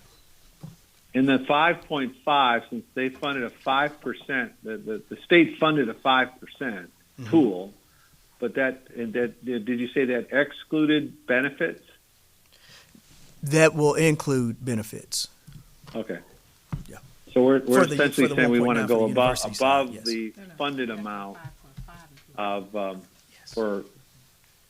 just trying to get a sense for where the 5.5 came from. I know we're trying to somewhat figure out a COLA, but right. Is it just a matter of this is the number that fit within the budget, or we think that this could reduce turnover? What are we thinking? Yeah, it's honestly a combination of the two. So the state provided 5% for the salary pool, which is just the salary. The university's Right. portion picks up also the benefits, which is 1.9 million. The 5.5%, that came from, again, the president and I sitting down, and I provided what we could afford to do, okay, and still maintain our operations. So that's where the 5.5% came into play. And we know, in looking at the competitive salaries of our peer institutions and even those in the state of Tennessee, we're trying to move to getting a better salary plan for employees. And so this is just a step in that direction. Last year we did 6%. We're just trying to make sure we can work. We're working harder to show the appreciation and try to put us on the same level as other institutions when it comes to salaries. Agreed. I think we talked about this last year as well. I think it's prudent to also track our turnover rates to see, although turnover is, and I would call it, involuntary turnover or voluntary turnover, just to track to see if these types of adjustments are having the intended, at least a portion of the intended amount or the intent. So it's just a good metric to see whether or not we're keeping up. And then on behalf of the faculty, Madam President, and the board members, thank you so very much for recognizing the value of the faculty and staff in the university with this pay raise. Thank you. We're going to continue to try to move it up. It just depends on where we are financially. So, and that's why I said we worked on, last time we put more emphasis on a lot of emphasis on staff and make sure there's a minimum salary. But, we did some things. We're trying to get caught up. It's going to take a while, but as long as we're moving in the right direction, I think we're all right. We do appreciate Doug finding positive money at the end of each year, so thank you so much. Yeah. To Chair Cole's point, I'd like to have as a follow-up, again, if you could share with the board just in general where we are from a market perspective, as you said, Dr. Glover, catching up. So how far behind are we yet to go? That's one. And then number two, again, as I said, tracking turnover is a good metric I've always used to see whether there's a certain effectiveness of it. Of course, there's other issues, but that could help it. But those could happen. Any other discussion or any other input? So I'll move that our committee, Finance and Budget Committee, recommend to the full board the approval of fiscal year 2024 compensation plan increase as contained in your package. Is there a second? Second. Okay. Any other discussion? The question, the motion is recommend to the full board the approval of the compensation increase for 2024. Secretary Penland, can you please call the roll? Yes. Trustee Corbell. Aye. Trustee Andre Johnson. Aye. 2 ayes. Thank you. The next agenda on the item on the agenda is the approval of the housing fee increase for 2024. The material is in your packets. Dr. Glover, would you please start the discussion? Thank you. Continue. Yes, ma'am. So this year we're requesting a 2.41% increase in student housing fees. In FY22, we had recommended a 5% across the board. That was because we had not not requested an increase in several years. This also helps us align with as we request new residence halls. This is something that I've had close conversations with the TBR and also THEC, that we look at that. But we also decided to, for 23-24, a 2.41% increase would be manageable for this year. So that is what we are requesting, and that will yield approximately $430,000 in additional revenues. Okay. And I'll say this too: revenues that we generate for a lot of the times this revenues goes back into it could go back into the residence halls, or it could go something student related. Okay, so I just wanted to make that note. So with this 2.41% increase to the cost of housing for students, is that covering our actual cost per bed plus our interest payments? So the good thing is that most of our dorms or residence halls are legacy dorms. Correct. Okay. The new residence hall is separate from the standpoint that we charge students to stay in that. So I've already provided that cash flow and pro forma of how the amount of funds that it takes to run that. So we're actually operating on about a $200,000 surplus. Okay. And that's for maintenance of the residence hall, for the new residence hall. So the room rate, exclusive of our legacy ones, the room rate we're charging for our brand-new Yes. things are covering our cost That plus covers our the- bond. That covers the debt service, and it gives a cushion for maintenance costs. Perfect, thank you. Yes. Good. And Doug, maybe you said this, but do you have any idea what the other LGIs are doing in this category? I can tell you that in most cases, everyone increases their rate for housing each year. Annually, yes. And primarily what drives that is inflation cost to cover Sure. salaries and other operating expenses. So we don't know again, as we compare and contrast, we don't know what that is. I do not know what their percentages are, but I will say we still have the lowest housing fee amongst the LGIs. Yeah, okay. Okay. Any other questions from the committee or the board? Okay. I move that we go ahead and recommend to the full board the approval of the 2024 housing fee increase. Is there a second? Second. Any other discussion? Okay, the question on the motion is recommend to full board the approval of fiscal year 2024 housing fee increase is contained in these materials. Secretary Pendleton, please call the roll. Trustee Corbill. Aye. Trustee Andre Johnson. Aye. 2 ayes. Thank you. The next item on the agenda is a report from the Housing Special Committee. This is informational only. Dr. Glover. Thank you. The special committee is chaired by Trustee Van Peenock, and he's going to make the report. I'll make a brief report. Thank you, committee. You know that TSU is not alone at all in addressing housing challenges.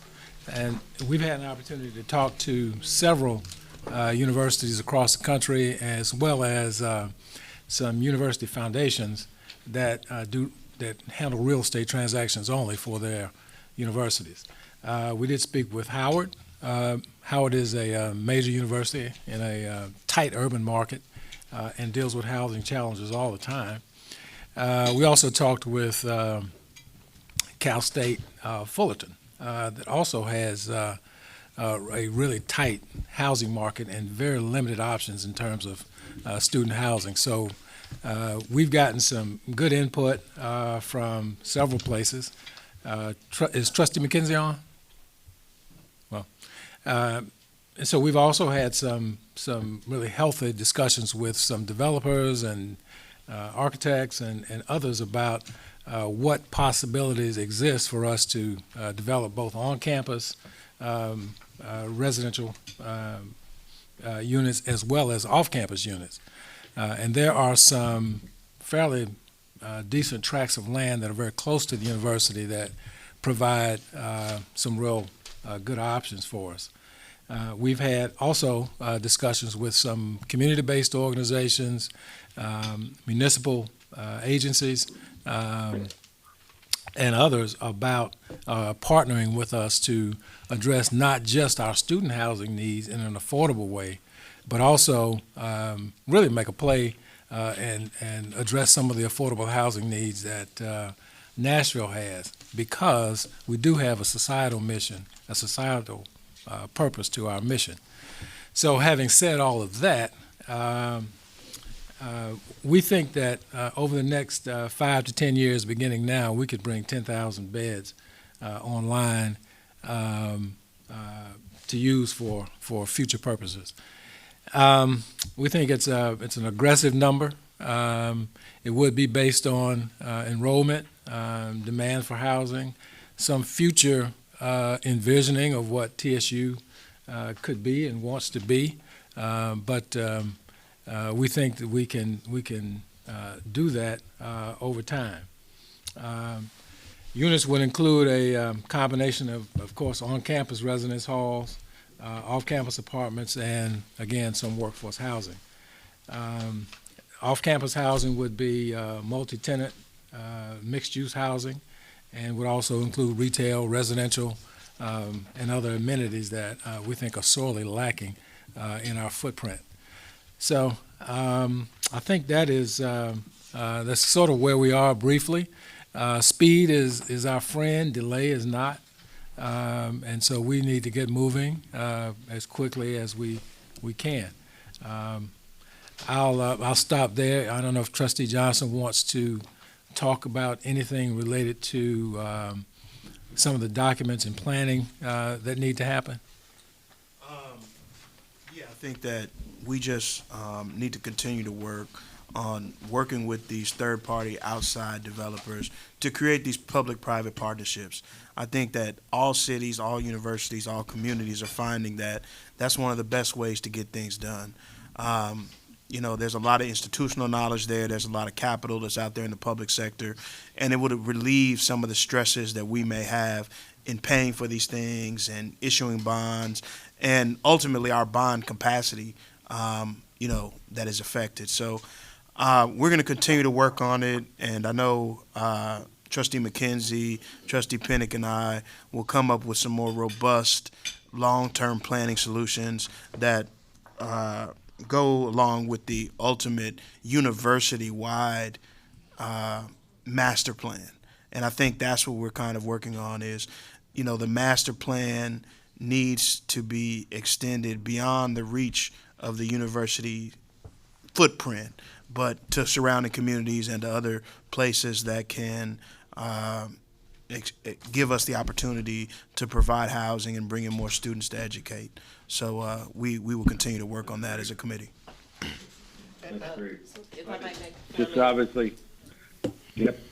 Oh, Yes. I did get an opportunity to attend one of the meetings, and I found it very interesting, and I want to thank you, Trustee Pinnock, for your leadership in this, and Trustee Johnson and McKenzie for all the work that you're putting in, and ask that you make a report each board meeting for us, please.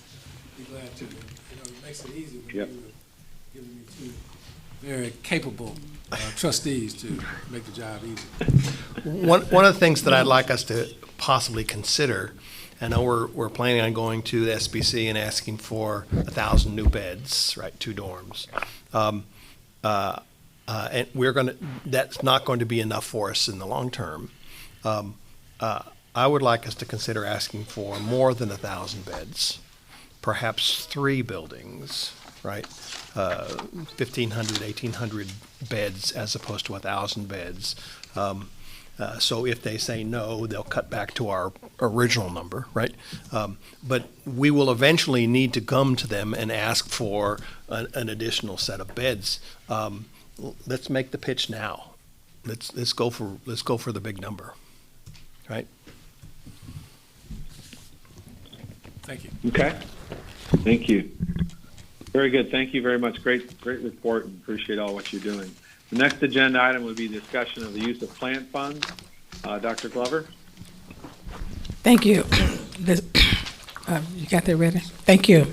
Doug Allen's going to continue. Several months ago, with we had to present and testify and certify that we had a certain amount of plant Joseph funds. Walker. Our plant fund balance of reserves is $52.7 million. That was 6/30/2022. Okay, $52.7 million. That number has not changed since it was reported to the State Building Commission. All right. As I mentioned, the plant funds, there's been more transfers in to plant funds than transfers out of plant funds, all right? And that's been consistent over the last several years. Now, that's a good thing and a bad thing. That means that we need to invest more in our facilities, okay? And thankfully, with Dr. Glover and Representative Love and others, that were able to really advocate for that money that was due, the $250 million. we're able to use those funds for much of our capital outlay needs. Right, and to go on record, Tennessee State University, we were appropriated the money, okay? The money is sitting in a trust at the finance cabinet, all right? The funds are there. However, we have to request those funds in the same manner that we do any other capital outlay. Though it's our funding, we still have to be approved. Now, every single dollar of that is required for approval by the SBC, okay? And I want to add to that there's some misconceptions, good and bad. The first one is that we've been using the money already, and we have not. That we've used the money to pay scholarships, and we have not. But they also said it hadn't been given to us. The money is there. When it said it hasn't been given to us, it doesn't mean that that it hasn't been appropriated for allocated for us. It is in the trust, it's in the account, and it's a drawdown. It's not like they're giving us $250 million in cash to invest and do things with.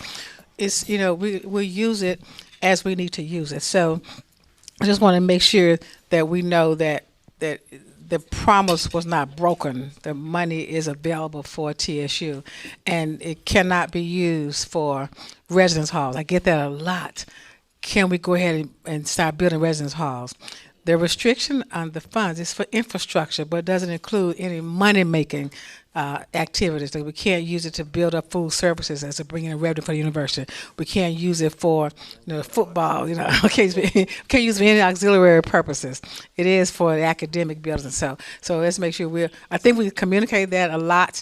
But it's good to go on record as making sure we understand that that's what it's for, and that we do appreciate the fact that we did get the $250 million. And every time we get a moment, we always also commend the governor and the General Assembly for making that happen, and Representative Love and all of us who worked hard on it. So we appreciate that.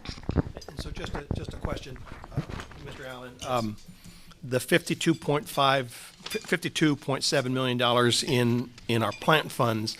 That money is available for us to do for public partner matches and for auxiliary fund development kind of things.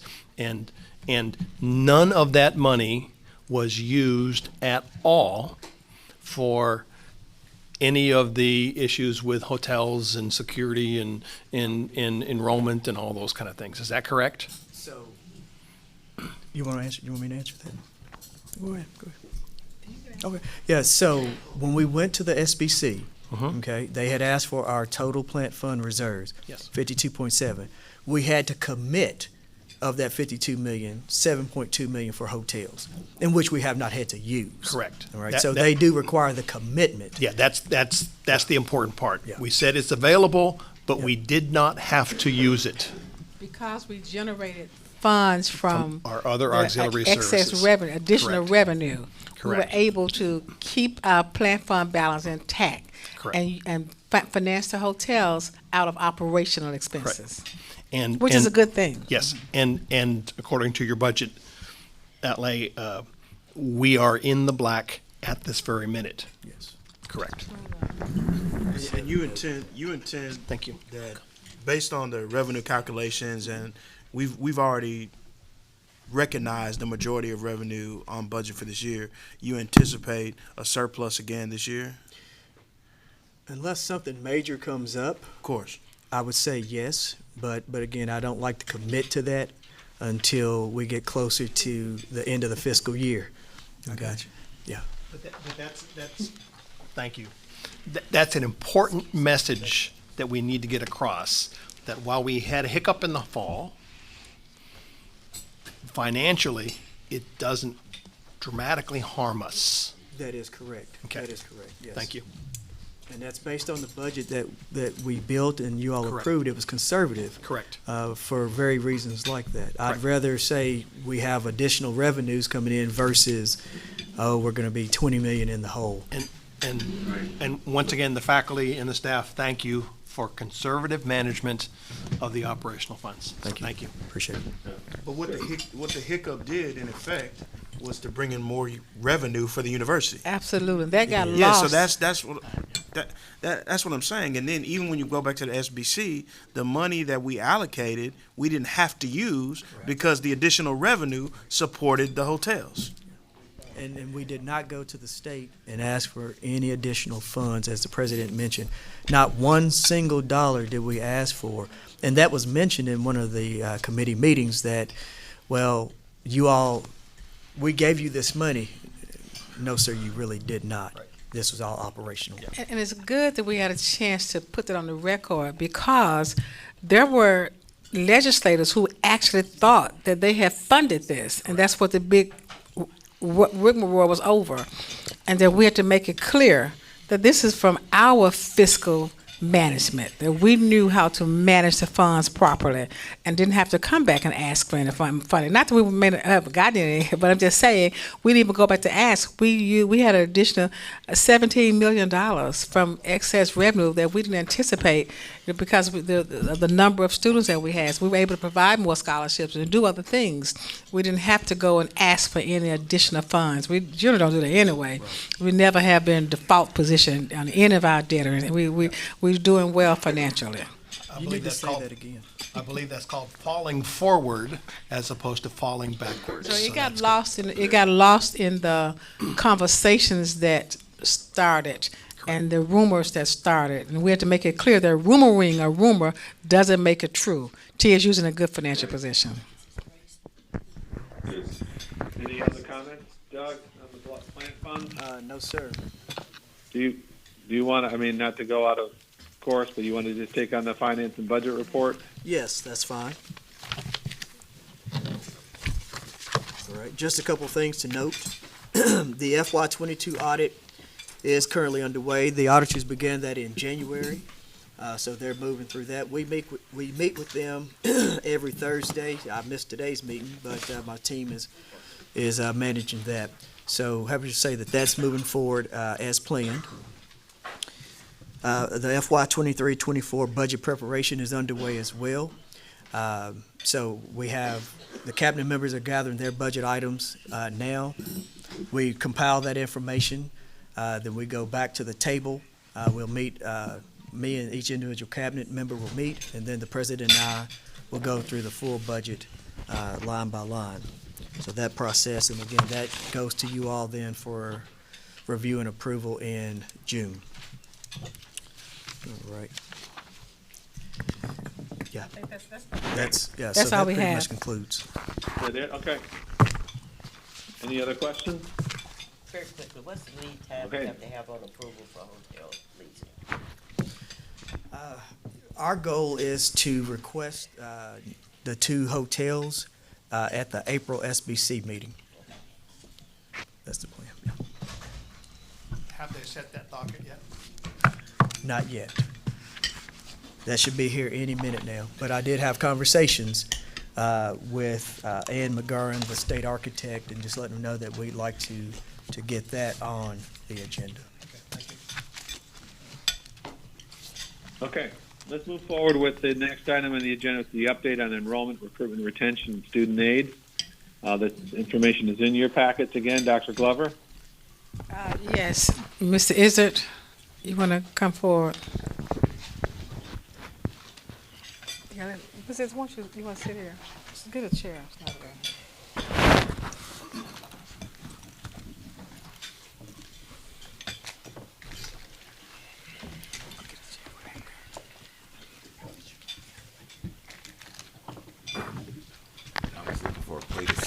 Mr. Izzard, go ahead. Good afternoon, and thank you, President Glover, for this opportunity to provide this update, and thank you, Chair. I wanted to just begin the conversation today on this report by sharing with you what we have done differently this year as a result of what we learned from last year to enhance our student experience for our new students with a focus on service, communication, planning, and processes as we strategically manage the enrollment process for fall 2023. By the way, I want to give you two quick bragging points about this previous class that we brought in, first-year students that are here.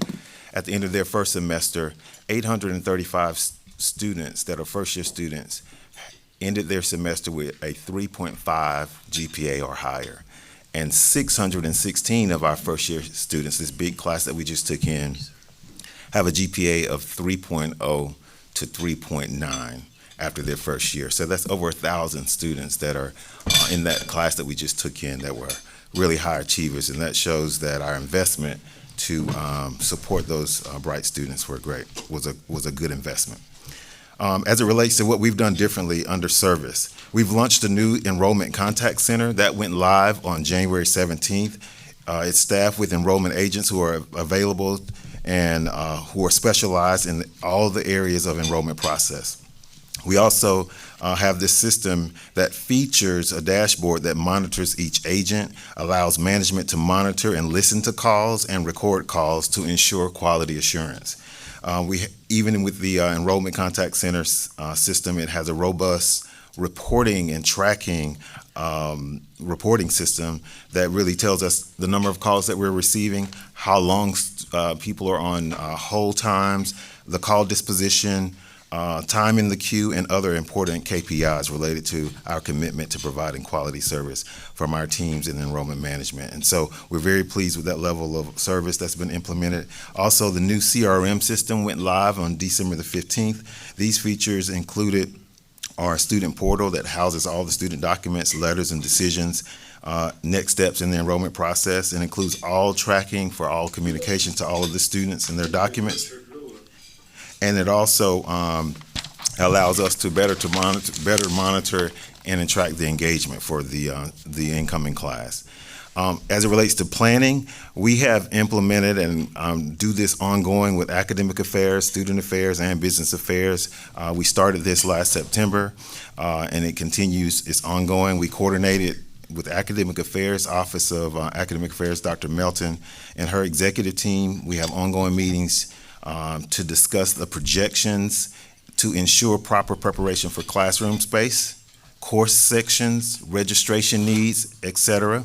We've also have ongoing meetings with our faculty chairs council. We've also met with our academic deans ongoing to discuss, as Dr. Melton mentioned earlier, the needs for the classroom and the academic support units.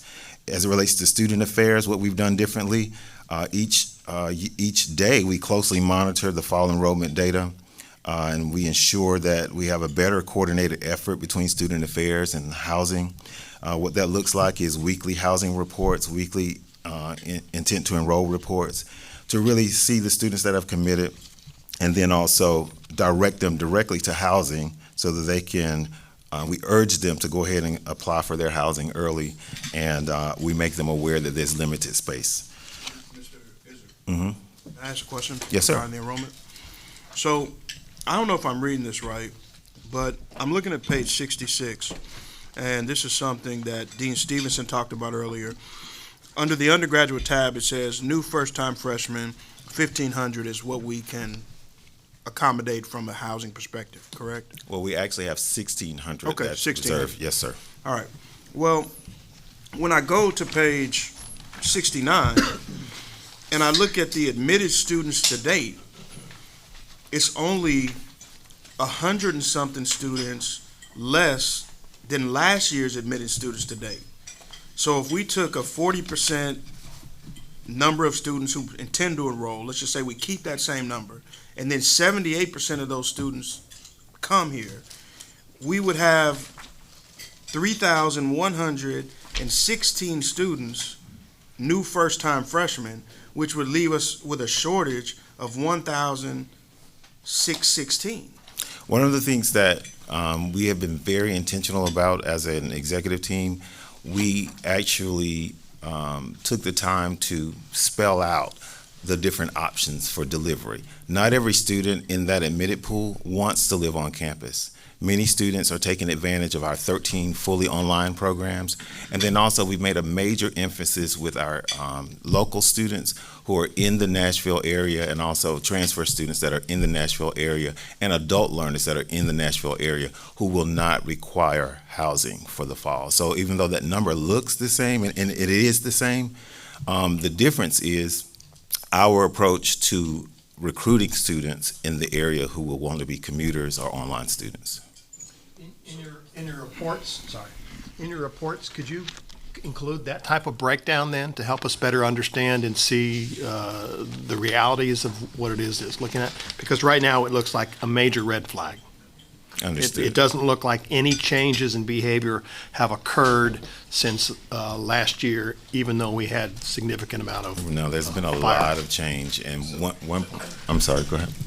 But I guess what I'm saying is that when I look at it, to me it looks even worse than last year, because when you look at the total freshman and sophomore students, last year it was smaller because the sophomore class was smaller. But next year, assuming that we maintain 52% of students matriculate, right, we would have a total freshman and sophomore class of something like 5,310 students, which is more than the 5,275 we have for 2022.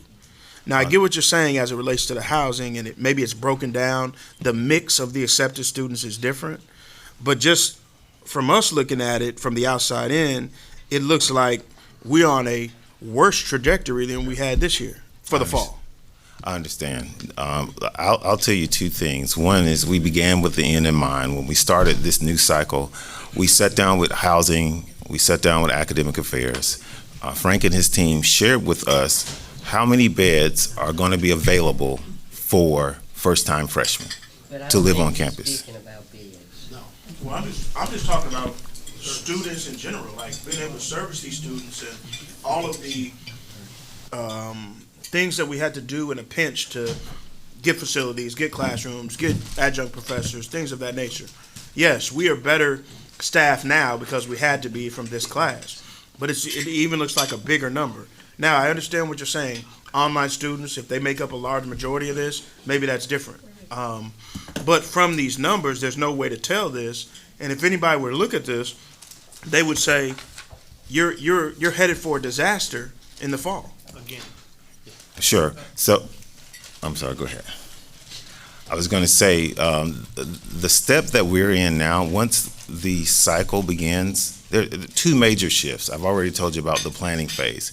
But the other phase is that we establish deadlines for application. In the past history of TSU, they never had a cutoff for students to apply that would just keep applying up until the year.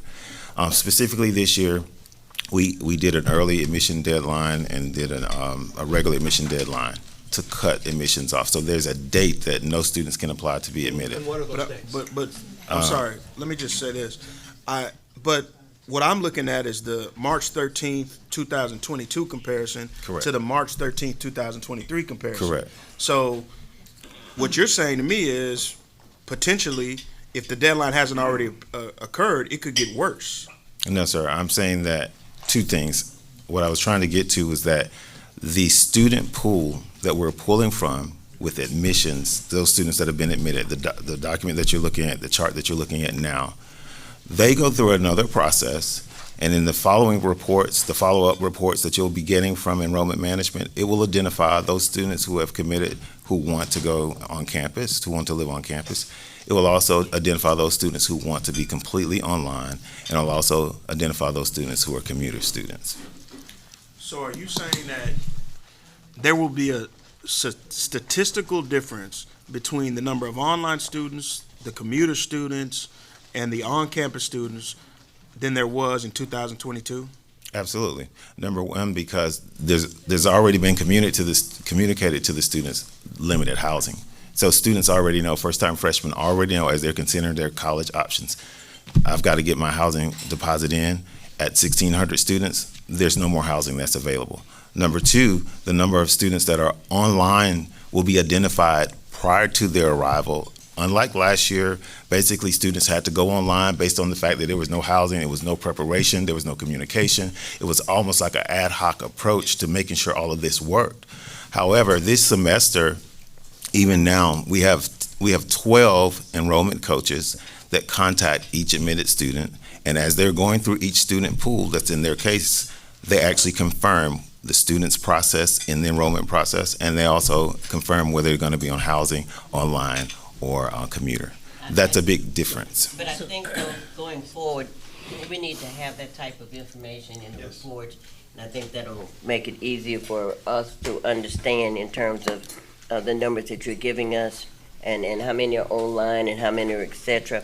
And then the other thing is, I think we also should know what our retention rate is projected to be, and then how many new students are we suggesting to enroll, so therefore we'll service an X number of students for the current year to come up. So going forward, and I'm not sure, I don't know if I don't see the answer that you're looking for right now coming out. So maybe that's something that, we need to send out an update from. But we need to know on an ongoing basis. We got to know, this is our retention, this is what we're admitting, these are total students we're looking at serving. Out of total students we're looking at serving, they're going to be serviced in whatever the different directions or means that they're going to be. So if you would just make that part of your report from an ongoing basis. Let me add this to the report. When we have our cabinet meeting, we get a report every Tuesday morning about the number of students who've been admitted. We get the number of students, and sometimes we get the online breakdown. I'm not sure why we won't have it today, but we should have had an online breakdown too, so we would have had it, because we get that. You give it to us. But we said we got 9989 as of now. So if we say if 41% come like did last year, that's 4,095 students in total. Of those, there's been admitted. If 41% of those who admitted actually choose TSU, that's 4,000 students. And if the ones that go on they want to get housing, which is we use the number 50%. That's one of the models we use, and that was like 2,000 students that wanted to have housing at that 40% level. Then we did at the 35% level. The number that would have wanted housing was 1,748.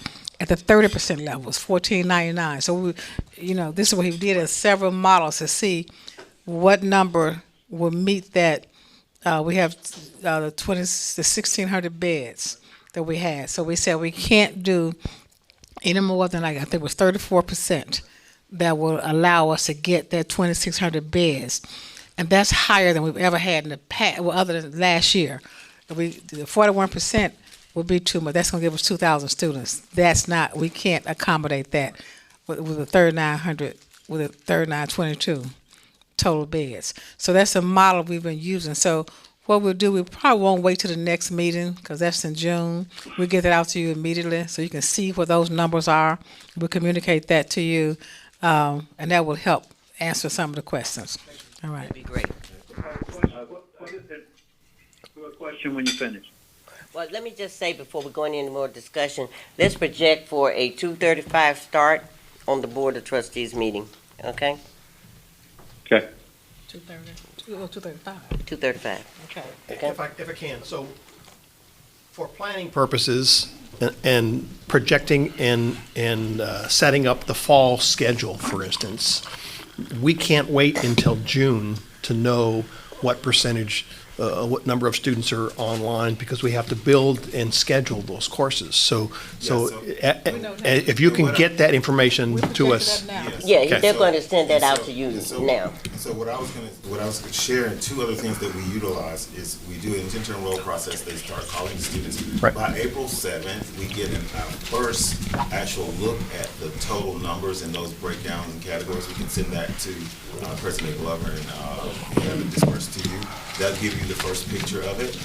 Also, academic affairs, they're already in tune with us on our weekly meetings. The other thing is we have a probability rating system where students are ranked based on their responsiveness and their student actions that they complete and their level of engagement. And so that probability rating, along with the housing deposit that's paid, along with their communication with their enrollment coach, gives us a clearer picture of who's actually committed to coming. So although the numbers look the same as last year, our processes are completely different. Yeah, the main Mr. Izzard, go ahead. Of the 40% who converted the first time, 78% of that 40% converted and got us this number. The other factor that's not being said here is last year our scholarship opportunities went out in September. So students were ready to commit, and that impacted that conversion rate.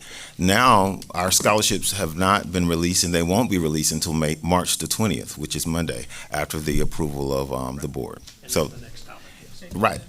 And so that's it. Mr. Izzard, this is Steve. One thing I've never heard us talk about, and given the incredible popularity and rightly so for TSU, we never use the word wait list. Most selective colleges have used wait lists as to have some certainty on the actual number of students that come in. Have we looked at that? Is that not a mechanism? I mean, I know before when we really didn't have that, when the enrollment was not as much of an issue. But why haven't we looked at an actual wait list? And I don't want to hear about the housing wait list. I want to hear about the enrollment wait list. Right, and we have done some research on that and looked at that as an option. At the time last year and the year before, as we were looking at the wait list option, we decided against it due to a number of reasons, primarily because of the limited housing and then also limited funds with scholarships. But we will revisit that, and I can definitely follow back up with you at our next board meeting to share my findings. Might I say that the probability analysis that you're using is very, very key, and that we check back and forth on the probability of the accuracy of those tests. Very, very critical. Also, do we have a stress test for the various scenarios that are in the probability analysis? We can. Yeah, we can apply. We have not done a stress test on it, Trustee McKenzie, but we can put in a stress test. Yeah, it's very, very important because it shows our sensitivity to it shows the risk and the sensitivity. Risk mitigation on our being inaccurate around our forecast. Okay, thank you. Agree. Okay. Agree. I'm going to go ahead and a great discussion. We have one more approval item I'd like to move forward with, if that's okay with you, Dr. Glover. And given Chair Cole's timeline, which I agree with, we have a scholarship plan. So I'd like to move that this agenda item with your approval. Is the scholarship plan. The materials are in your packet. Dr. Glover, would you like to take this on too? It's on page 72. It just kind of breaks down the scholarships by categories. Mr. Izzard has broken down it, and we were allocated a little over $5 million in scholarships. I think this kept it under $5 million, but we raised it, I think, to 5.5, and then we have to add to that band and athletics to that. But Ms. Izzy, you want to just say anything about the page 72? Yes, very briefly. What your document has for you is a breakdown of each scholarship category. It has also the requirements for the scholarship and the amount of each scholarship. In-state, out-of-state, so you can see the number in comparison in terms of the in-state, out-of-state ratio.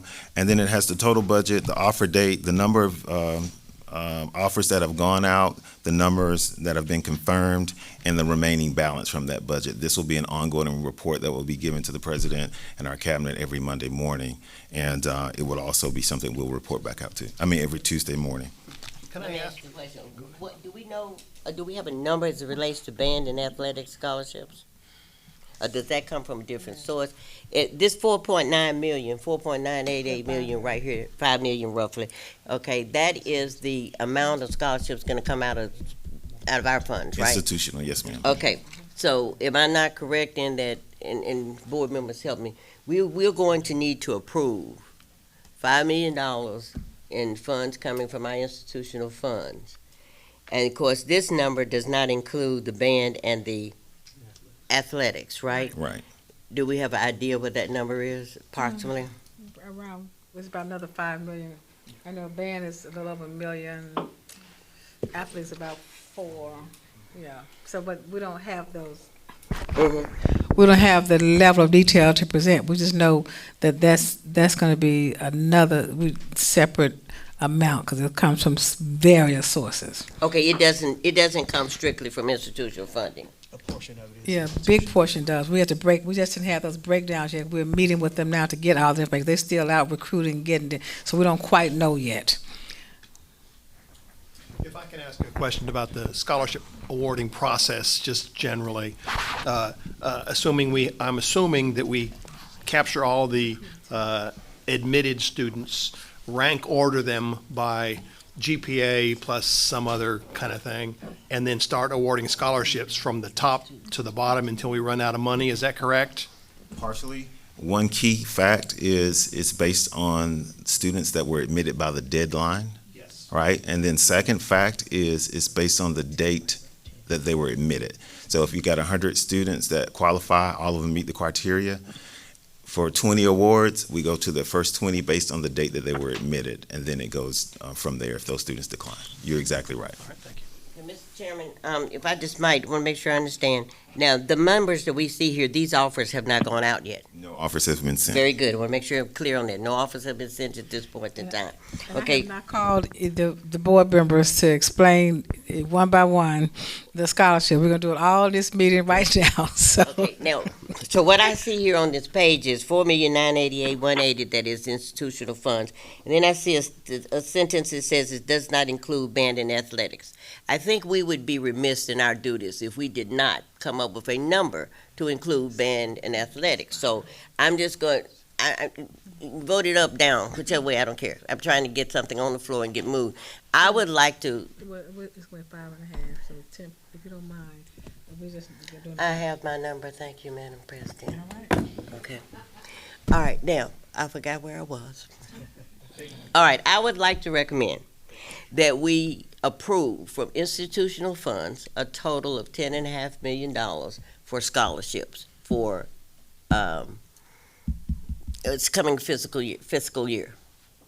And that number Which will include band and athletics. Which total scholarships from institutional funds, that gives them the $5 million here and another $5.5 million that would come from band and athletics.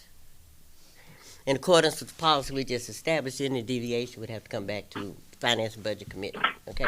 But my motion is to approve $10.5 million in total scholarships from institutional funds for the fiscal year FY 23-24. Second that for the sake of discussion. Doug, what's that? Oh, I can't make a motion. I'm not on that committee. Yeah, I'm not on the committee either. But I'm not on that committee. I'm sorry. I take that back. I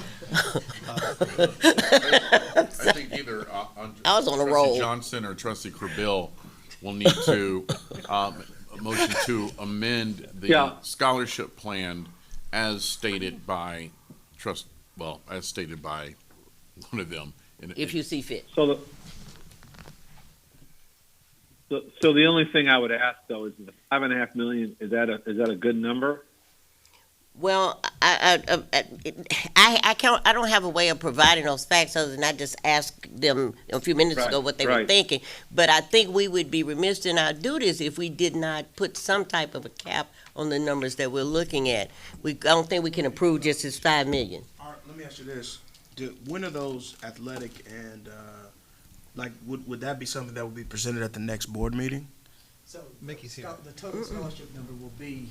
The total scholarship number will be presented as one number to the board in June for approval for FY 23-24. Okay, so these are only for the scholarships that need to start being released or sent out. Just academic. Scholarship. So we will have an opportunity to approve the detailed version of the other scholarships in June. Yes. And they will not have been made aware of those scholarships prior to June? So they're recruiting. Is that correct, Dr. Allen? Athletics and things are out recruiting now, right? And we've had discussions about what that looks like from a financial standpoint. Okay, so But the question is, are any none of these have been awarded and we haven't approved them, that's fine. But the question is, if we don't approve any athletic or band scholarships, are any scholarships going to be offered before our next meeting? yes, Like absolutely. The majority The will. offer deadline on this thing is 4/7/23. I apologize, That's right. Yes. Trustee Johnson. So yeah, you're right. I think Dr. Cole is right that if we, basically what would happen is that we would create a situation where those scholarships would be offered prior to approval by the committee or the board. Same thing we did last year.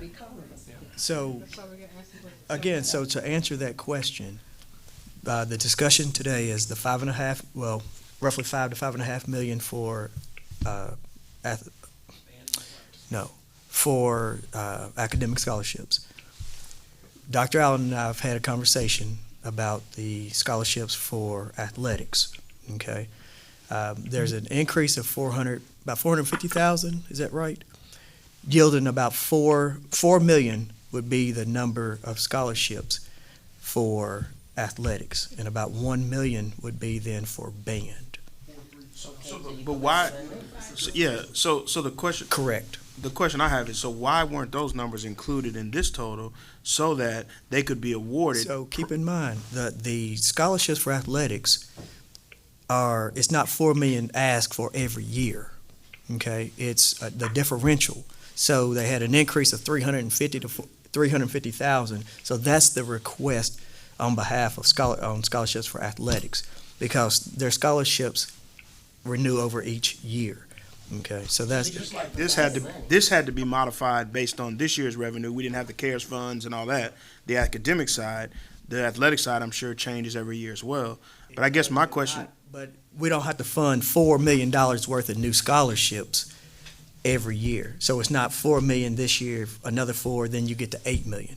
So the differential's really just 350,000 of new money. That's of new money. So the athletic scholarships are coming out of the athletic department's budget that's current? Is that what you're saying? So for 22, 23 that we're in, right, their budget was set early on. Yep. Okay, so that now in 23, 24, their total budget for scholarships is $4.5 million. And is Well, 4.3. And is All. included under their athletic department budget, Yes. not. Okay, what's Which the is number already. that affects what we? What do we need to approve for What scholarships? is the number that affects what we are approving? We're to approve all scholarships. Okay, so we know we got $5 million here that's strictly academic. Okay, then we know we looked at another possibly $5.5 million that relate to band and athletics for the year. Regardless of how much of it is new and how much of it is old, that's the total amount we're looking at approving for the year. Am I correct? That is correct. Okay, so why does that throw my 10.5 number out? I don't understand. You didn't have Okay, questions. You didn't throw it out. okay. All right, so Okay. can I make a motion related to this? I make a motion that we, the board consider and approve a revised scholarship plan which will include athletics and band in the amount of $10 million, $10,500,000. Is there a second? Okay, is there any other discussion? So the motion on the table is to approve a total all-in scholarship plan, both academic and athletics and band, of $10.5 million. Secretary Penland, can you please call the roll?